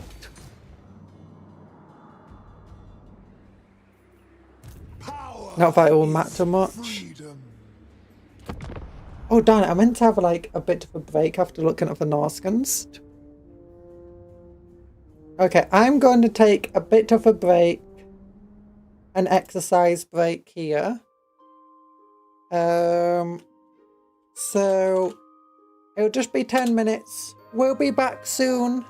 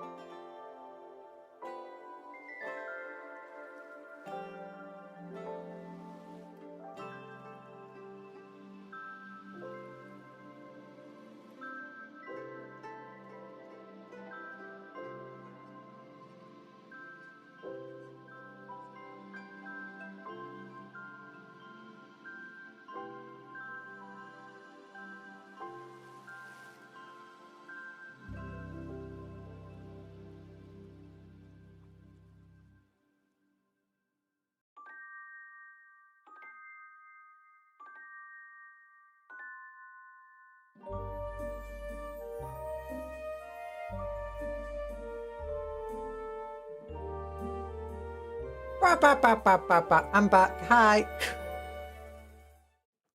I apologise for the break. My tummy was really bad.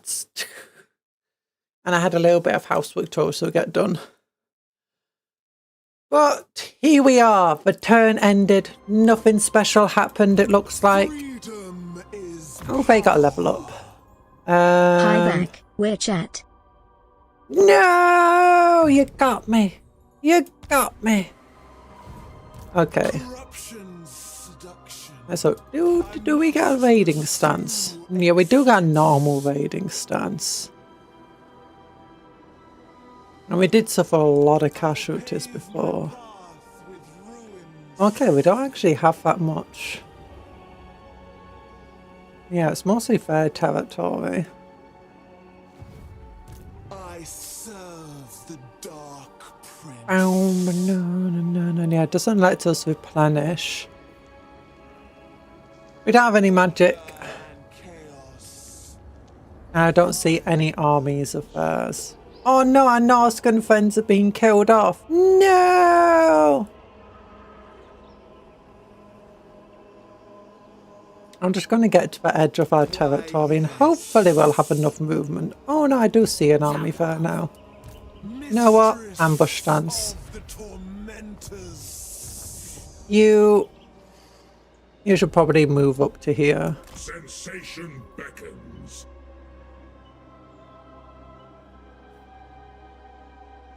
Yeah, these are really powerful abilities, especially this one. It's cheaper than the one that gives you Wayfarer. I mean, actually, getting armor piercing against certain foes is going to be insane. Beyond measure. Lizard men are coming, so I imagine spears would be good. I forgot about Nikari here. Not Nikari. Wait, he's called No, it's not. Nikai? I forgot what he's called. The dude who's in charge of Spirit of the Jungle.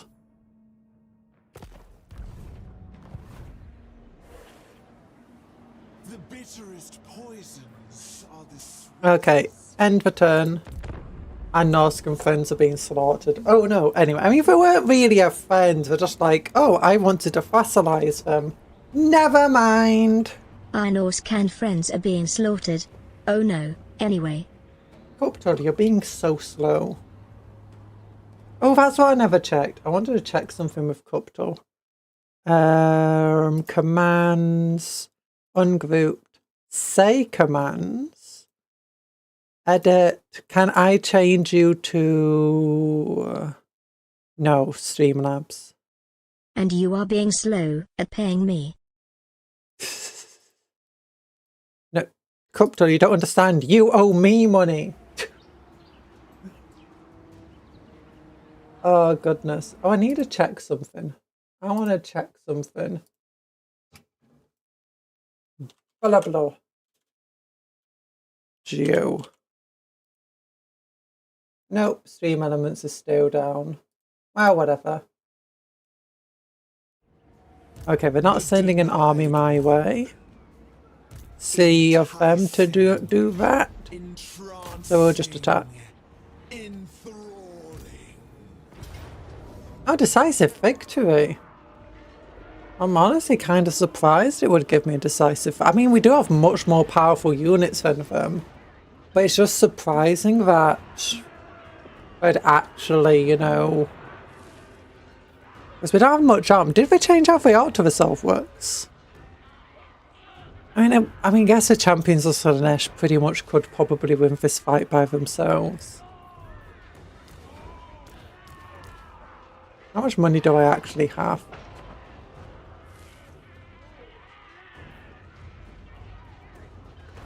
It doesn't actually show me when I hover over here. Oh, guys, it's at the top. Never mind. Oh, 3,000 monies. Yeah, corrupt those units. And fight the battle. I just want to see her in battle more. Every economy is collapsing, even for fantasy one. The cupcake economy is in shambles. Oh, we're on this one. It's the one where they had this thing where if you tried going down the steps, you took fall damage. And because it was like something to do with unit mass and whatever, large units and artilleries would just constantly get destroyed. Is it the same? Oh, no, it's not the same map. There's one of these maps that had like a bug early in the game where, yeah, it was like these things here. Like the way you go down these slopes and it will just destroy you. And it's so stupid. That map is near the Iron Dragon starting position. Yeah. I wonder if it would have affected here as well. Okay, if they don't accept, I think most part, let's make sure there's a spearman on each flank. Ready and willing. Let's put these guys up here. Let's put him in the middle. Let's put her. And she's got a devastating flanker. Marked by Slaanesh. Oh, this is the same map as before. Let's have her and this unit come out this way. Champion.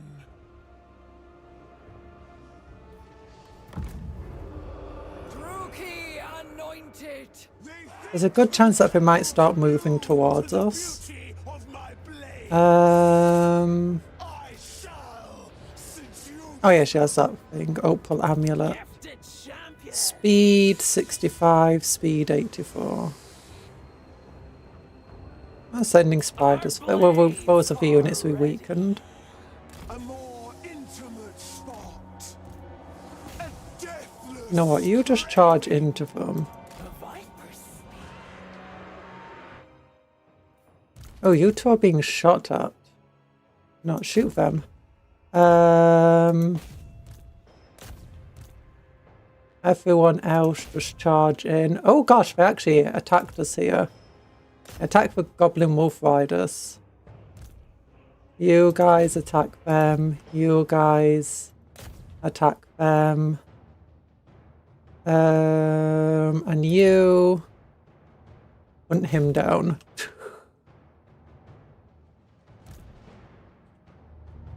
Scintillating motion. Okay, now you should be able to charge right into the flank of them and get that devastating flanker off. Agonizing and. Okay, you're not actually shooting as hard as I'd like you to. Sensations must flow. Finding. Oh no, you are victim. stuck amongst the Orc boys. Spreads. Yeah, they've got spears there, that's gonna work. Oh my gosh, they got absolutely destroyed. You get around the edge. Perfectly altered. Murder with Okay, now they're being killed off. Good. Slaanesh We're taking a little bit to shoot them down. Suffering about. Okay, they're being killed off here. That's good. Oh wait, you're almost out. Get to him then. endless craving. Yeah, the weakening of the Orcs worked really well there. Go after those guys. These guys did get shot up quite a bit. Can't wait to use the Champions of Slaanesh in multiplayer. They are infantry munchers. They are. They're absolutely... I wouldn't be surprised if they did get nerfed a bit. But I don't know what, like, tier they are at. In terms of, you know, how good they are. Okay, those spears are actually doing a good job there. Okay, we absolutely broke those units here. Just shooting to them now.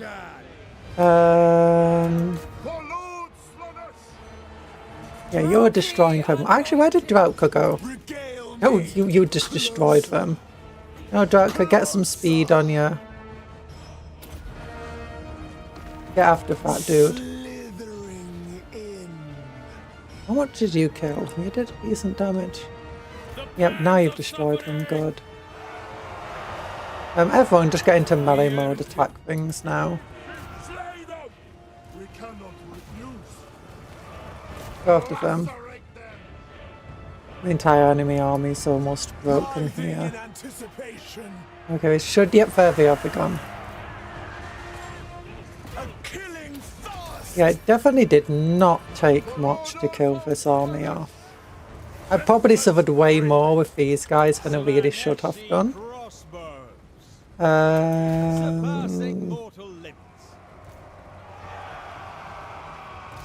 Actually, no, what? Shoot them. Just chase down some normal guys. Oh, you actually successfully chased him down with two of you there. I'll just keep going, do whatever. Oh, I was wondering where my champions are, so they've taken no... I think that damage, yeah, at full entities, so that damage will completely disappear soon. Wait, are they faster than them? Yeah, because they're weakened. Not a lot faster, but we are faster. Actually, no, don't shoot, you're going to get yourselves killed.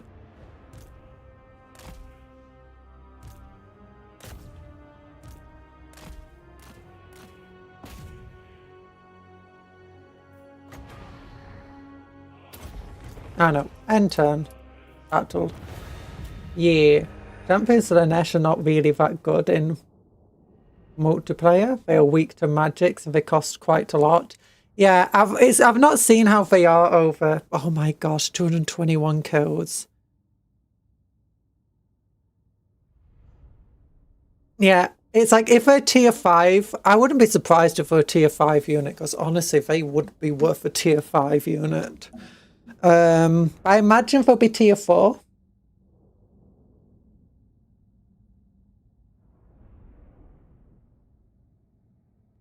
These devotees are pretty cool. Oh, actually, they didn't take as much damage as I thought they did. It must have been spread quite across the unit. Warrior Bane. Oh, we finally got a weapon. Nice. And then... Occupies Torment to hold... Oh... Wait, is this the capital? I cannot remember if it's a capital or not.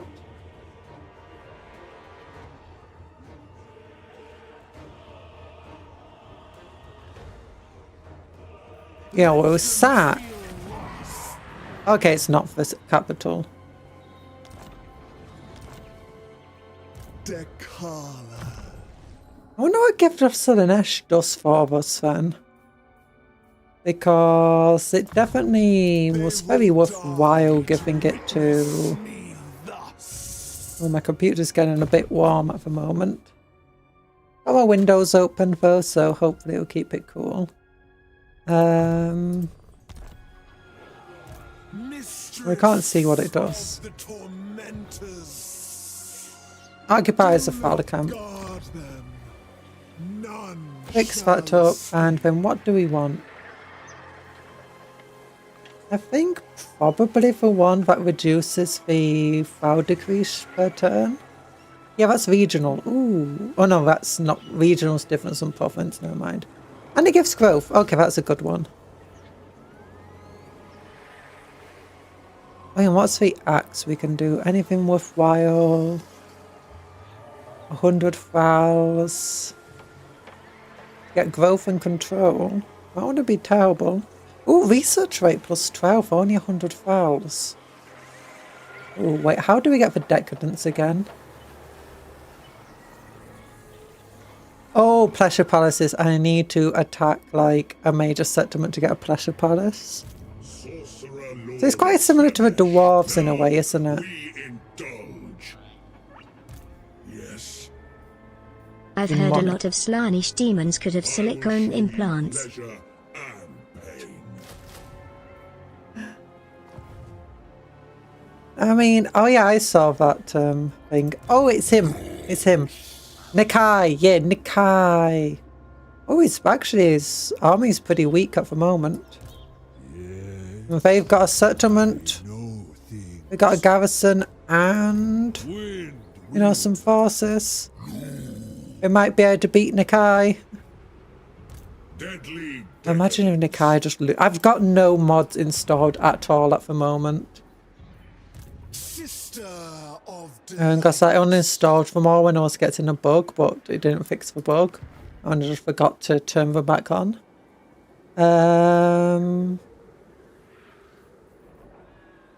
Norski Kong. Any deals we can make with anybody? The Wormkins want to deal. If they want to deal. But I want their territory. I want a pleasure palace. A Conjurer not having any mods. This is like being naked. I mean, it's true. It's true.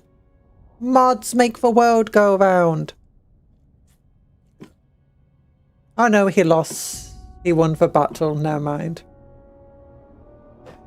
I was hoping that Nikai would actually lose there because I thought it'd be hilarious. The gifts of Slaanesh is now a unique mechanic to Ankari. No, we just gave a gift of Slaanesh to one of the enemy characters.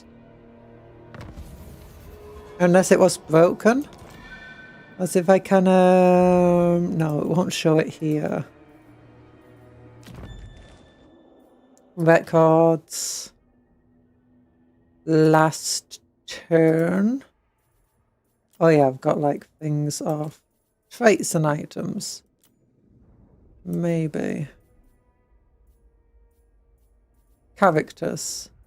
And maybe diplomacy. Enemy killed in battle, rank gained.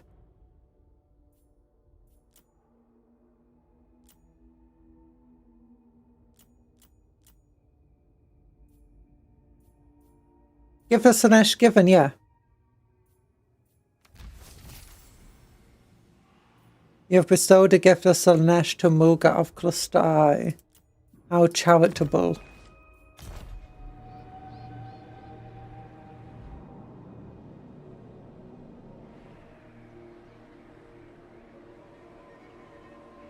Yeah.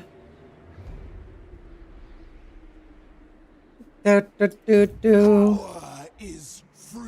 did we just like recruit a bunch of stuff? We did. And we actually reached them this turn. Okay, they don't have any characters there. I kind of just want to leave them alive so they can bring back the Lord.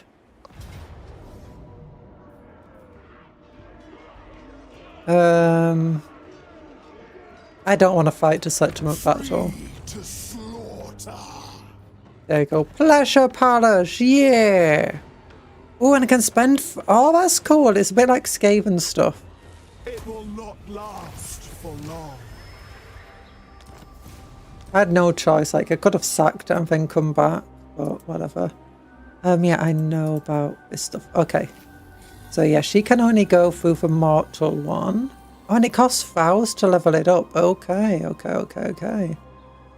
Then this thing gives us Forsaken, Slangors at tier 1. Okay. So this thing's entirely tier 3 stuff. Gives us War Shrines, Chaos Chariots, Chaos Knights, Alores, Fiends, Phaeton. Phaeton being here feels a bit weird, but fair enough. Alores being here. It would be nice if they were with the, you know, the demonettes, but it makes sense. Exalted Hero of Slaanesh. Oh yeah, that's a new guy, isn't it? Druki Anointed. Hello, Longstots. How you doing? There's no rats here. No rats. Devotees of Slaanesh at tier 3. chosen of Slaanesh. Rats, rats, so many rats. Many try to make the live-action remake Abomination. Isn't this medieval Warhammer? Yeah, it's the fantasy version of Warhammer. What did the rats ever do to us? They killed Nagash. So mean. Oh, them being a tier 3 unit feels a bit weird. I mean, they are quite a powerful unit, and they do have like bonus versus infantry of 10. And this weird murderous euphoria thing. Enabled if in melee. Oh, it just gets more and more powerful for longer than melee. Okay. Strider makes sense. Immune to psychology, Marcus Slaanesh. Yeah. Default to use a Slaanesh with crossbows. That's not the one I'm using, is it? Picture looks a bit weird. No, it's definitely the same one. There's not just 2 ranged units. Champions Slaanesh are tier 4. Okay. And the bows are tier 4. I mean, I guess it makes sense. Slaanesh isn't really meant to have crossbows. I wonder what it would be like for Nikari though, because I think he gets access to them too. Imagine it's for different buildings, maybe. Okay, and then this thing. Yeah, it just makes everything, I think it makes everything available at an earlier stage. Yeah, Marauder, Warriors up here. Over here, Warriors are available at tier 2 instead of tier 3. While, oh gosh, we can get House Riders Slaanesh at tier 1. Oh goodness. Still locks Exalted Demonettes at tier 3 though.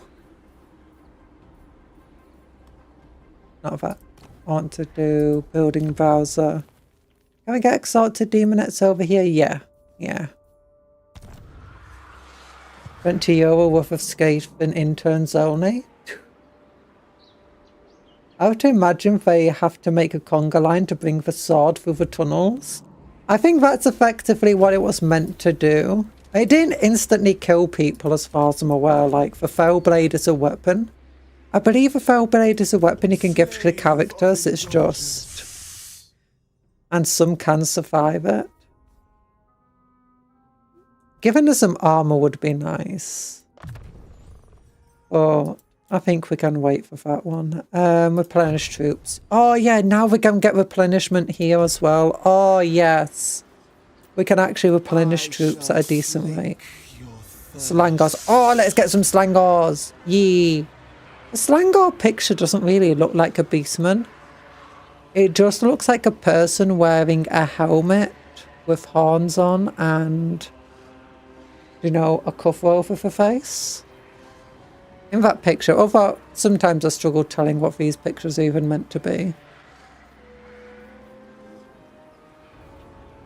So, yeah. I wonder what the demonic attraction's about though.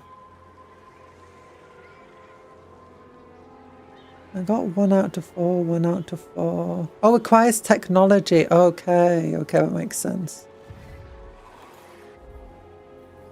I will coax you into Oh gosh, yeah, I forgot to look at the other buildings. Oh gosh, army ability Titanic explosion, all armies in adjacent provinces. Oh my goodness. Damage 20, duration 3 seconds, radius 10 meters, armor piercing 1 use. Summons a giant chaos. Oh, okay, so that's what we were looking at before for Titanic exhalation. Okay, that's cool actually. No longer degrades. Oh my goodness. That's actually really cool. There's a reason to build this thing. I mean, the House Scourges makes me not want to build it, but I wonder if House Scourges... Have House Scourges been given better mass? Oh my gosh, I need to look at the House Scourges units really quick. Oh no, House Scourges are different. Never mind. I'm being silly. I'm being silly. I was thinking of something else. I was thinking of the... Chariot. Where is the chariot anyway? There it is. Yeah, Hellflayers, sorry. Do they have better mass? Okay, mass 2000. I think that's more than before.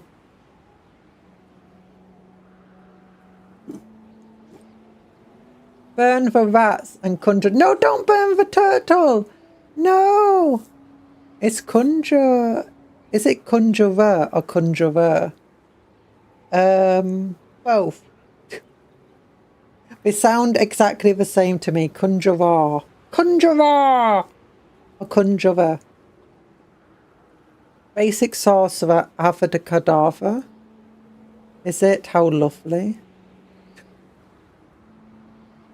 Oh, chariot's mass is 2000. Are we sure it was that before? Because I found them getting stuck on everything before even was the normal chariots. Maybe they were always 2000 if they just sucked. Or they still suck.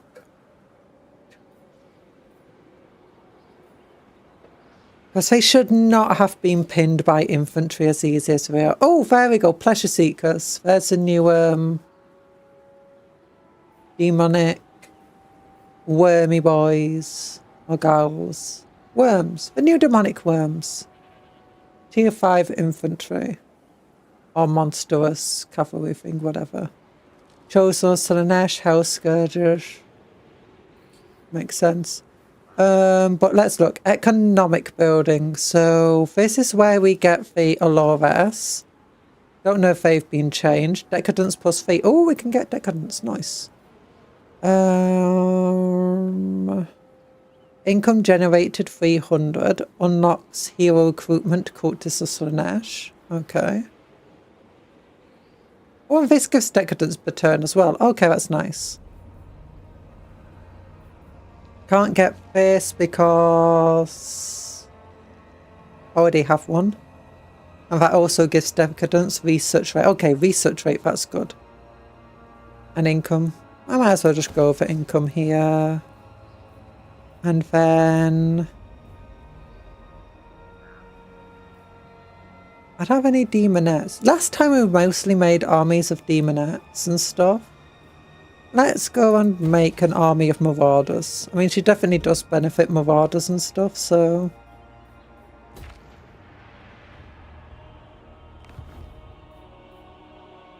Lord oh yeah, you. Access. Forgot about you. How tough is he? Oh gosh, his army is larger. Yes, they normalized all chariot mass last year. Chariot mass is how heavy a chariot is. Yeah, so all the units have mass, and the mass is how heavy each model in the unit is. So this devotee here has... what am I doing? Has 100 mass, so each entity has 100 mass.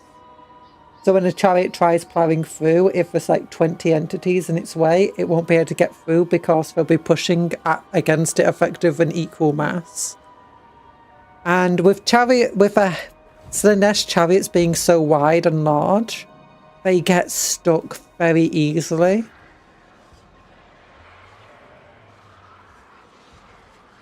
They either need a larger mass or they need an ability that anything they're touching is constantly being hit and damaged. Oh gosh. Like just being in contact with it is damaging if you're infantry. Yeah, honestly, I'm happy with you being like this. Oh yeah, forgot about this. Character experience, perforate quotes, growth, control. Ooh.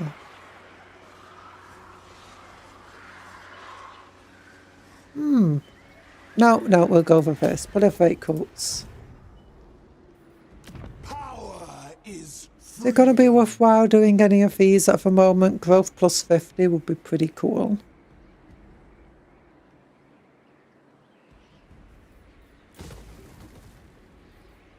Oh yeah, I got a need for vowels. Oh wait.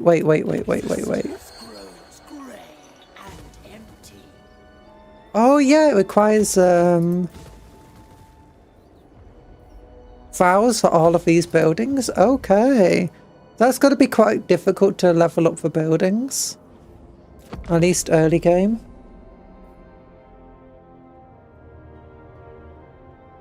I guess it makes sense to then just abandon settlements and reclaim them to get more files.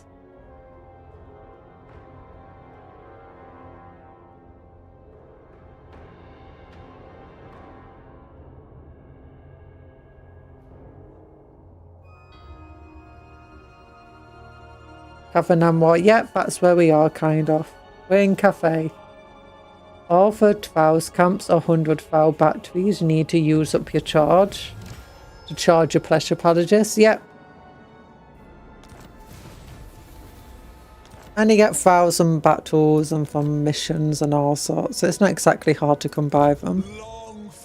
Okay, we'll leave these guys here. Oh gosh, we got so much. What do we want? Hell Strider, Hell Scourges, normal Hell Striders. I feel like we could do with some anti-large. So let's go with some of that. Tyranny and torment.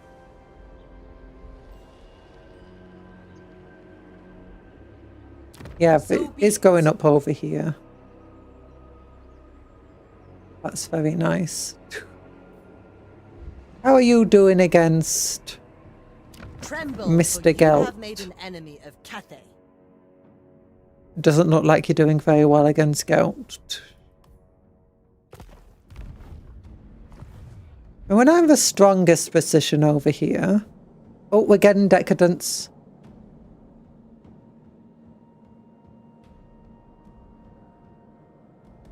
ISD Carla starting position that is so coincidental that no one gave 1,000 yard stare. Oh gosh, what do I do over here?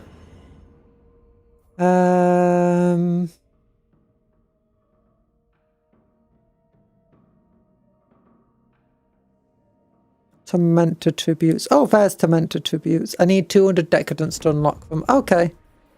I lead the multitudes.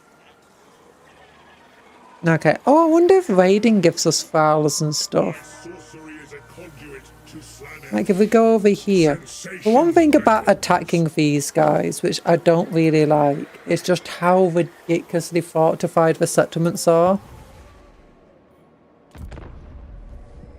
Embrace your vices. Probably would be a good idea to start going after these burning guys.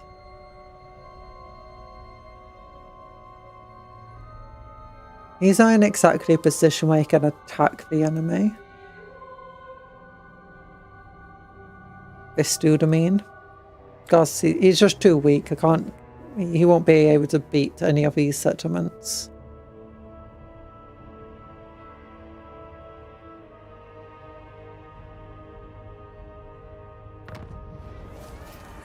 "50 Shades of Purple." Oh my goodness. That's a very different book.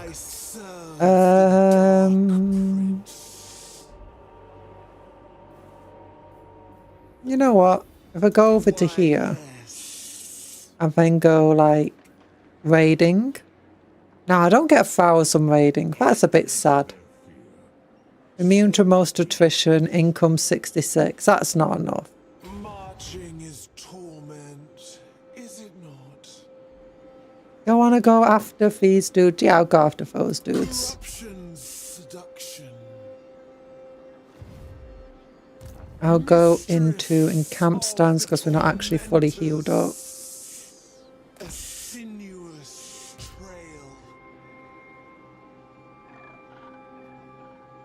The paths are shown to me.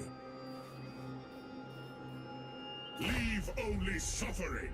Savor the anticipation. You are in enemy territory, right? It does look like it. Nice. Okay, level up this to 2. Pleasure Palace. Huh? Yeah, whatever.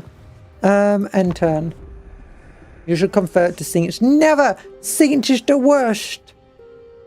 Slanesh are snakes. Snaky snakes.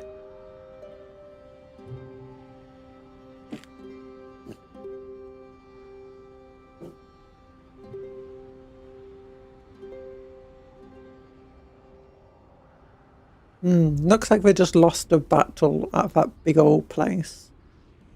All hail Slanesh. All hail potato. Oh, I should have started recruiting some more units of that dude. I forgot. Ooh, 5 plus 50. Nice.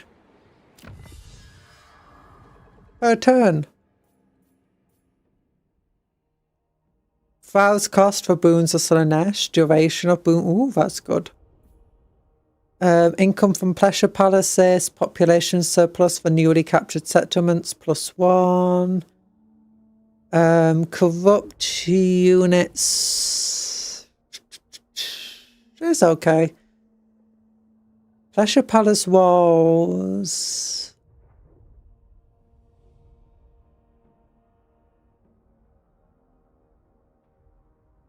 Construction cost of wall buildings reduced. Gains missile block. I mean, that's pretty powerful. But for now, I kind of like this one the most. It would please me so. What did we all love the Chaos Gods equally? No, it's right now we're playing a Slanesh, so Slanesh is the best. I'm a very fickle person. Okay, get over here. Just so I can recruit. I mean, anti-infantry doesn't feel like it'll be very good. Actually, no, against Sarvis Warriors, anti-infantry would be good. We don't have a lot of money, though. The denied one. So... Ah, yes. Did you lose? Oh, no, you didn't lose a battle your here. very life by demanding my time. Did you win a battle against him? I swear I saw fireworks going off there. I mean, maybe. How powerful is that army? Nothing. Slave of Okay, who's at war? Who are you at war with? You. You. I will join war against them in exchange for... That's not enough money. Oh no. Oh no! I didn't mean to do that. Dragons require...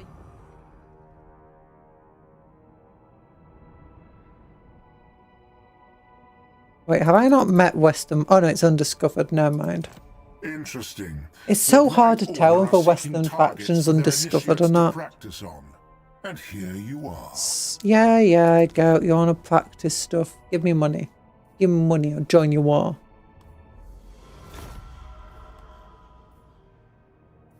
What's Chaos Undivided is for? No, there's no Chaos Undivided. Mr. Kathnim, war veteran himself.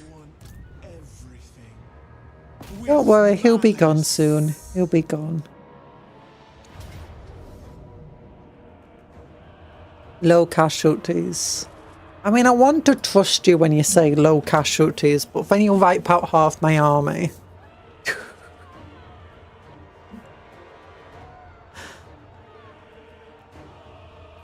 And why is their unit mass 1200? Yeah, why do they almost the same mass as a chariot each? It's insane. Chariots need to be like a 5,000 mass or something. Actually, I think most of the heavy things need to be heavier than they actually are. Apparently dragons had an increase in weight, right?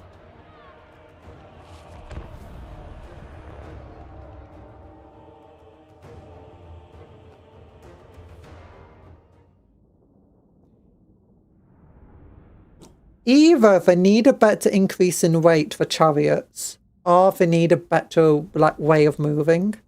Like the ability for the front of a chariot to clip through units.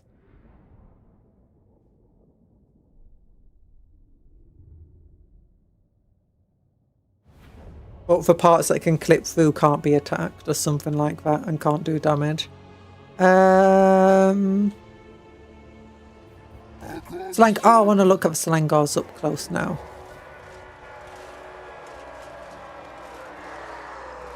Yeah, oh, I don't have a better camera mod on.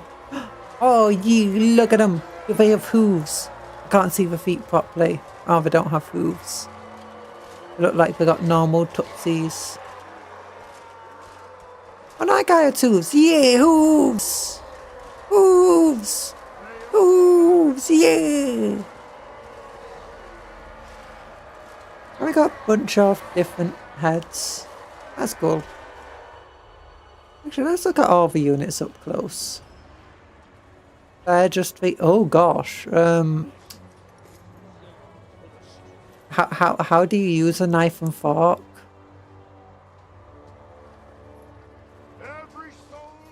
Are they like Marauder Spearmen? No, just devoted Marauders of Slaanesh. Oh gosh, of a Marauders... I never noticed a Marauder Spearmen were like this. It's, that does not seem like it'll be useful in your day-to-day life.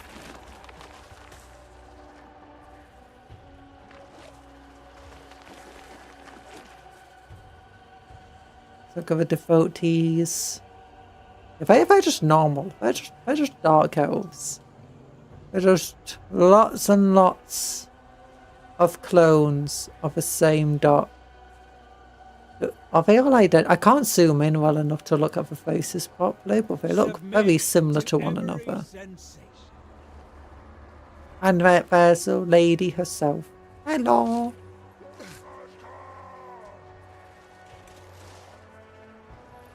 Okay. Wait, why are these the beastmen less mutated than the marauders? That's what I need to know now. Oh, and let's look at the oh, we got them.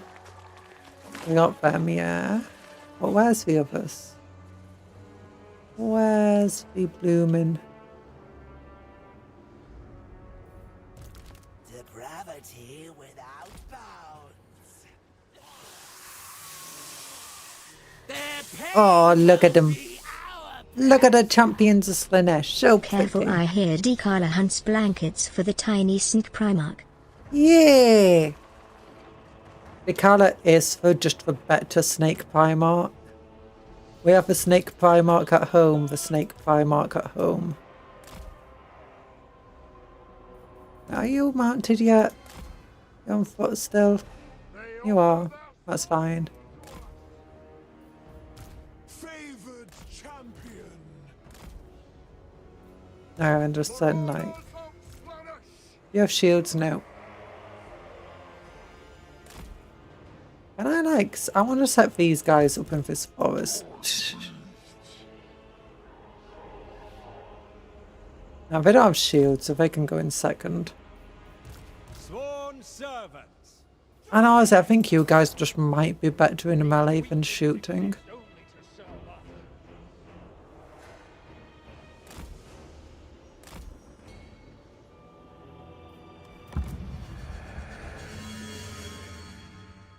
You know what? You two shoot him.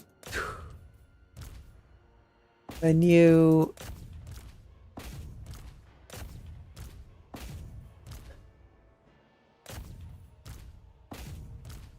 Everyone just go in.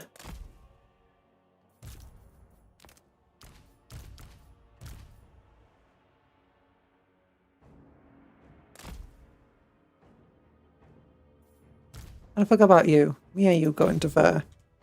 Yeah, everyone just go running. But why are they moving forward to fight us? I swear they've changed the AI, because they're doing a lot more moving forward to actually, you know, seeming to fight us. Hellstriders of Slaanesh! Finding fresh souls.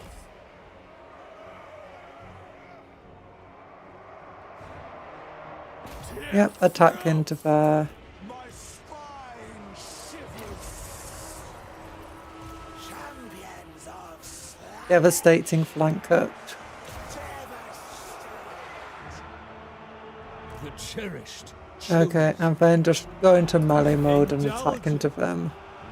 With pleasure. Motharian, a moth that loves lamps so much that one can trigger his sleeper agent when mentioning or anything that described a lamp. Pinnacle of Charging to the back of them now.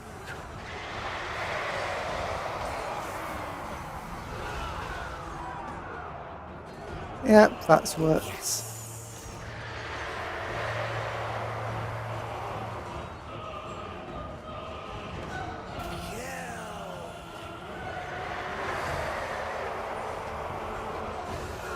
And there we go, they're broken. One of you chase that unit. One of you chase that unit, whatever. You help chase that thing. You do this. Did one of those archer units get immediately just annihilated? I might have done. Hey, Draco, chase him down!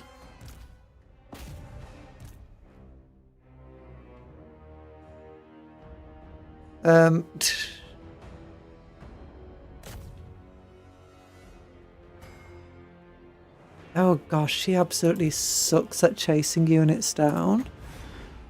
She just...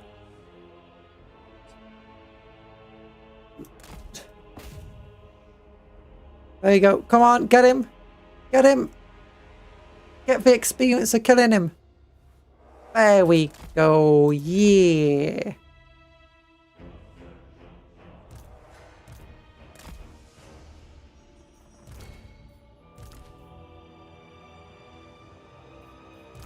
Actually, you two, don't shoot anything.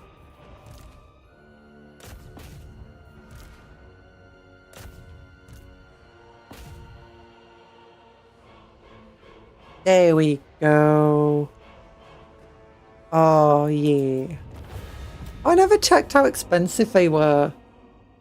29 losses. I never checked how expensive the Champions of Slaanesh are. Like in upkeep or to buy. Yeah, that was just absolutely insane in terms of... I mean, I'd say it was insane. That was definitely going to be a very easy victory for us. But you just know that we're going to get out. It says low casualties, but you know they're going to be in the hundreds and not in the double digits.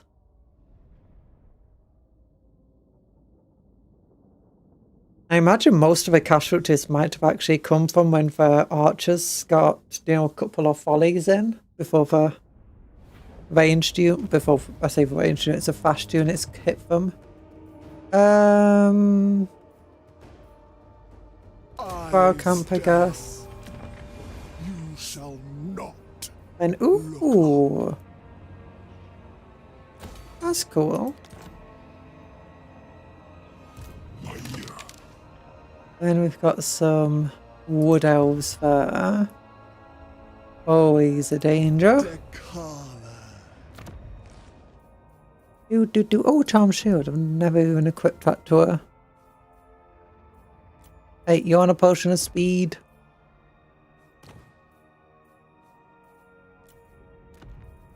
Okay, skills. Let's get that. Then you get this. Then we only got global recruitment, obviously. And you're recruiting something else. What do we want to recruit? Yeah, some stuff to help fight against the infantry for half.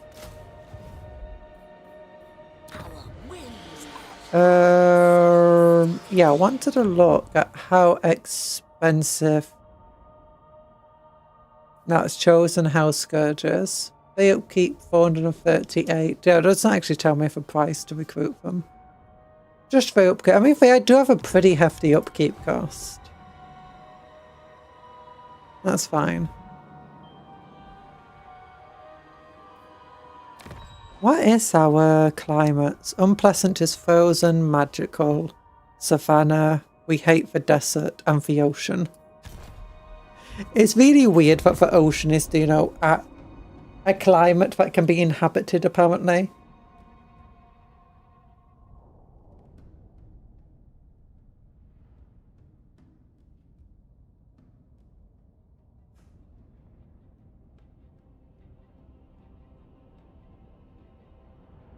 Nikari is just the worst. Nikai, sorry. I don't have access to another pleasure palace, so if we do take that, the capital, we'll have to turn it into a tormentor camp, I guess. I wonder if we can upgrade something into a... Gateway to Karesh. Truth bomb. +5 control. Okay. And when do we get this? 200. I'm at 70. I do as I will.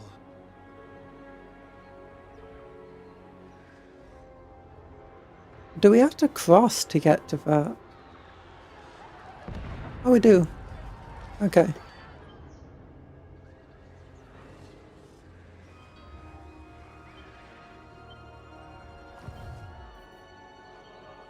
Daughter of Division. Following my freedom. Oh, never mind. And on. Being besieged by Balthasar Gout. I mean, we could attack Gout right now. He does have a full army, where we do not. Well, he might be stronger than him. I think he might have a defensive alliance already.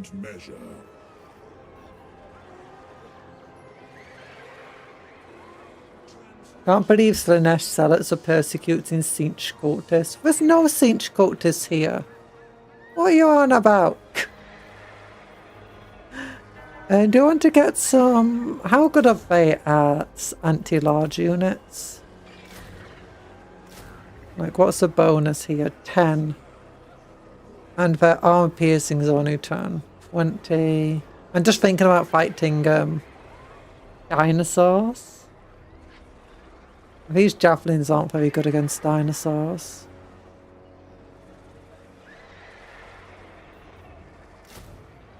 Forsaken aren't exactly armor. I mean, 14 armor piercing's not the worst.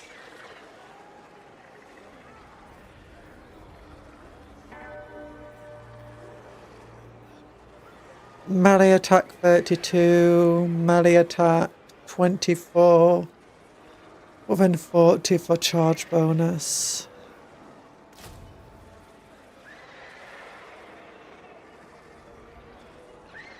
If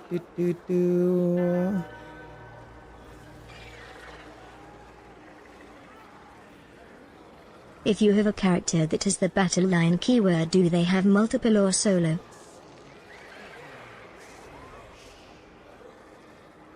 Characters can't have the battle line keyword.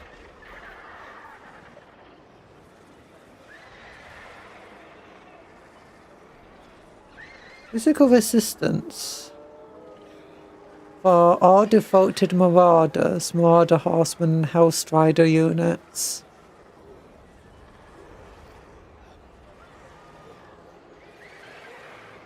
Why don't we have a +10 physical resistance? They are devoted marauders.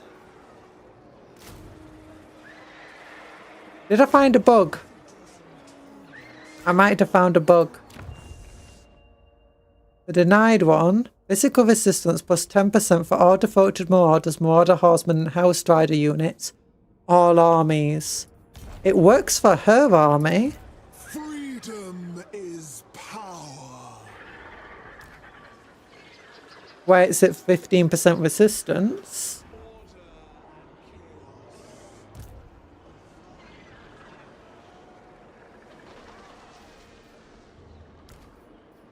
What? Only at 5%. No, it's not specific to just for one army. It says right here, the faction effect gives it to all armies.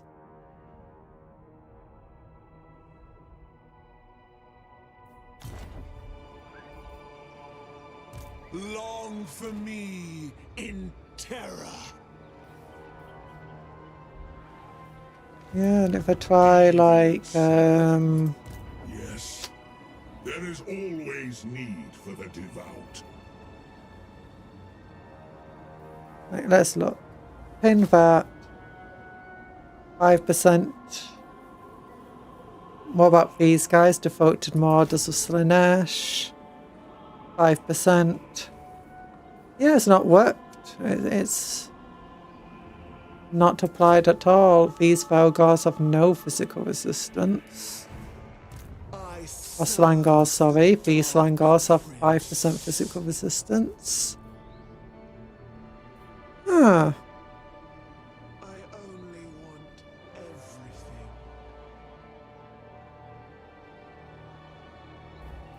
Wait, why don't yours have any physical resistance?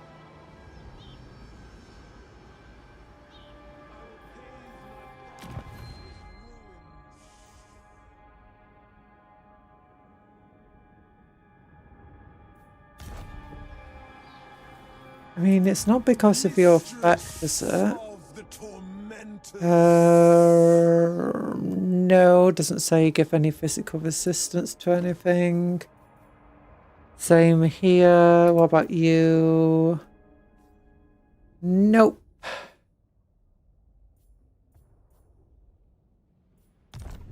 Yeah, it's broken. Okay, I'm just gonna save it. I actually don't think I can recruit a lord here. Nope. I was going to test it with other lords to see if it would work then.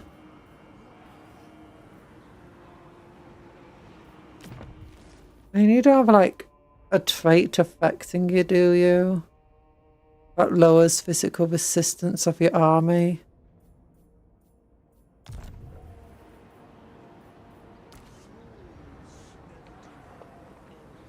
Yeah, and you don't have any physical resistance either. It's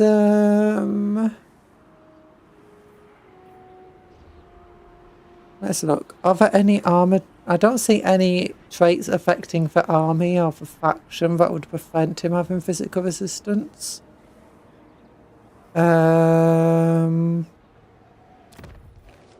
Let's look. Yeah, you don't have any sort of minus.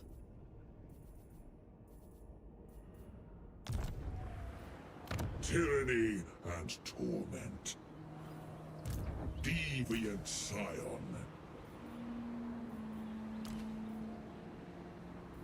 Yeah, then we move out. The Dark Prince. No, it's not because you're encamped or anything. Do not disturb me. Okay, yeah, it seems to just be broken. Ah. Don't know what exactly to do about that. Guess I'm just going to have to report that to Creative Assembly. I mean, I verified all the files, so it should work fine. Let's just look at her army effects. Like, what's affecting her? Does it show the... No, it doesn't show the physical resistant gains on them. It doesn't exactly tell us, like, in detail where each piece of physical resistance is coming from.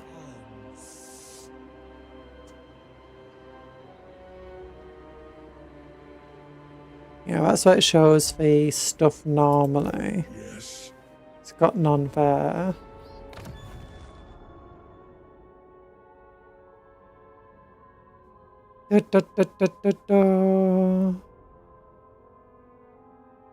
Upkeep minus... Okay, let's look at the cost of them then. This guy 111 for the same unit. 93. Okay, and the upkeep cost reduction isn't applying. Okay. We have noticed a bug in the game.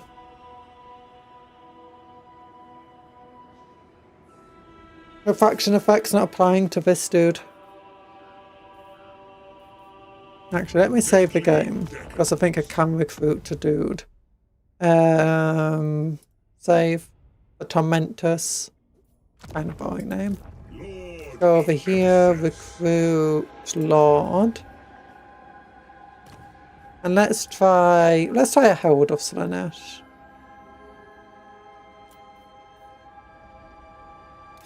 Most privileged of Slaanesh. And let's see what the physical resistance is. 15%.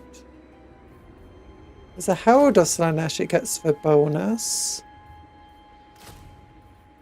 And with a House Scourges.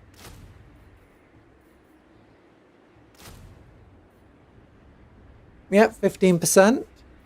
Okay, so it works for that one. Load it back up. And we'll check the Chaos Lord as well. And we'll see if the Chaos Lord gets physical resistance.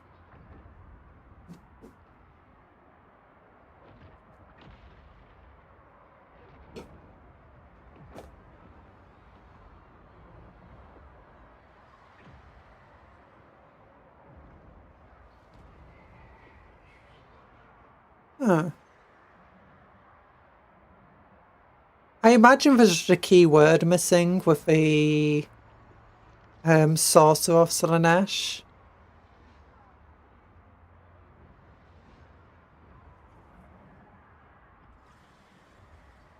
Or it's like misspelled. So things aren't applying correctly. Oh, it's actually, since we reloaded. Let's just make sure, because sometimes reloading does fix things. Okay, Recruit Lord. Sorcerer Lord of Slaanesh. Scaled Skin. There we'll go with this guy. Lord of Slaanesh. And he has physical resistance 5%, which he should because of a Mark of Slaanesh.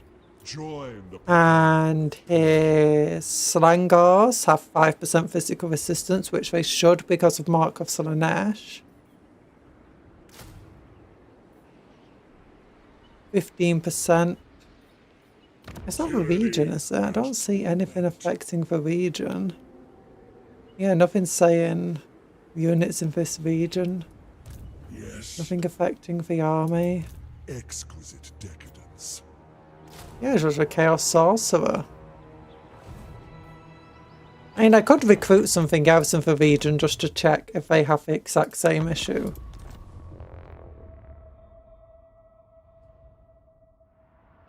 Or I could march him outside to a different region.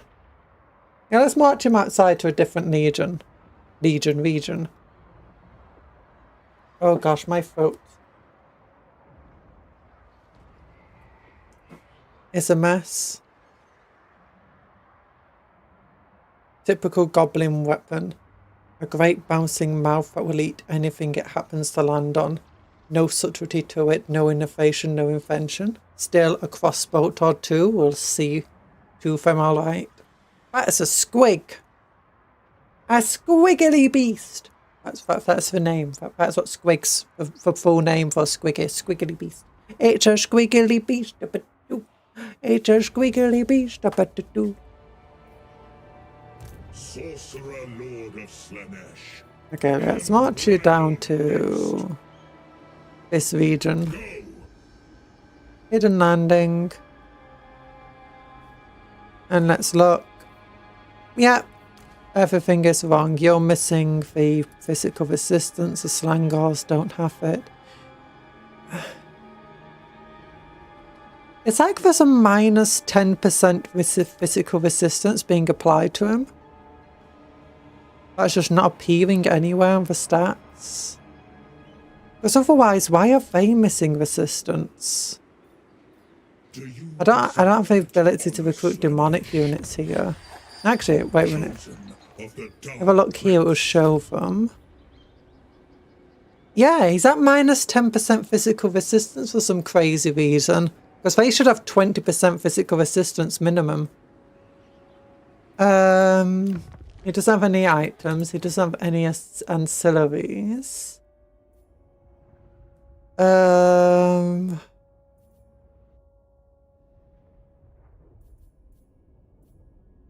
Of any abilities, there's nothing that should be lowering resilience.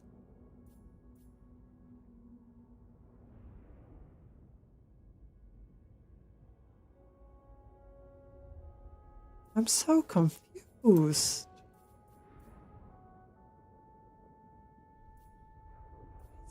Minus 10% physical resistance. There's no army effects on him. There's no empire effects to affect him. No regional or provincial effects. Okay, let's recruit another sorcerer and see if another sorcerer will be affected too. Or if it's just him.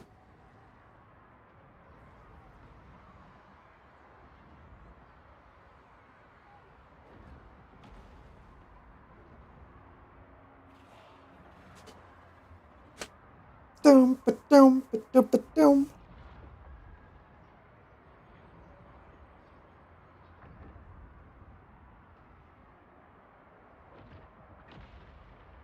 And if so, is it because he's a sorcerer of shadows? Or is it because of his trait horrible smell?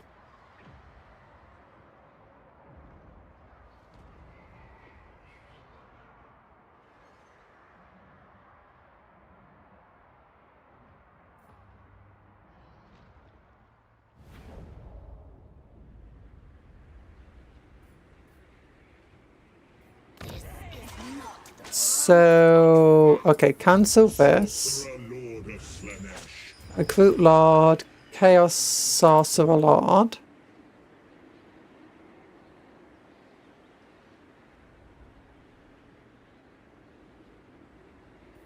Evil Eyeball, Iron Skin.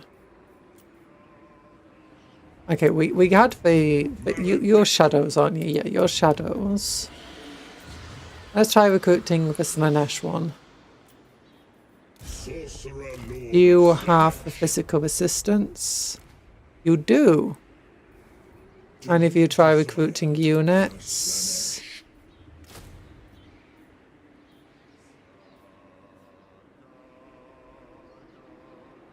Oh.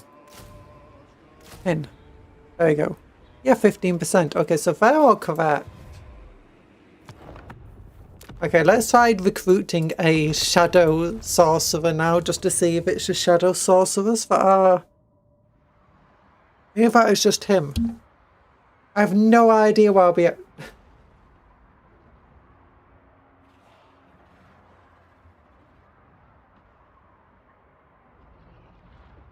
Is this?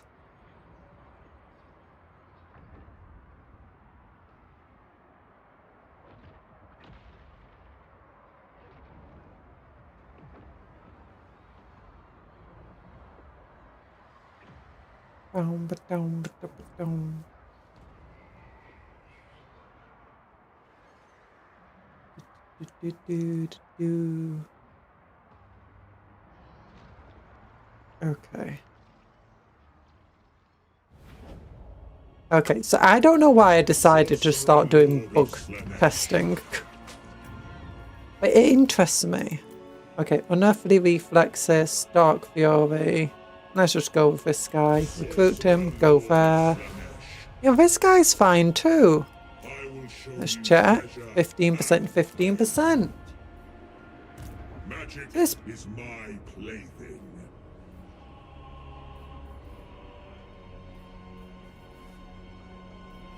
okay, the other difference between him and him, Lord of Slanesh, chosen of the Dark Prince.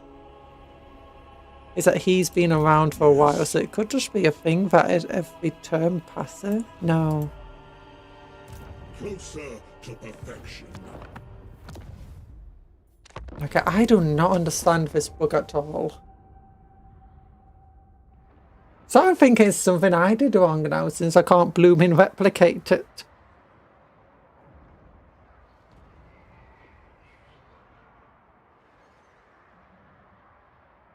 Okay.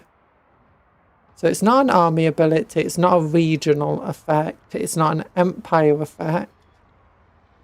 Doesn't seem to be an army effect. He has no items. He has no skills.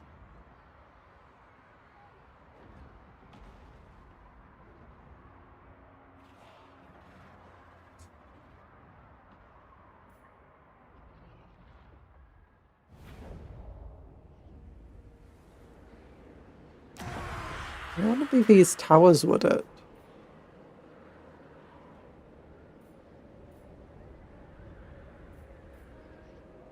No, doesn't look like it.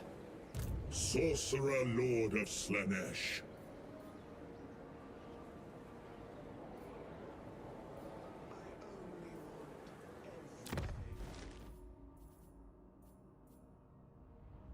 Hideous Facade. Campaign effects, -5 control, enemy profits.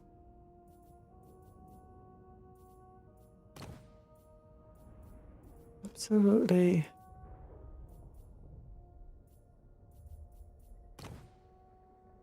I had no idea what's going on here. And I'd really like to know. It's also at like really low. Oh, there it is.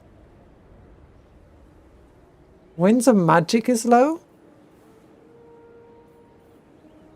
That's why he's got the effect on him.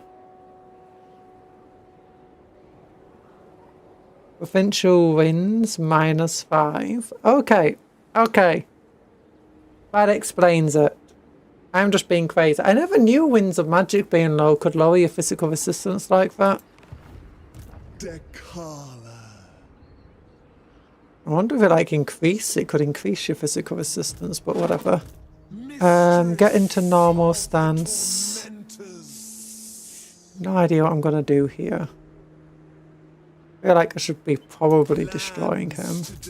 Interesting. The Bright Order are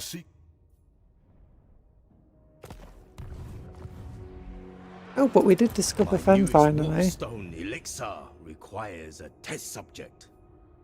You will suffice. Yeah.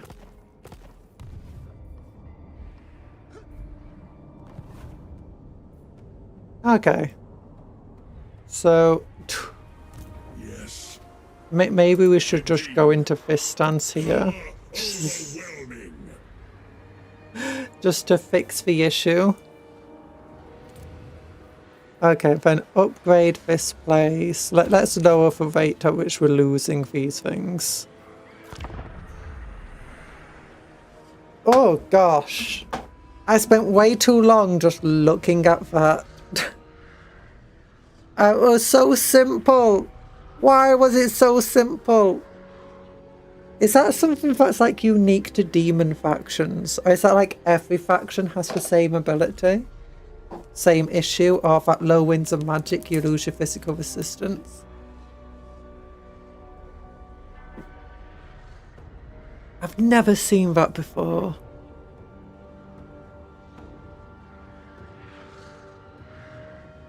I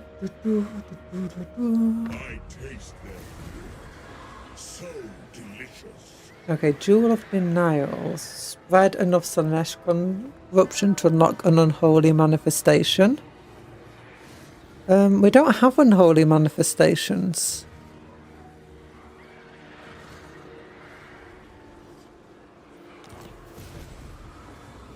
Roll your forces.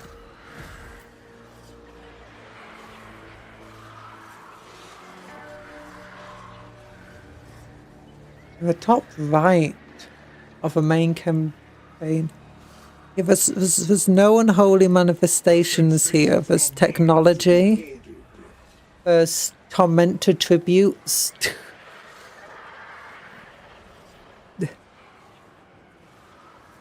Back. Hi, back. They will suffer. Yeah, it's that -10%.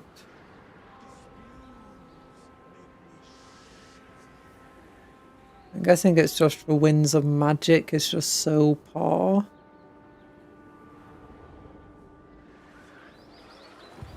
Sister of delight.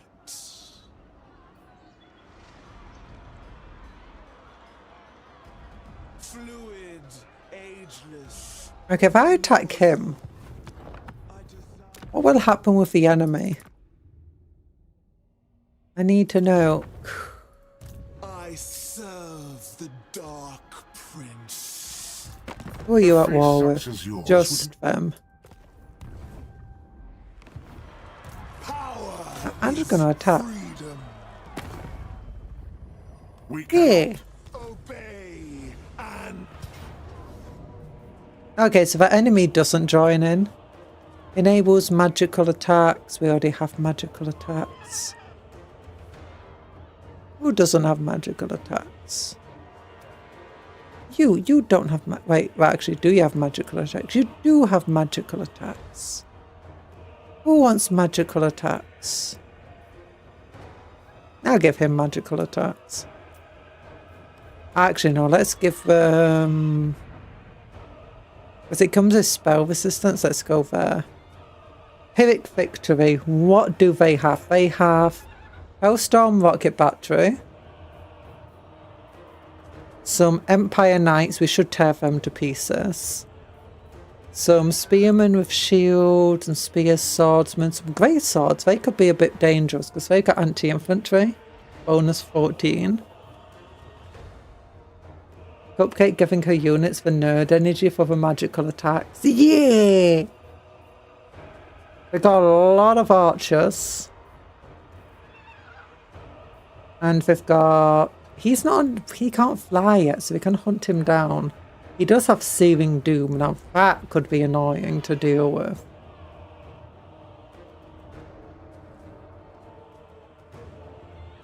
And a Charm Shield. Oh, and the Hounds.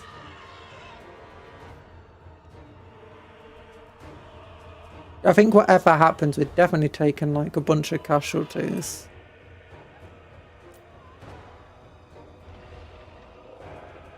Actually, let's look at how the battle looks. Actually, he doesn't have much magic. He's only at 35.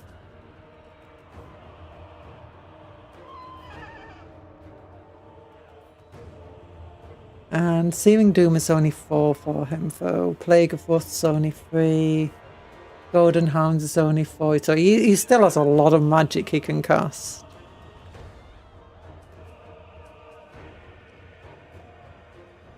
Terrain isn't perfect for us. Can't exactly hide.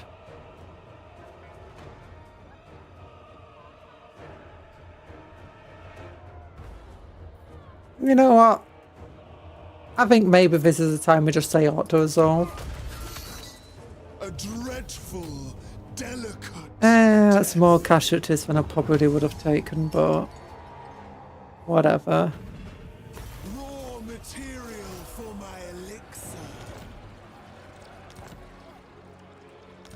Oh, +6 armor though is quite good for us.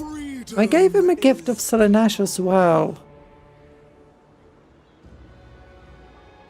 which is interesting. Slave of indulgence. Foe Seeker, more melee defense.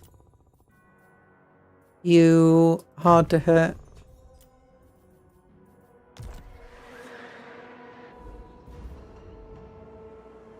Wait, we didn't get any magical items, did we? No. You get a banner of swiftness. Okay, she's stuck there. Oh, decisive victory.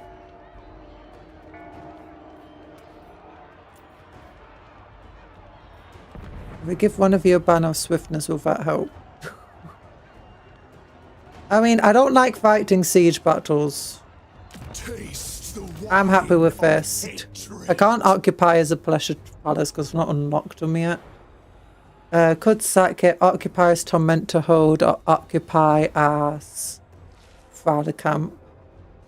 Ooh, they have Thrall of population of 2,000. No, it's still just a small place. You know, it's experimentation. We need to experiment.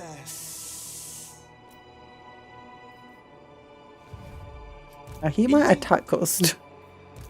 And we're in very bad state at the moment.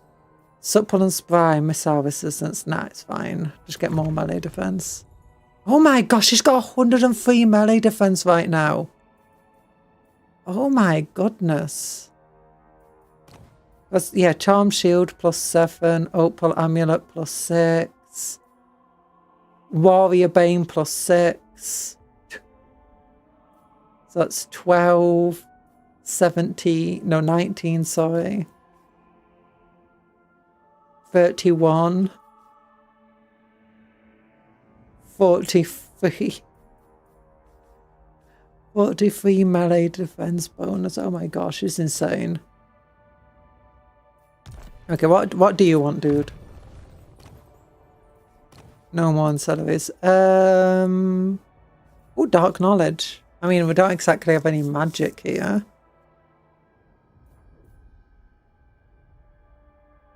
Well, those bound spells could do pretty well, but I just wanted to make him more deadly. Long for me.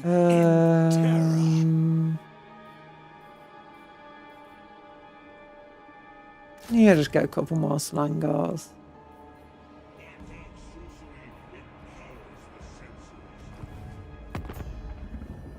You have brought death upon your We really didn't like us attacking Gout. Hey, we'll join your war against these guys. And, yeah, that won't help. Oh, gosh. And you're still losing your physical resistance here. I'm afraid of him turning around to attack us. Step by step, do you desire to honor Slaanesh?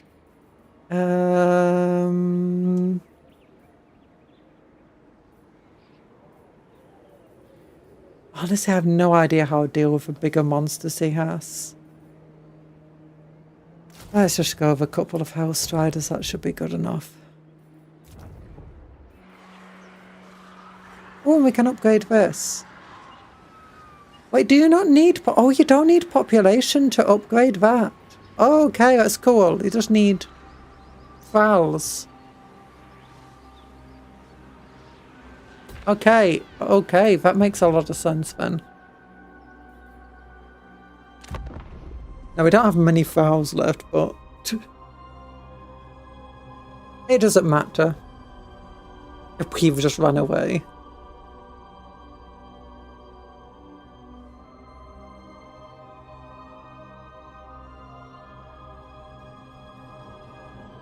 We can get the Burning Wind Nomads to become our vassal. I don't think you're meant to play her as an attempting to vassalize faction.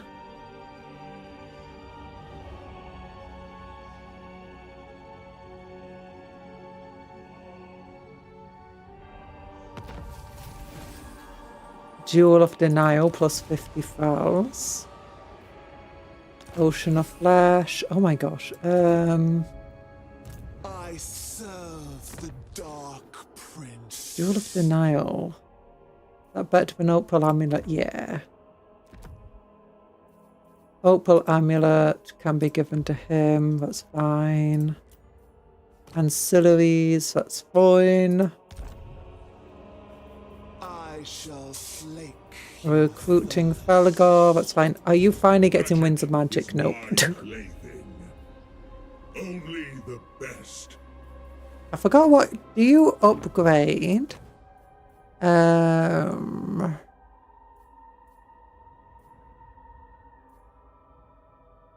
don't upgrade anyone, do you? Yeah, as a leader. Oh no, Forsaken and Spawn. Yeah, a couple of Forsaken units should be fine as well. The denied one. How does support do? Ooh, the part just adds files to the global pool. That's actually really cool. It means that places that have resources and parts. Oh gosh, yeah, you got the dyes as well over here. There we go. Resource. Yeah, plus 6 per turn. So by the time this gets to tier 3, it will be giving us 40 files. And yeah, 52 files. 300 income. And a bunch of resources. So yeah, keeping file camps that have resources and parts is probably a good idea. even once you run out of files.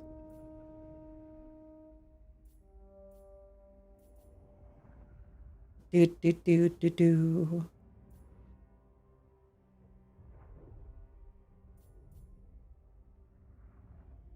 And then income generated. Yeah, that's pretty cool. We can leave them for a turn. And then I think we'll probably want to push up there. What about here? All I desire from you is your lifeless head, degenerate. Yeah, you don't want a peace treaty at all.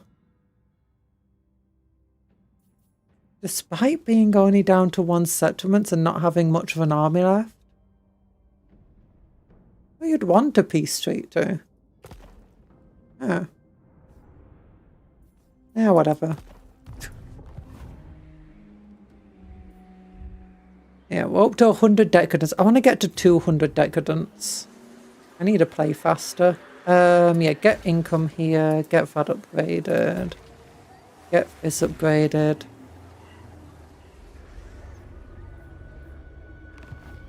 Yeah, we get fouls really quickly.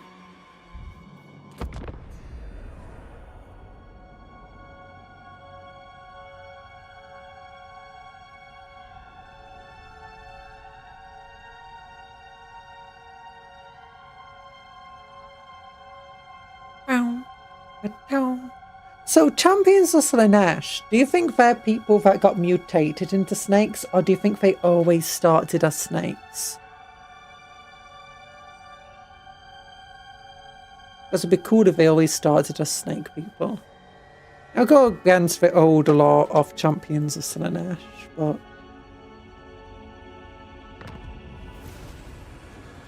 I don't mind. Armor Fortune. Ooh.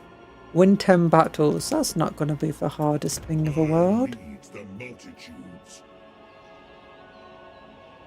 So, what do I have? I forgot what I wanted to do. I wanted to check something. Oh yeah, I wanted to check for Tormentor Camp. Like how much money and stuff we can get from it. Oh no, even as a Tormentor Camp, it still brings in files. Okay. Okay, and imagine resources probably still do the same. Yeah. Do you get much money from these settlements? No.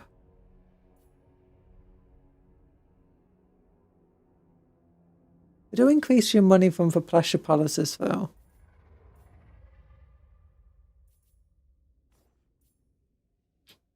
Interesting.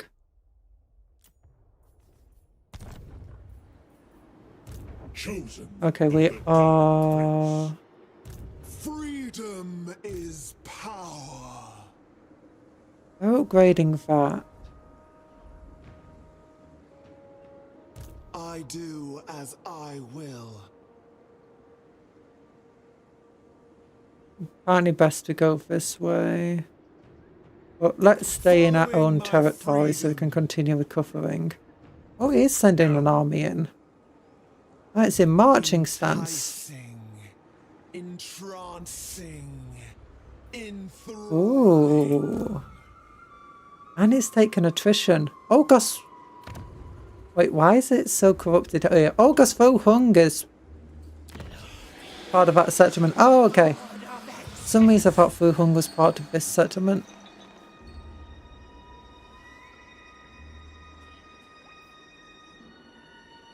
You know, I could probably destroy these buildings now. Yeah. I don't think I need your help corrupting this zone. Lord of excess. They're still not strong enough to really fight against these things. Do we have wars in the settlements? No. Skink cohort.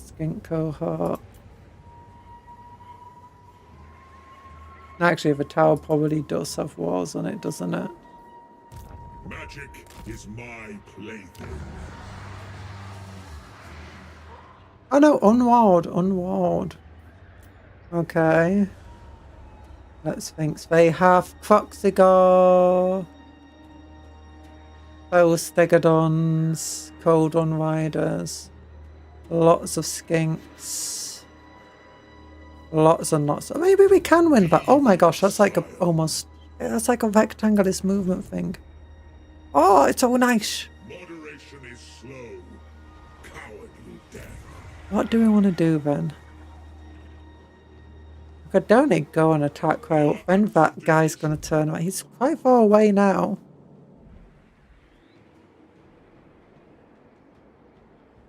I know, this is definitely not strong enough yet to win a fight. There is always need for the devout. They've only got more money coming in, so let's just go with this. Dune da dune.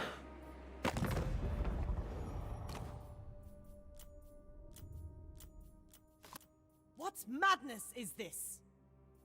Are you low sure you the still great don't want Queen's son to? Send you. An offense to my bloodline. Okay, end turn. I will pave my path with ruins.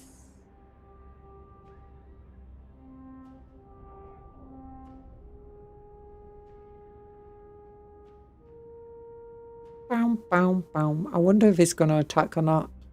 Nope, he's running away. Makes sense. We are a pretty scary threat. Oh, well, can Alovesis, not Alovesis. No, Alovesis are the magical ones. Cultists don't have any magic. I know we can recruit cultists at tier 1. Settlements. Ooh, 75 files for researching 8 texts. We've researched 1 so far. And we just about reach him. Oh gosh, he's got 3 more armies there. What the heckers? Such bland wine.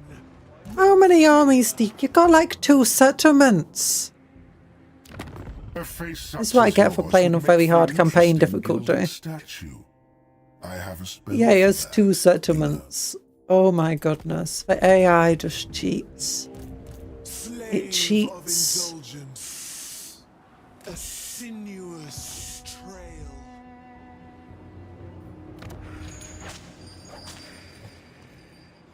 Okay, get this and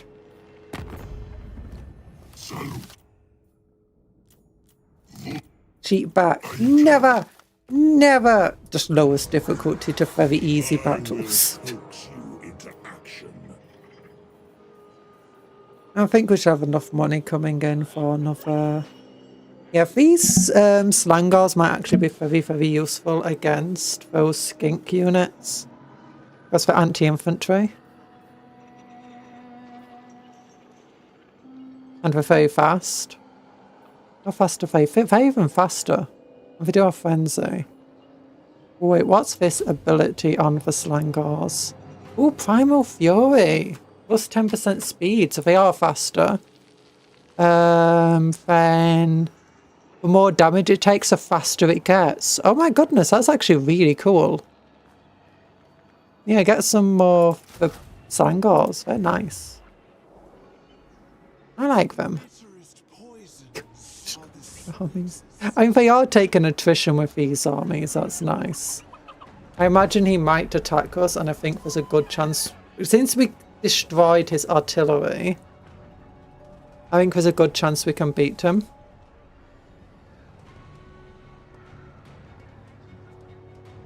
I don't think she should be giving gifts of Slaanesh. Okay, yeah, oh my gosh, we got so many archers in that army. Oh yeah, we barely take any attrition from attrition damage. Like, we'll take like 10% casualties or something. They'll take 1%. very hard battle, not battle, campaign difficulty. We don't have any great swords. We got this guy who doesn't yet have his cool abilities. Let's give this to them. They do have a blooming gold wizard over here. Unfortunately, all of those archers would actually prove very dangerous to us. Thankfully, found the attack. Not thankfully, they are bringing in reinforcements and we can't stop it. So they will just wait for reinforcements, very likely. I mean, our units are very fast. Like, what is that again? Was it plus 5%? Plus 10%, so yeah, 55 speed. These guys do have shields. Sending her in first might actually be a really good idea. Because she has 40% block, 14% ward, 20% physical resistance. That's what? 34% resistance on top of 40% block. And we can just Charmed Shield.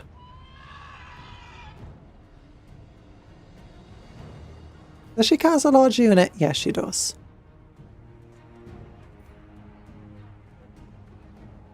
He's still infantry sized.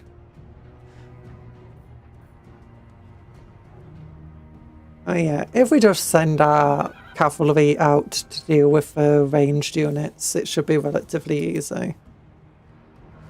And they should be moving at the beginning of the game to reposition, so their allies should come in to help them. We're in a place of really low magic, so hopefully their sorcerer as well won't be very good. And he's not as good as scout, so he won't be casting spells as cheaply and as quickly. But the Kala should be able to just... We'll try using her as a big distraction. I should have given her more speed. She is already speed 84, mind you.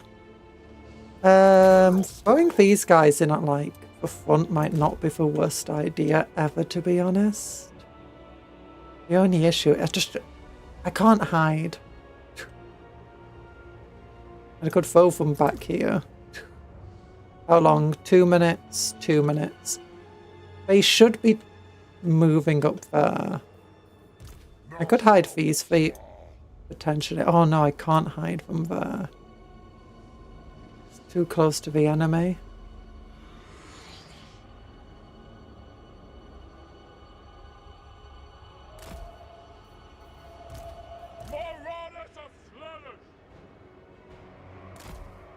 Oh, I can't actually set up inside those around the buildings. Okay.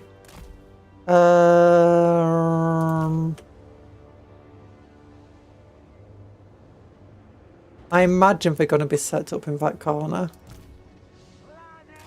I'm just going to send Decalo up front first. I'm going to put these guys here just in case. And then these two back here. These two don't have shields, so they'll go up the back. You can go up front, small target. Sensations must flow. Okay, yeah, we're set up all the way back there, unsurprisingly.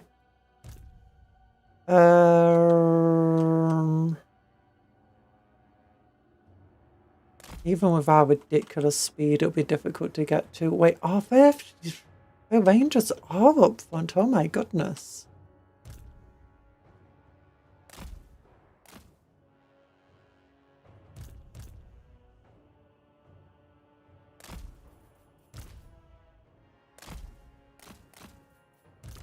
If they have decent armor, and they do also have a block chance, 30% block. Also 20% physical resistance. I will take their breath away and give their souls their Okay, we don't want to send our cavalry in. I mean, our cavalry does have, what, block chance? 35% block. And 20% physical. 15%? Yeah, 15% physical. And they are only archers. Oh gosh, how are they keeping up? Oh gosh, they got speed 85 as well. Yeah, we'll try getting her to effectively just... I thrum with anticipation. Executing his will.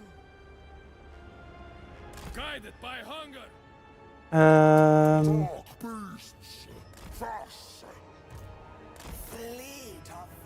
They're not even shooting at all for hackers. If we can kill him, that'll be good. His dark radiance. I'm just doing it. Do it now. Okay, anybody being shot at yet? Okay, their army is just in absolute chaos. This is actually really good for us. Just charge in. Just everybody absolutely slam on in. You guys fall back. Because they're just throwing spears at you. You two, honestly, it's going to be best into getting into melee with as much as you can. Try holding down those spears. You guys, charge into there, charge into there. It being an absolute mess is good for us. The harder it is for the enemy to effectively bring their archers to bear on us, the better. Okay, I think everyone is pretty much charging now. These guys, yeah, I'm just trying to get these guys to just pin down some of the enemy ranged units. Yeah, we're trying to protect their archers over here. With spears. Okay, yeah, go into those archers quickly.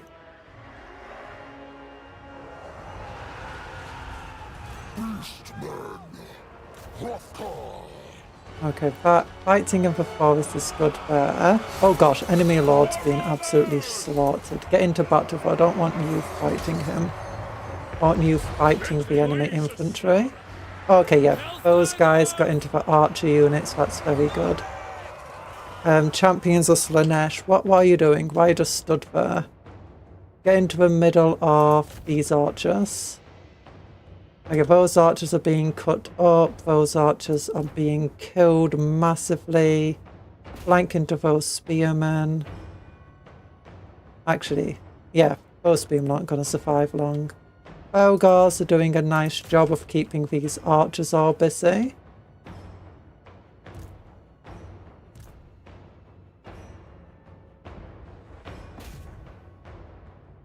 The enemy units are coming in. We'll just have to tell the Felgars to retreat. Okay, enemy lord's almost dead. Right, Dekala, you go after him. Oh gosh, why didn't he kill him? Okay, you got him. Enemy lord's down. Get around. That's gonna do massive morale damage to the enemy. Oh my gosh, he accidentally blew up his own unit there. Yep, he accidentally blew up his own unit. Gotta be careful with the champions because he does very heavy damage. But we are cutting through archers here pretty nicely. Get into the back of them. I don't want to be them fighting those halberdiers either. They're going to be dangerous. Those two did well against the archers there. Charge into the rear of those spearmen just to break them. Yeah, just break the archers as quickly as we can. Yep, there they are. They're gone. Fall back.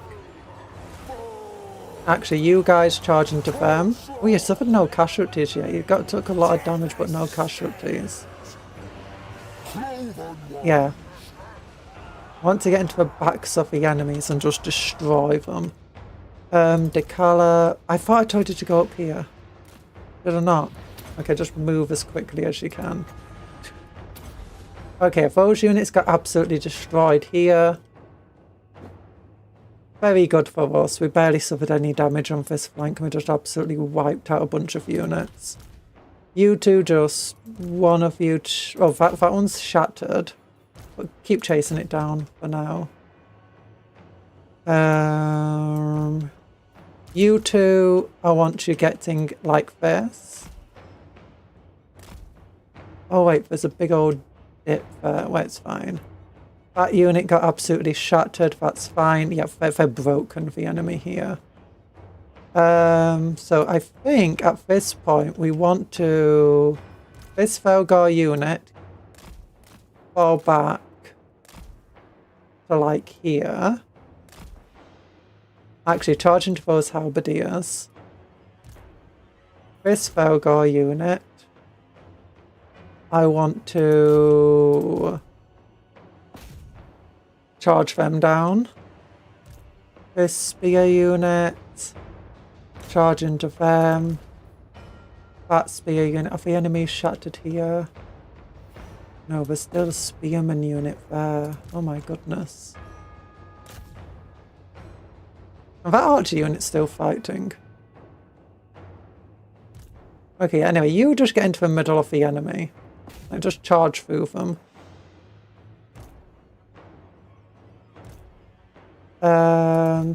Devoted marauders. Focus on getting rid of those spearmen. Those spears. Focus on getting rid of them.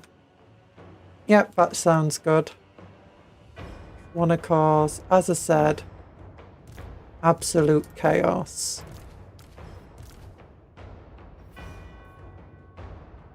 Should we get like that? Just shoot them up.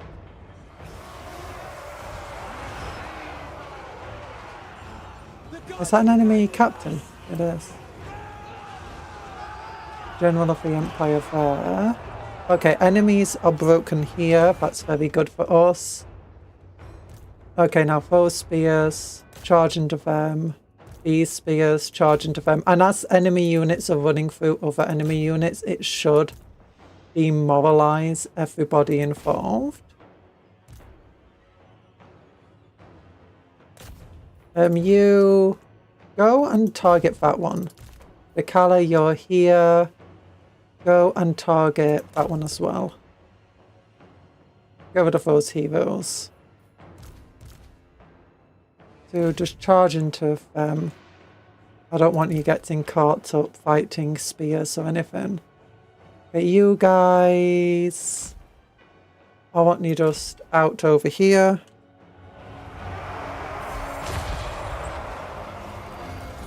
Oh gosh, that's not good. Where's the enemy wizard? There he is. He's at the back. And we're not going to reach him easily either. With Decala.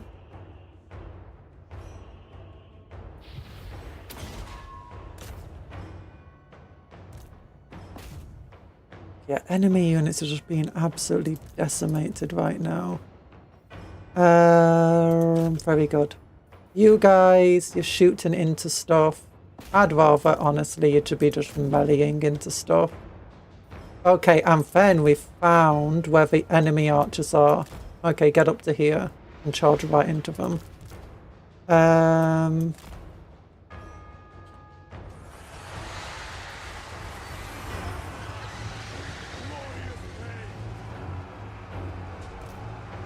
How stimulating. Disciplined devotees. Okay, yeah, charge into just as many archers as you can. There we go. Okay, he's almost dead. That's very nice. He's fleeing. Also quite nice. Ah, but we're getting stuck. How is he fleeing so easily? And we're just getting stuck here. Okay, you're out of there now. Okay, the enemy army I don't think is going to stand for much longer.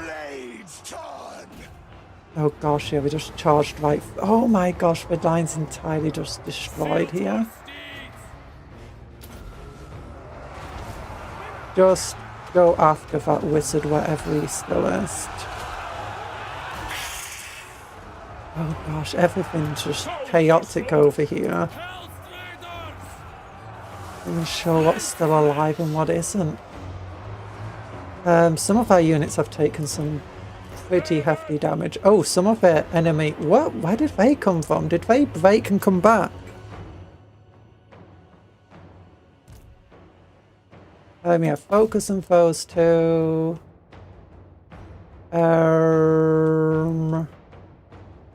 Oh gosh, we're taking quite hefty damage here, actually.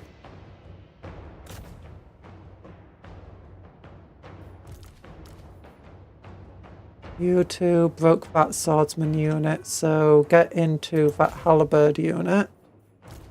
We get into that swordsman unit. You guys turn to fight them. Need a spear unit to focus on them. Hopefully these guys will break soon.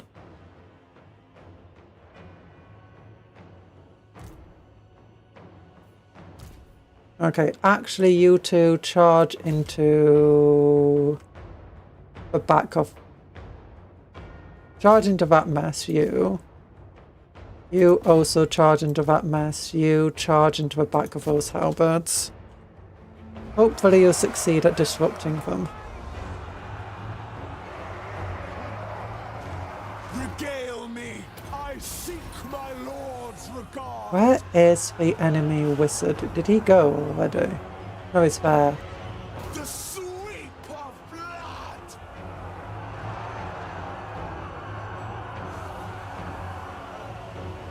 Okay, okay, yeah, those units got absolutely shattered here. Very good work. Very good work. Okay, enemy units are being shattered and broken. Enemy units that have made it into the battle are just... Okay, did she kill that sorcerer? Maybe. No, why do you just keep standing still? I told you to attack the sorcerer. You're not in guard mode.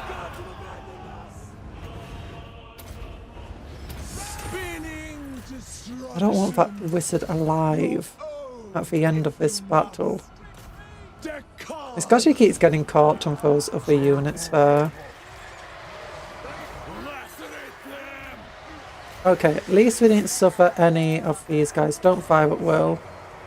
Oh my gosh, it's just such a chaotic mess. And we need to chase down as much as we can to make sure that they don't effectively have enough of an army to fight against us. Denied no more. Oh, what the heck's happening here? Just get into battle.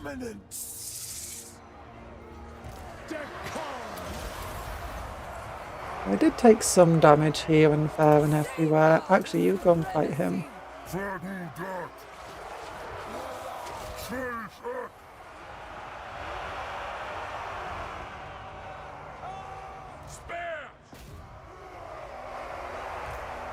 Slaneshi crossbows. Yeah, they're pretty much gone. Tear throats.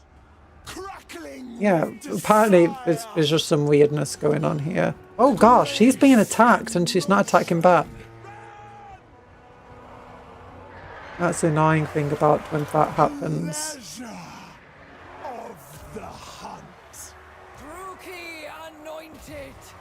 Okay, just go and attack him.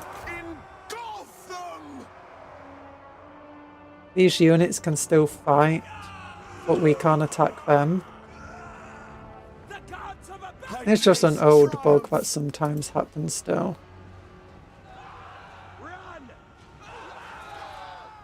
Okay, you go and chase him down.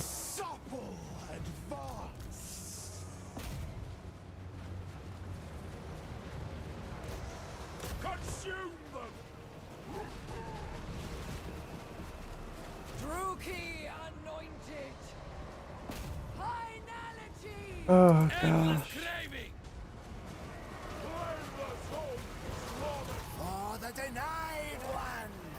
Wait, I thought I told you two to go and attack them.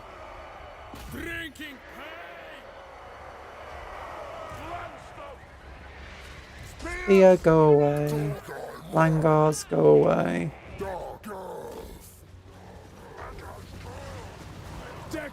Why aren't you attacking?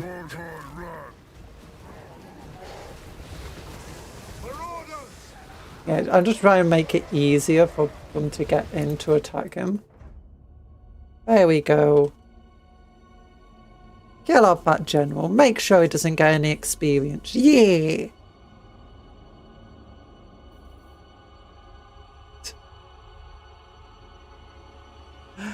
Oh gosh, he's slowly taking damage.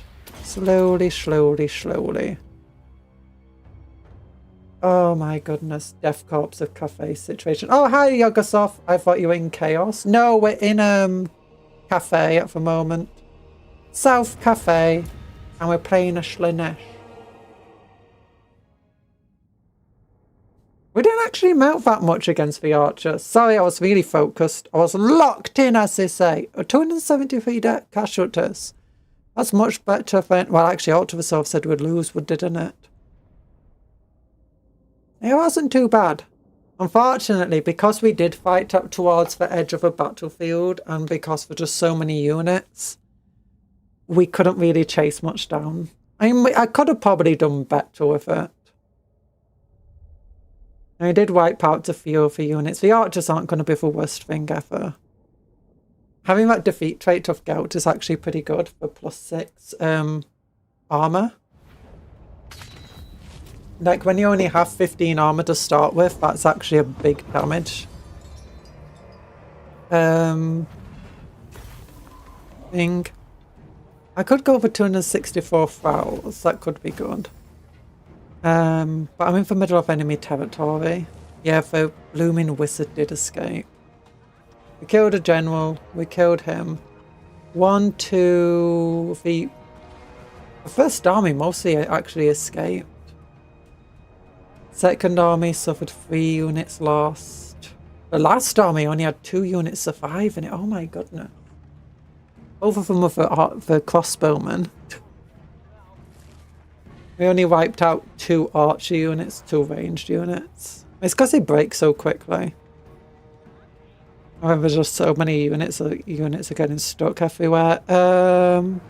Let's replenish. Mount gained, code on. Ooh, yay! He's mounted. I'm not sure that's a good thing, to be honest, for us.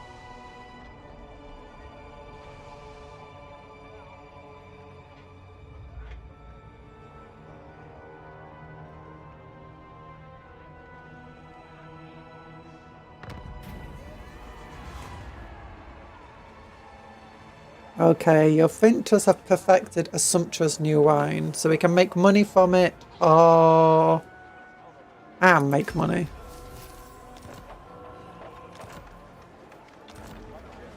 Gift of Slaanesh given you. I'm not sure these gifts of Slaanesh do anything. But let's look. Their armies should have survived. Well, I say it should have survived. I'm not seeing them anywhere. Population surplus +1 for newly captured settlements. Yay!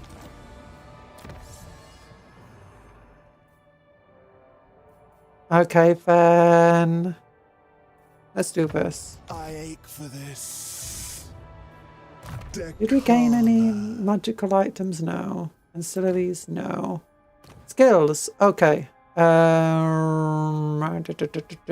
make her weapon storm stronger. She needs to kill things faster. Ooh, dark knowledge.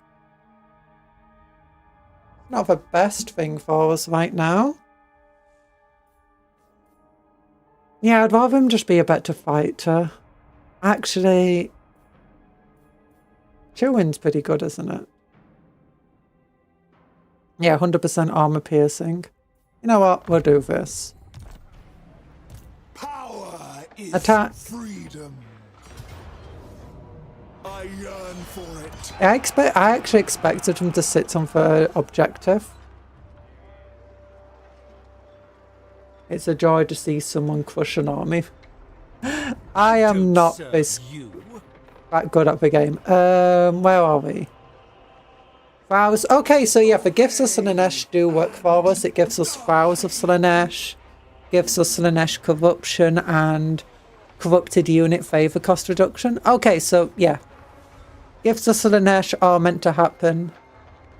The one thing that I don't think is meant to be is the mission over here of either we are not.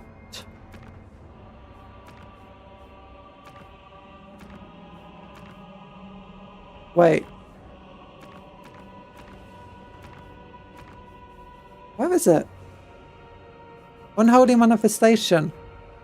Huh. Either we are meant to have unholy manifestation and it didn't appear. Or this mission shouldn't have appeared. Oh, there's an enemy army. Oof. Is this a wild settlement?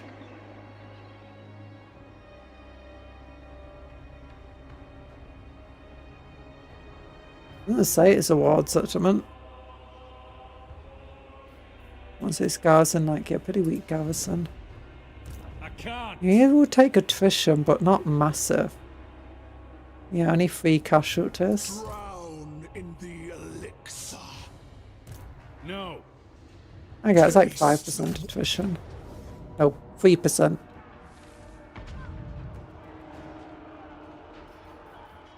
Okay, fight battle. I think we do have to fight for battle. It's just being Slaanesh. I forgot that I could have corrupted units. That's fine. I got a massive corrupt budget though. Yeah, it's just a bunch of infantry. We've got so much bonus versus infantry in this army, it's ridiculous.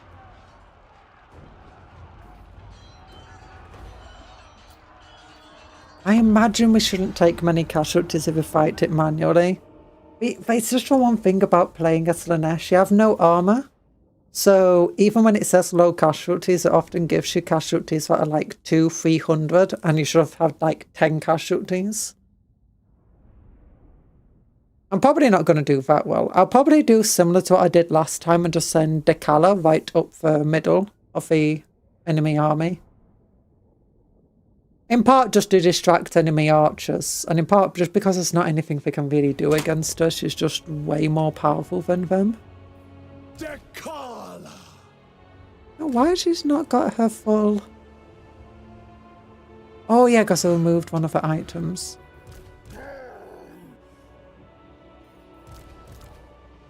I'll have these guys up here just to come round a flank.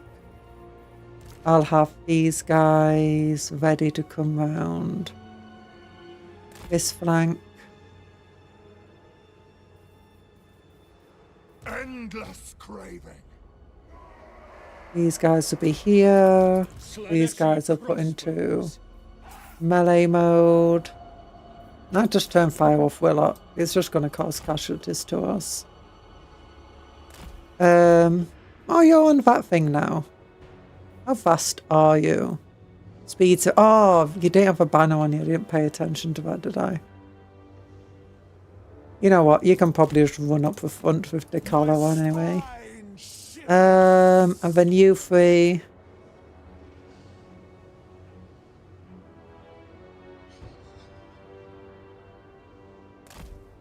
Yep, fine. You 2. Which one's the enemy lord? There we go. Take it out. Actually, you just go into one of the archer units. You come up here.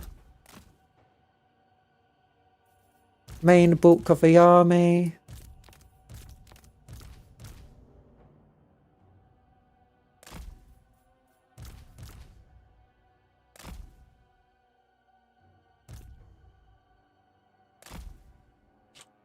There you go.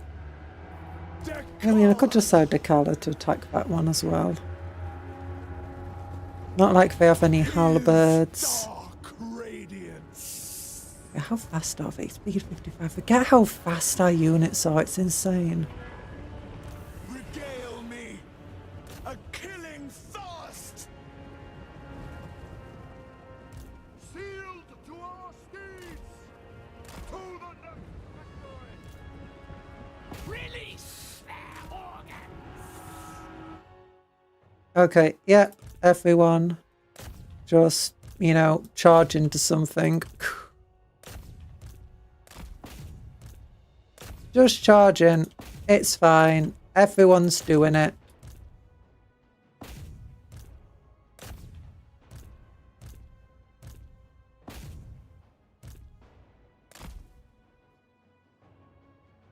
Yeah. Wait for the enemy units to be caught up fighting our units here. Yep. They're coming in. Charging. Do you have anything to do? You can do that. I don't care. Oh my goodness, yes. They just absolutely destroyed those spearmen. Oh my goodness, that was great. You know, charge back into the rear of them. Yep, they're destroyed. Oh yeah, I forgot about you. Charge into them. No, they're already broken. They're already broken. The enemy army's gone.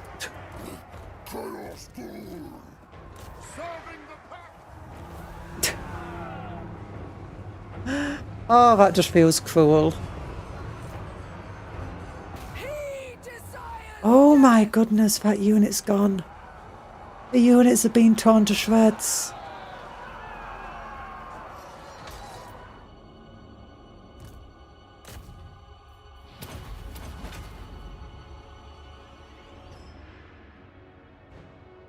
I don't think there's like anything left.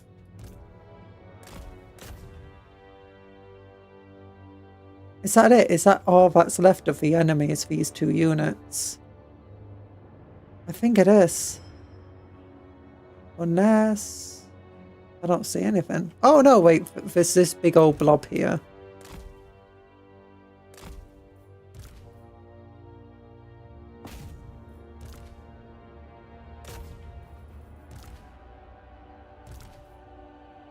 Oh my goodness, yeah, the enemy is just...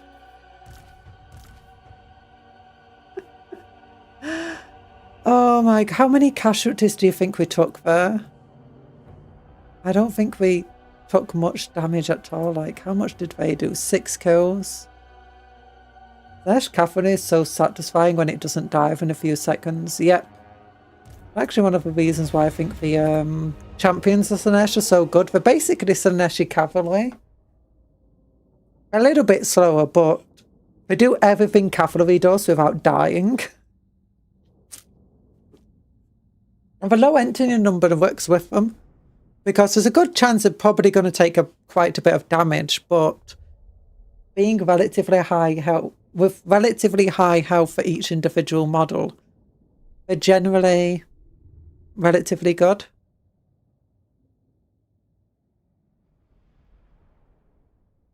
So, yeah, 22 losses. What did I say at the beginning? Like 21? I could probably done us a little better. Fowler's 8. I was hoping we get more from chasing everyone down. Sword of Striking. Ooh, she's finally getting a second weapon. Okay. Fowler Camp or Torment to hold. It's worth 2,000. Why is this one worth so much more? It's not a capital, is it? No. I've got to do a Torment to hold just because I want to be able to recruit here. Yeah, she's finally got a second weapon. Nice. Yep, it gives Fowler's here as well.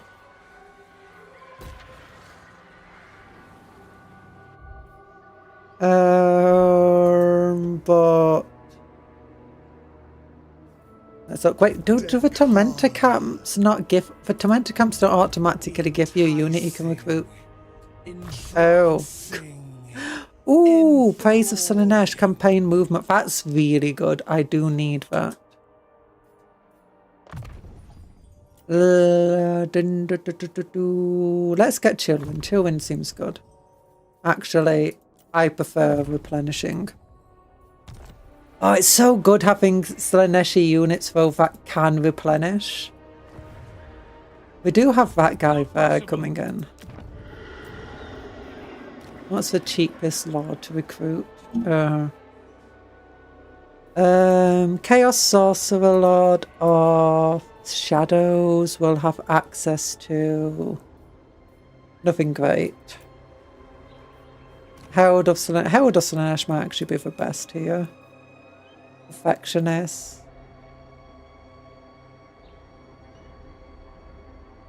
Yeah, let's get a hold of Slanesh.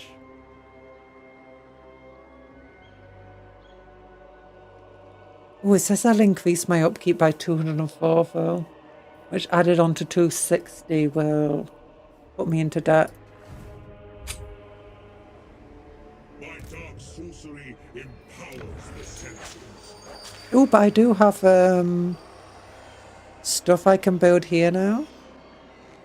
Oh, income, yes, finally.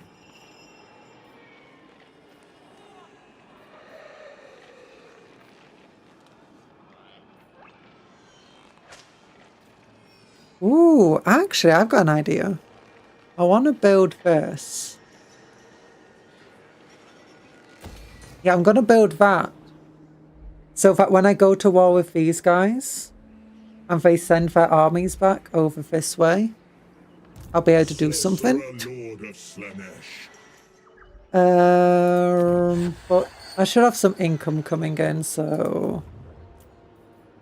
Let's recruit a Herald of Slanesh. For magical, they can do some cool damage. They've got really high damage output.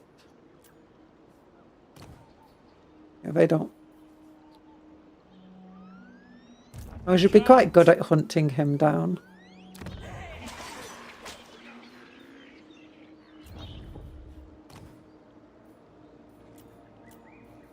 I just don't want to be caught by him. I could start raiding this area. Generally going to be no negative to doing so. Plus we can't exactly raise any armies. Oh, I forgot about this.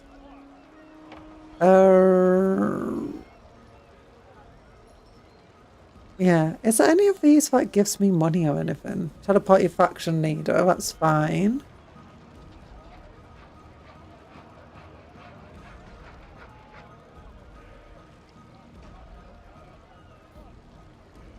Income. Vows per turn minus 10 though.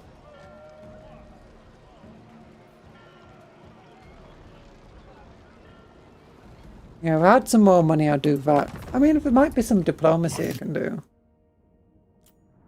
But there isn't.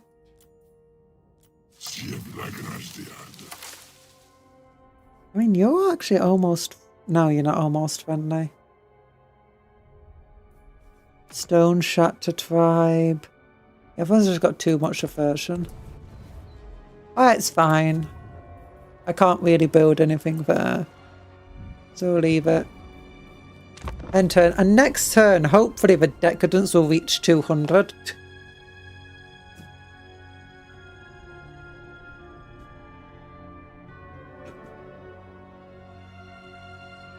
But yeah, this feels very different from when we first played Slanesh.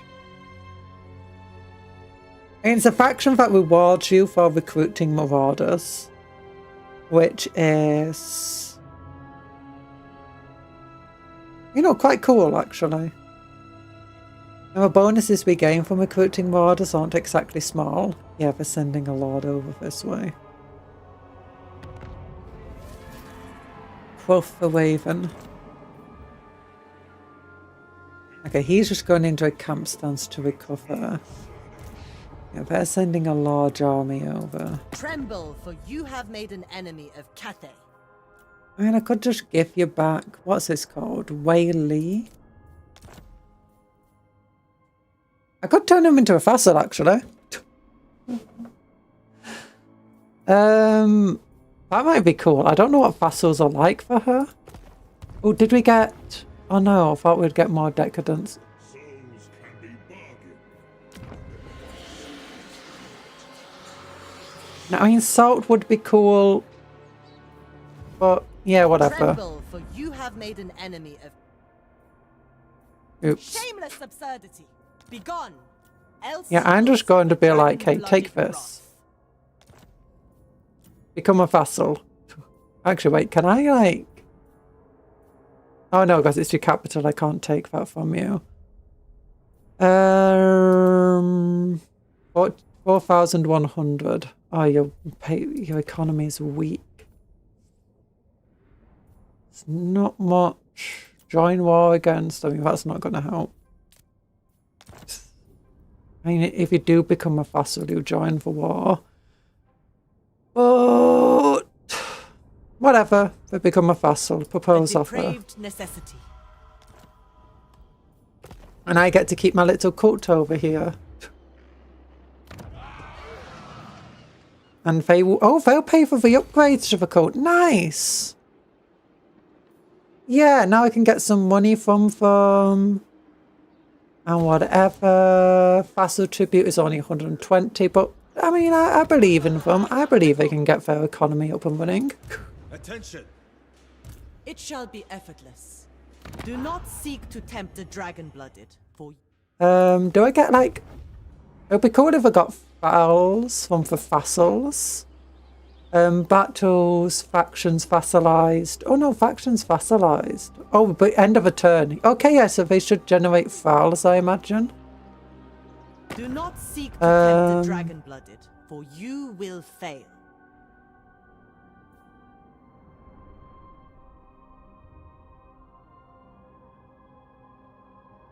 Yeah, it doesn't actually tell me like what I'll get from just tribute per turn is going to be 120. Not bad, but not the worst. Okay, now the issue is he's got a blooming army there. She could potentially beat the army by herself. Power is If I turn around to attack him, they're just going to move in. not likely. I'm getting loads of fouls per turn. Oh yeah, Gus. Oh, just give me a moment. My cats are being a mess. Never mind. Never mind. We're fine. Such ignorance pains me. Okay, definitely can't reach them this turn. And what I could do is go into ambush stance here and hope that they'll move that way.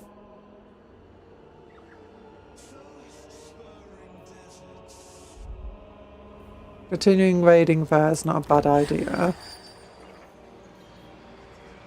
Level that up, that's fine. Yeah, we did give up a whole load of files over here to do that, but... Pleasure without conscience. Actually, I'm going to cancel that construction and go to this one. For the simple reason of I'm more likely to lose Village of a Tigerman than Wu Hung. Maledictor. Yeah, just keep raiding them. Shown to me. Slaneshi Herald. Sensation lures me. Get into there. Maiden of dark delight. Total favour 1000. Ocean of Flesh. Diplomacy. Ow! But let's end the turn and hopefully we'll have 200 decadence. And unfortunately, I don't have the time to look at like everything else today. I wanted to look at all of the factions, but I should have spent more tried finding the time yesterday to play the factions more. I spent forever trying to get stuff done. Okay, they moved up that way, but they didn't move this army at all. That's weird. I always find this area really unfun to play with against the enemies. Okay, at least our allies are moving forces through. I don't think they're immune to Slaanesh corruption. Actually, wait, they might be. I think they are. Ooh. Your champion has served you well, but now decides to become more than a melee concubine. Though they will never be your equal, they are craving to dominate others. He gains Avatar of Agony, a Disciple of Pain. Lowers leadership, but that's really good for us. We do focus on trying to break the enemy as quickly as possible. Yeah, break the enemy. Capture 2 provinces.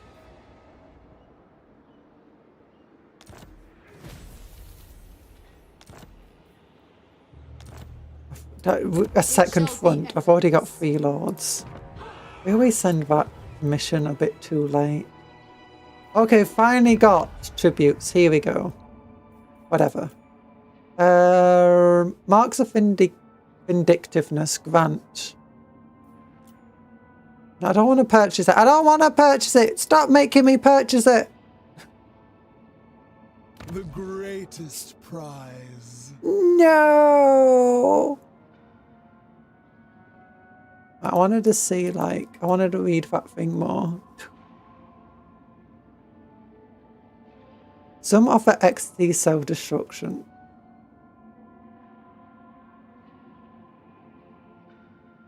Phase 2. Ooh. 40 seconds become really dangerous.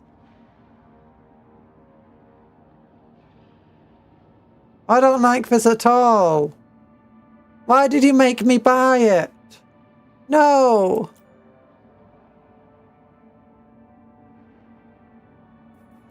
Like. Oh. Okay, so I'm going to spend Decadence to get special items. That's cool.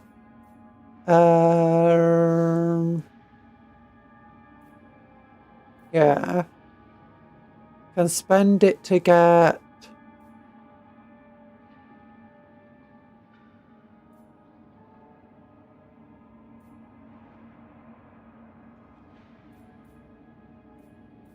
Wait, is any of these like a pleasure building? Income from all buildings plus 15%.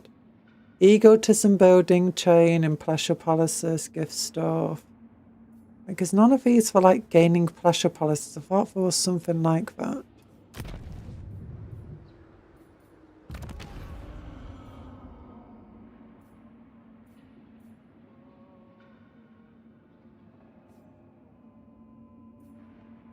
Oh no, it's not being automatically...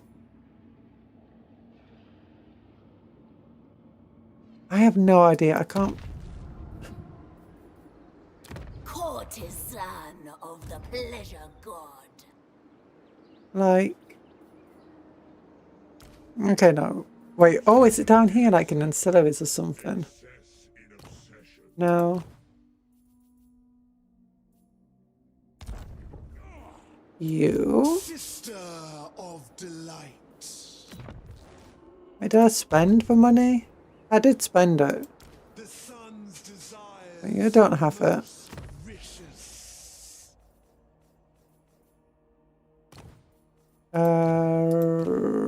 I'm confused. Ah, here we go. Grant army abilities that can be equipped in the pre-battle screen. Marks are always available, each purchase granting 3 ability uses. Decadence may be spent to permanently improve all future battles. Okay. Opulent gifts. Opulent gifts are powerful single purchase ancillaries that cost a large amount of decadence and can be granted to your... Oh, so for ancillaries. Okay. Exquisite Spiles. Exquisite Spiles are one-off faction upgrades that can cost a high amount of decadence to empower your pleasure palaces. Okay. So Heed the Lash. Yeah, this one doesn't seem very good. Like, it's just an ability that for 40 seconds gives you a decent boost. But then lowers your melee defense by 12. For the rest of a battle. That does not sound very fun. Unless it could just put it on the enemy before we even get into combat, in which case that would be great.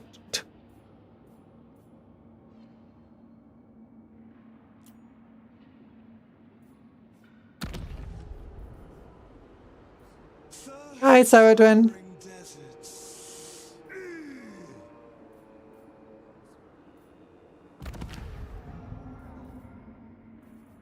Resplendent offerings, marks of vindictiveness. What am I doing? Cause terror. Now this sounds like a good one. Yeah, all of them, the rest of them sound pretty good. Yeah, all of these seem pretty good. Why did they have to give us a terrible one? To make all the world such as this. Corruption, seduction. Attack.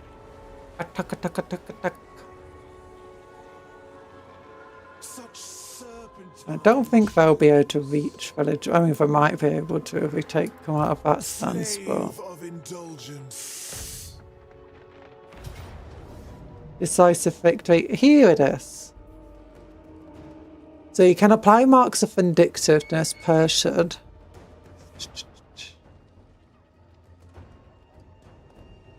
To apply mark, drag it onto a unit card. Units may only have one mark at a time.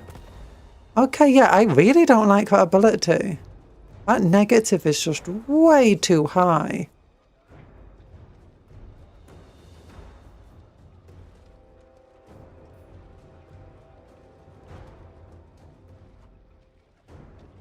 I mean, I could just give it to somebody. It's an active ability.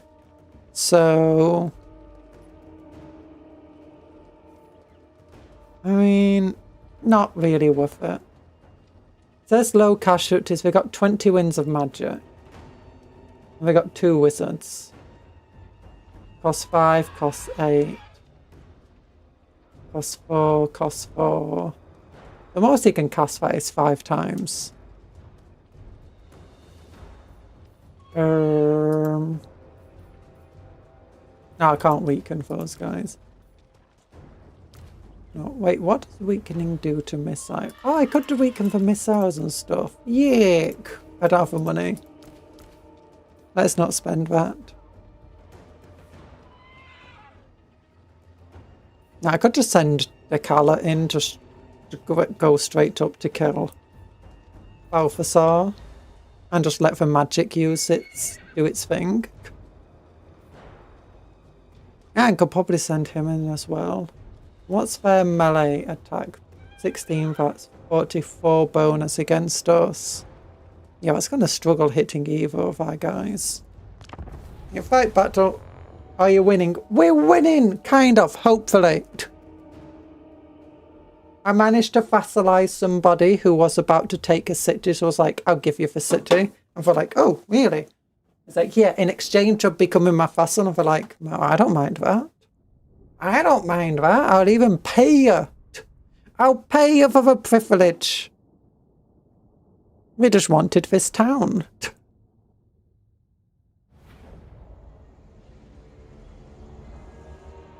Oh, darn it, on a hill. Why is it whenever they attack us, we're at the bottom of a hill, but when we attack them, they're on top of a hill?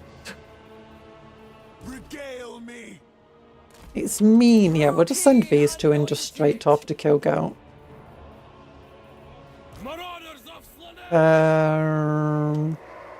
We could probably just like keep half of our army hidden. Yeah, that's hidden. Hidden. Nice.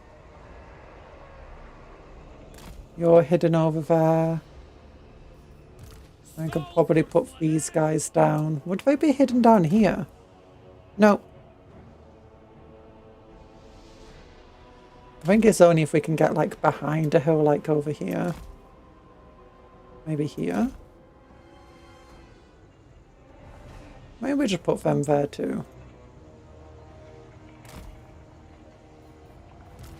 And you too. I'm just doing this because I noticed that that wizard before had a really long range in his attacks.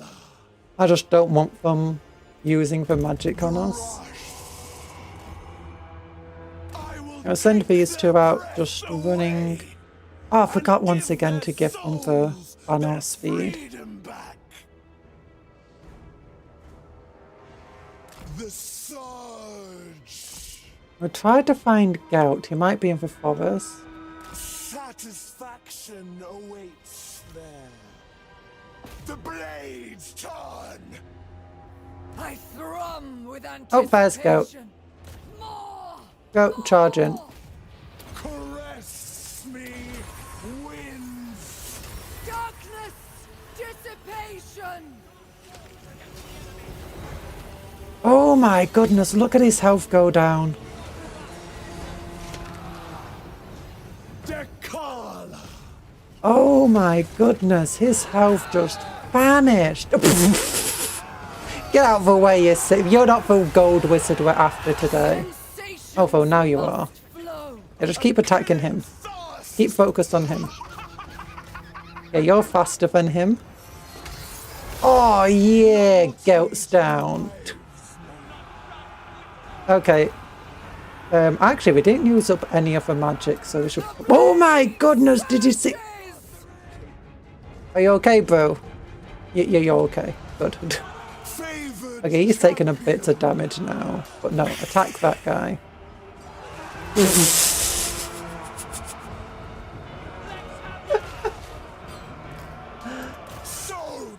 Okay, I just don't want them using the magic on us.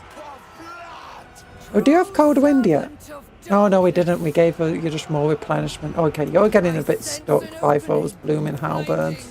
Get out of there. Oh gosh, we keep just trying to surround you. But why is the AI so good at telling them to surround you like that? Oh no. Chase him down! Oh, why do I have to keep telling you to chase him? Why is it when I tell my wizards to run away, that the wizard doesn't run away and just decides to fight? Yeah, but he's just... The sweep of blood. His dark radiance. We just keep knocking him down as well, which isn't fun. Okay, could probably send these guys in without worry. Okay, it's almost broken. If he breaks, then we can just keep doing this. Oh gosh, that Emperor's captain is almost gone. The Empire captain. Stop running circles around him and hit him. No, don't push him to the floor. Okay, hit. No, you missed. You missed him. He's right there. And you threw him. I mean, that might be a home run, but we're not trying to score home runs here. Oh gosh, oh gosh, the champions just made it in. Oh my goodness, did you see that unit just get... Yeah, see, that's what I wanted to avoid. Get out there. Get out there yourself. Okay, kill him. And kill him. I seek my lord's regard.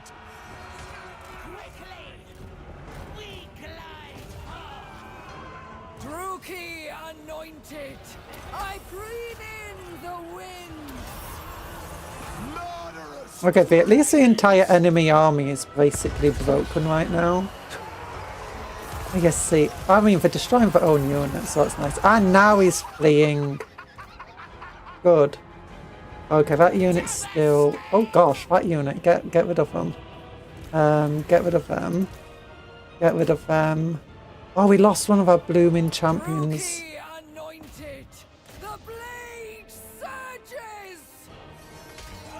Okay, is the enemy not broken yet? Oh gosh, because yeah, they kept running units away from us. Oh gosh, lots of units are running away from us. No, go into melee mode. Attack them. You three. Attack them.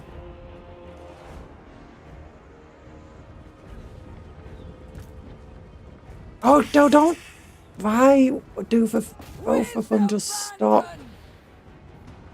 hunting the wizard. We couldn't get this guy last time either because we just wouldn't chase him down. I don't want the enemy army to survive. Okay, how many are left? Okay, that unit's gone. This unit's not gone. Soul Riders! Pulse Riders! That unit's gone. Go after them. Both of you. Chase him! Stop standing still and just kill him! Okay, it's almost gone. That unit's not gone yet.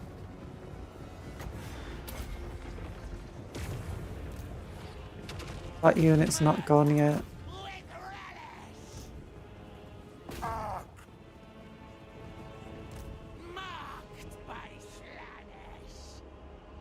That unit's almost gone. Okay, is he finally dead? He's not dead. Why are you standing still? What is it about wizards that makes them stop deciding to attack it? And just stand still? The kiss of magic. Flesh. Like, all he needs is like one more good attack. Oh, this. Not fun. Carla. Drunk on dominance. Okay, just hit him. Hit him. Stop pushing him and hit him.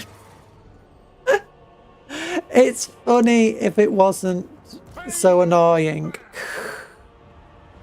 Okay, that unit's gone. That unit is gone. Gone. And gone. Okay, yeah, the enemy is basically being slaughtered. Oh my goodness, everyone here. And you've stopped attacking again, Droker. Kill him.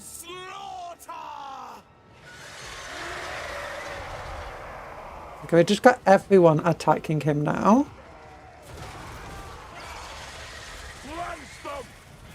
He's got 243 health left. 183, 179, 109. 109, come on, everybody here. No, stop, Rauka standing still. And she keeps stopping. Okay, still at 109. 42.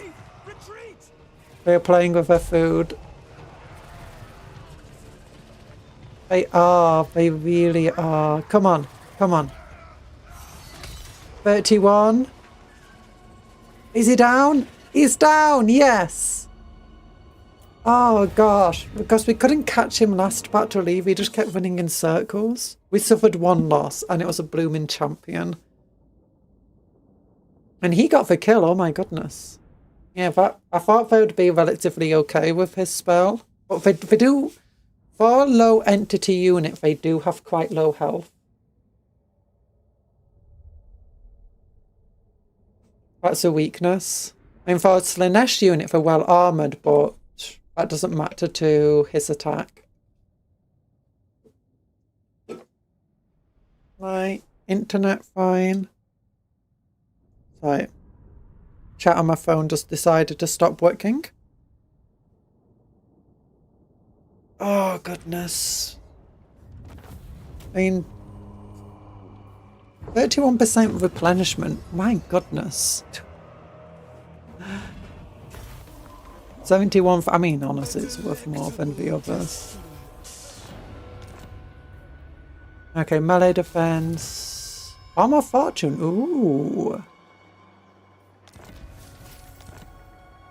And arguably, for melee defense is better on her charm shield, but I do like ward save and physical assistance. And she is at minus 10%. Oh, that's one of the reasons why we're suffering casualties as well. We got absolutely no... For some reason, winds of magic have just been so terrible for us. I don't think she can quite reach them this turn. She can't. The denied one. I bid you march. prize will curdle their blood. Well, let's no, we can't raid. Let's just be in ambush then, Sven. And give her a charm shield. And give him a charm shield. He's finally leveled up. Oh my goodness. What does he want? Root Marcher. Well, you're happy just being here. I must. Slaneshi hero. I'll probably get rid of her once that guy's dealt with. He might just go and attack Village of a Tigerman, but that's one of the reasons why I stopped building there. Ooh.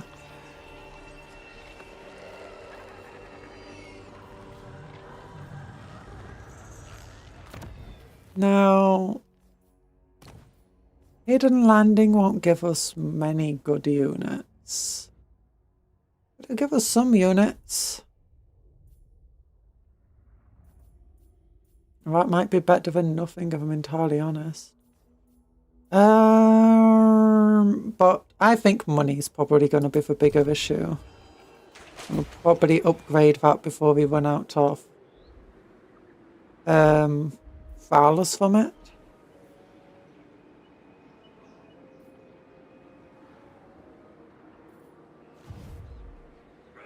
Unworkable.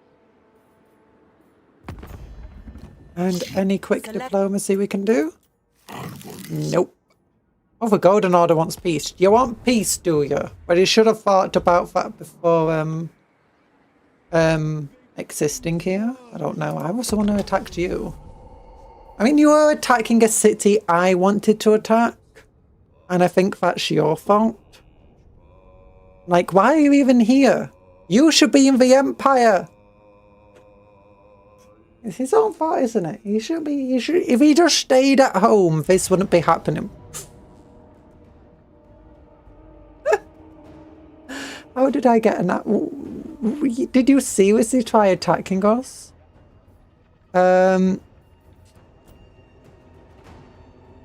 You know, this would probably be a very funny fight. So I'm gonna do it. It'll probably be one of a few fights that we could safely ought to resolve, but you know, I'm fighting them. I'm fighting them.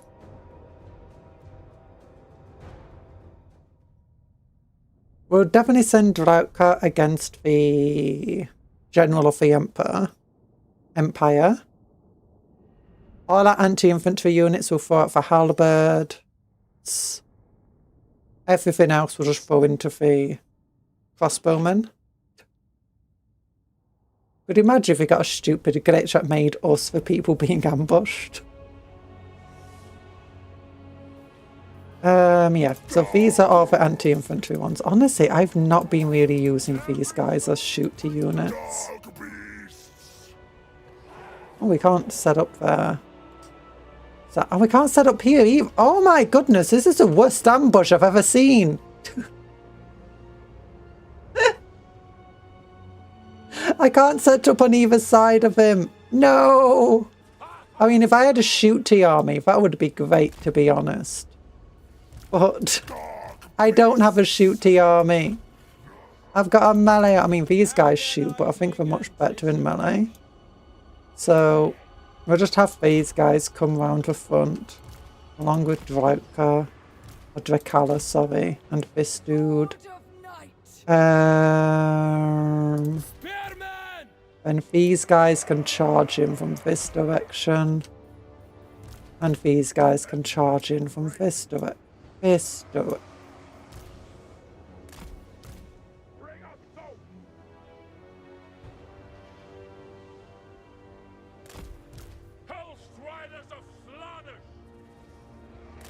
This direction. There we go.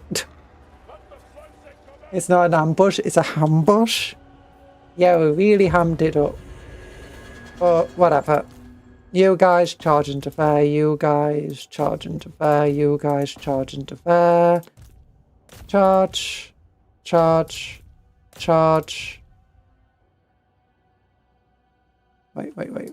You. No, you charge that one. You charge that one. You charge that one. You charge that. Yeah. Okay, but you know, just make sure you kill this guy. He'll probably keep running away as well. Oh, I didn't mean to do that other damage resist one, but it's fine. Then you guys attack them, attack them, attack them, attack them, attack them. Yeah! They think themselves immune to the beauty of my blade. Oh my goodness, that just absolutely tore them up. Now, guys, fall back here. Actually, you're fine. You can just keep attacking stuff. I just don't want you guys getting caught up. You guys get into the back of the enemy now.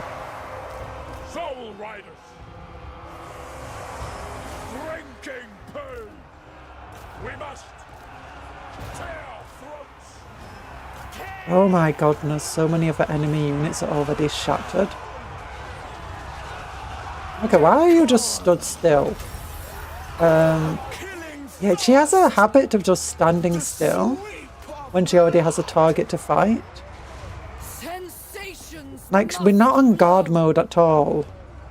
So once she should just keep fighting the enemy, but she's just not. I thrum with anticipation. Okay, if the enemy is defeated, in theory we shouldn't have any difficulty chasing them down. Although we are. Souls for Slaanesh. Slaneshi champions.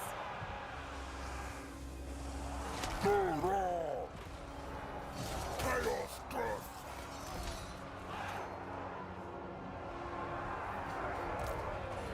House Riders. Eternal hunt. I don't think we suffered many casualties at all, if any. They're not dead yet, actually. Go after them.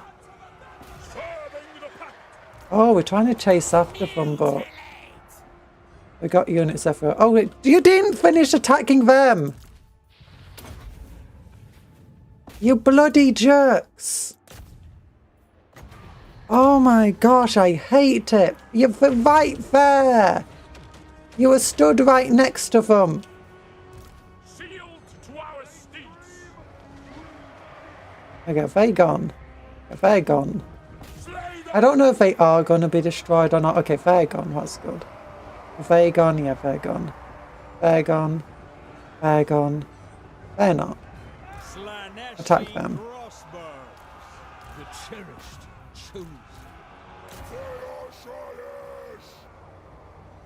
They're almost gone. They're almost gone.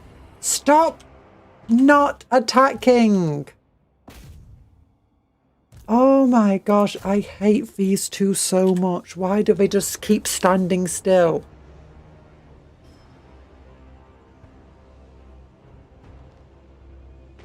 No, don't push him closer to the edge. Oh my goodness, you've had every opportunity to wipe them out. Okay, we're almost dead. We're almost dead. Come on, go with it. The blade's turn. Okay, he's dead. Kill him. Kill him. I know in theory this should be wiped out, but...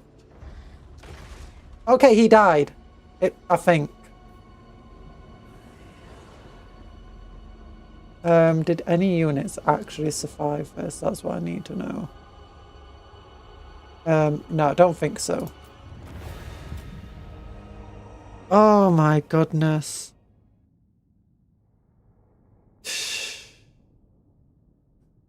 Yeah, 6 casualties. I don't think Heart of a Soul would have been as kind. Barely any damage on either of our lords and heroes. But these guys are absolutely insane. The champions of Slaanesh, I don't know why they're just so good. Actually, I mean, I do know.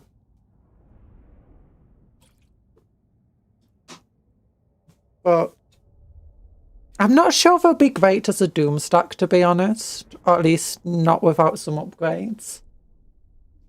But I imagine they probably get plenty of bonuses from the upgrade trees and stuff to make them a good doom stack. For one reason I say it wouldn't be a good doom stack is because they don't really have enough health, enough resistances as they are to be able to survive. Like, as soon as the enemy brings out some guns, you're going to be struggling. So having just some marauders with shields is going to be good. And you'll probably tear apart the guns, but all it would take is a single volley to, like, risk laying a few of them down. Let's get the files. Yeah, the army was wiped out, that's good. Unless that hero was the only survivor. You need some champions. We've only got the one unit of champions. Unfortunately, it's a tier 4 unit. And tier 4 units are not the easiest to come by. Requires a tier 4 settlement. Oh gosh. Now that's far away. We should get the elixir of damnation from that battle. Oh, that's... Why is it whenever it wants you to do a quest battle against high elves, it gives you an extremely powerful enemy army? Like, that is not a fun army to fight. I don't think we're ready for that. I do think we could potentially win. Oh, another Duel of Denial, that's cool.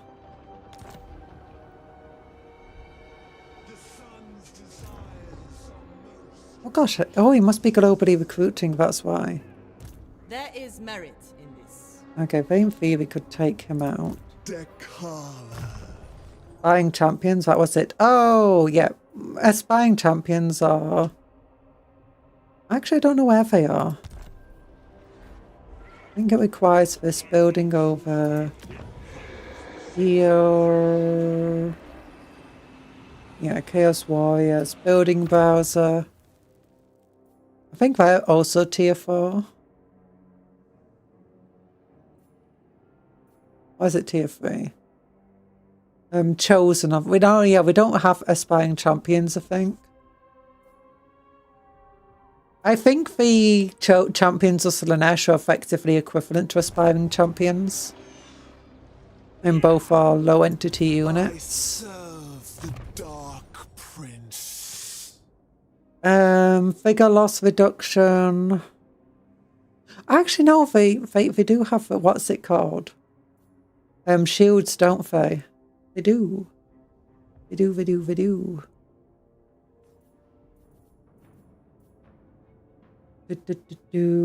I wonder which one would be champions of Slaanesh. Don't see them in there. Killer Case. Nope. Secret Keeper? Yeah, Secret Keeper. So we get melee defense, bonus for infantry, leadership, whatever. This one would be charge bonus and speed. That's okay.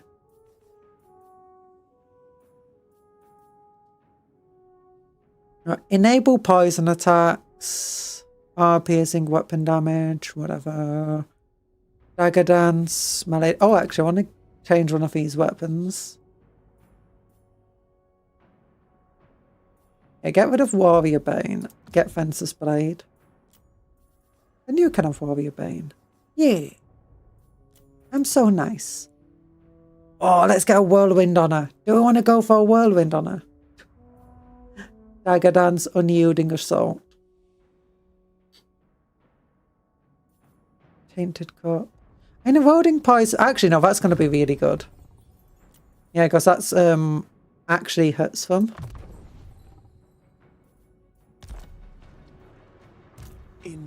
So everyone should have Eroding Poison. There we go. Yeah, damage per second, 4 to 8 to any enemy they attack. Oh gosh. Oh, that doesn't affect the devotees. Ooh. Does affect our Hell Striders though. What about the champions now? Power is freedom. Is that a Witch Hunter? It isn't. Yeah, okay, so I think the Witch Hunter definitely died. Oh look, Beastman. Banners. That's why I keep forgetting about it. Oh no, I put for banner on for champions of Slanesh, didn't I? Let's see what Art to Resolve will give us. Oh. Yeah, we definitely wouldn't have suffered that many casualties. Oh, I can subjugate them still. Nice. Gives us 500 fouls. That's not bad. But 3,000 foul population. Oh gosh. I'm definitely occupying it. Jewel of Denial. Demonic Steed. Profit secured. Sister of Delight. Oh, we get logs. Yay.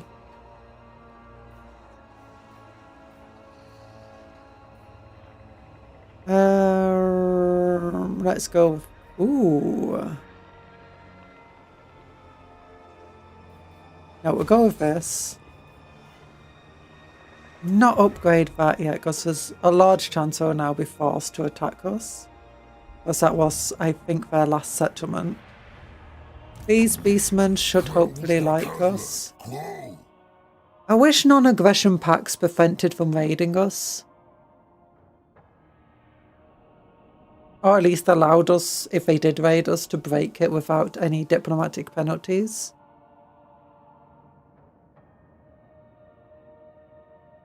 Can I vassalize them? Oh, I can't vassalize beastmen. Ah. Okay, I don't think there's any point being friendly with them. Might as well just get rid of them. Lord of Slanesh. Yeah, you can keep just raiding there. You... Okay, they're coming in to attack there. But I'm thinking... Save the game. I've been going for quite a long time now. And then exit to Windows. Oh my goodness. Yeah, I think Champions of Slanesh would be relatively difficult to deal with. But I don't think they're quite as tough as Aspiring Champions. Like, if you're trying to kill them in melee, yeah, they're going to be difficult. Really high melee defense, really high melee attack. Decent-ish armor, 20% resistance. They're pretty much insane. They are going to be very hard to deal with, but... Ow. Oh. Actually, I say a doom stack of them wouldn't be the best. It probably would be pretty great. You'll probably destroy most armies very easily. The main issue is suffering casualties. And at the moment, we have no way of replenishing our... Sorry, my throat's really gone.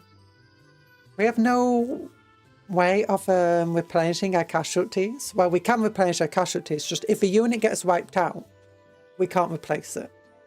And if a unit's severely damaged, it's severely hampering our army's, you know, strength. Well, not super severely. So I'm very cautious of taking casualties in that unit. Ow. Thanks all the food and drink. But yeah, it's been a long day for me, and I've still got a lot to do today. My cats are going to be really upset that they've not been walked and played with.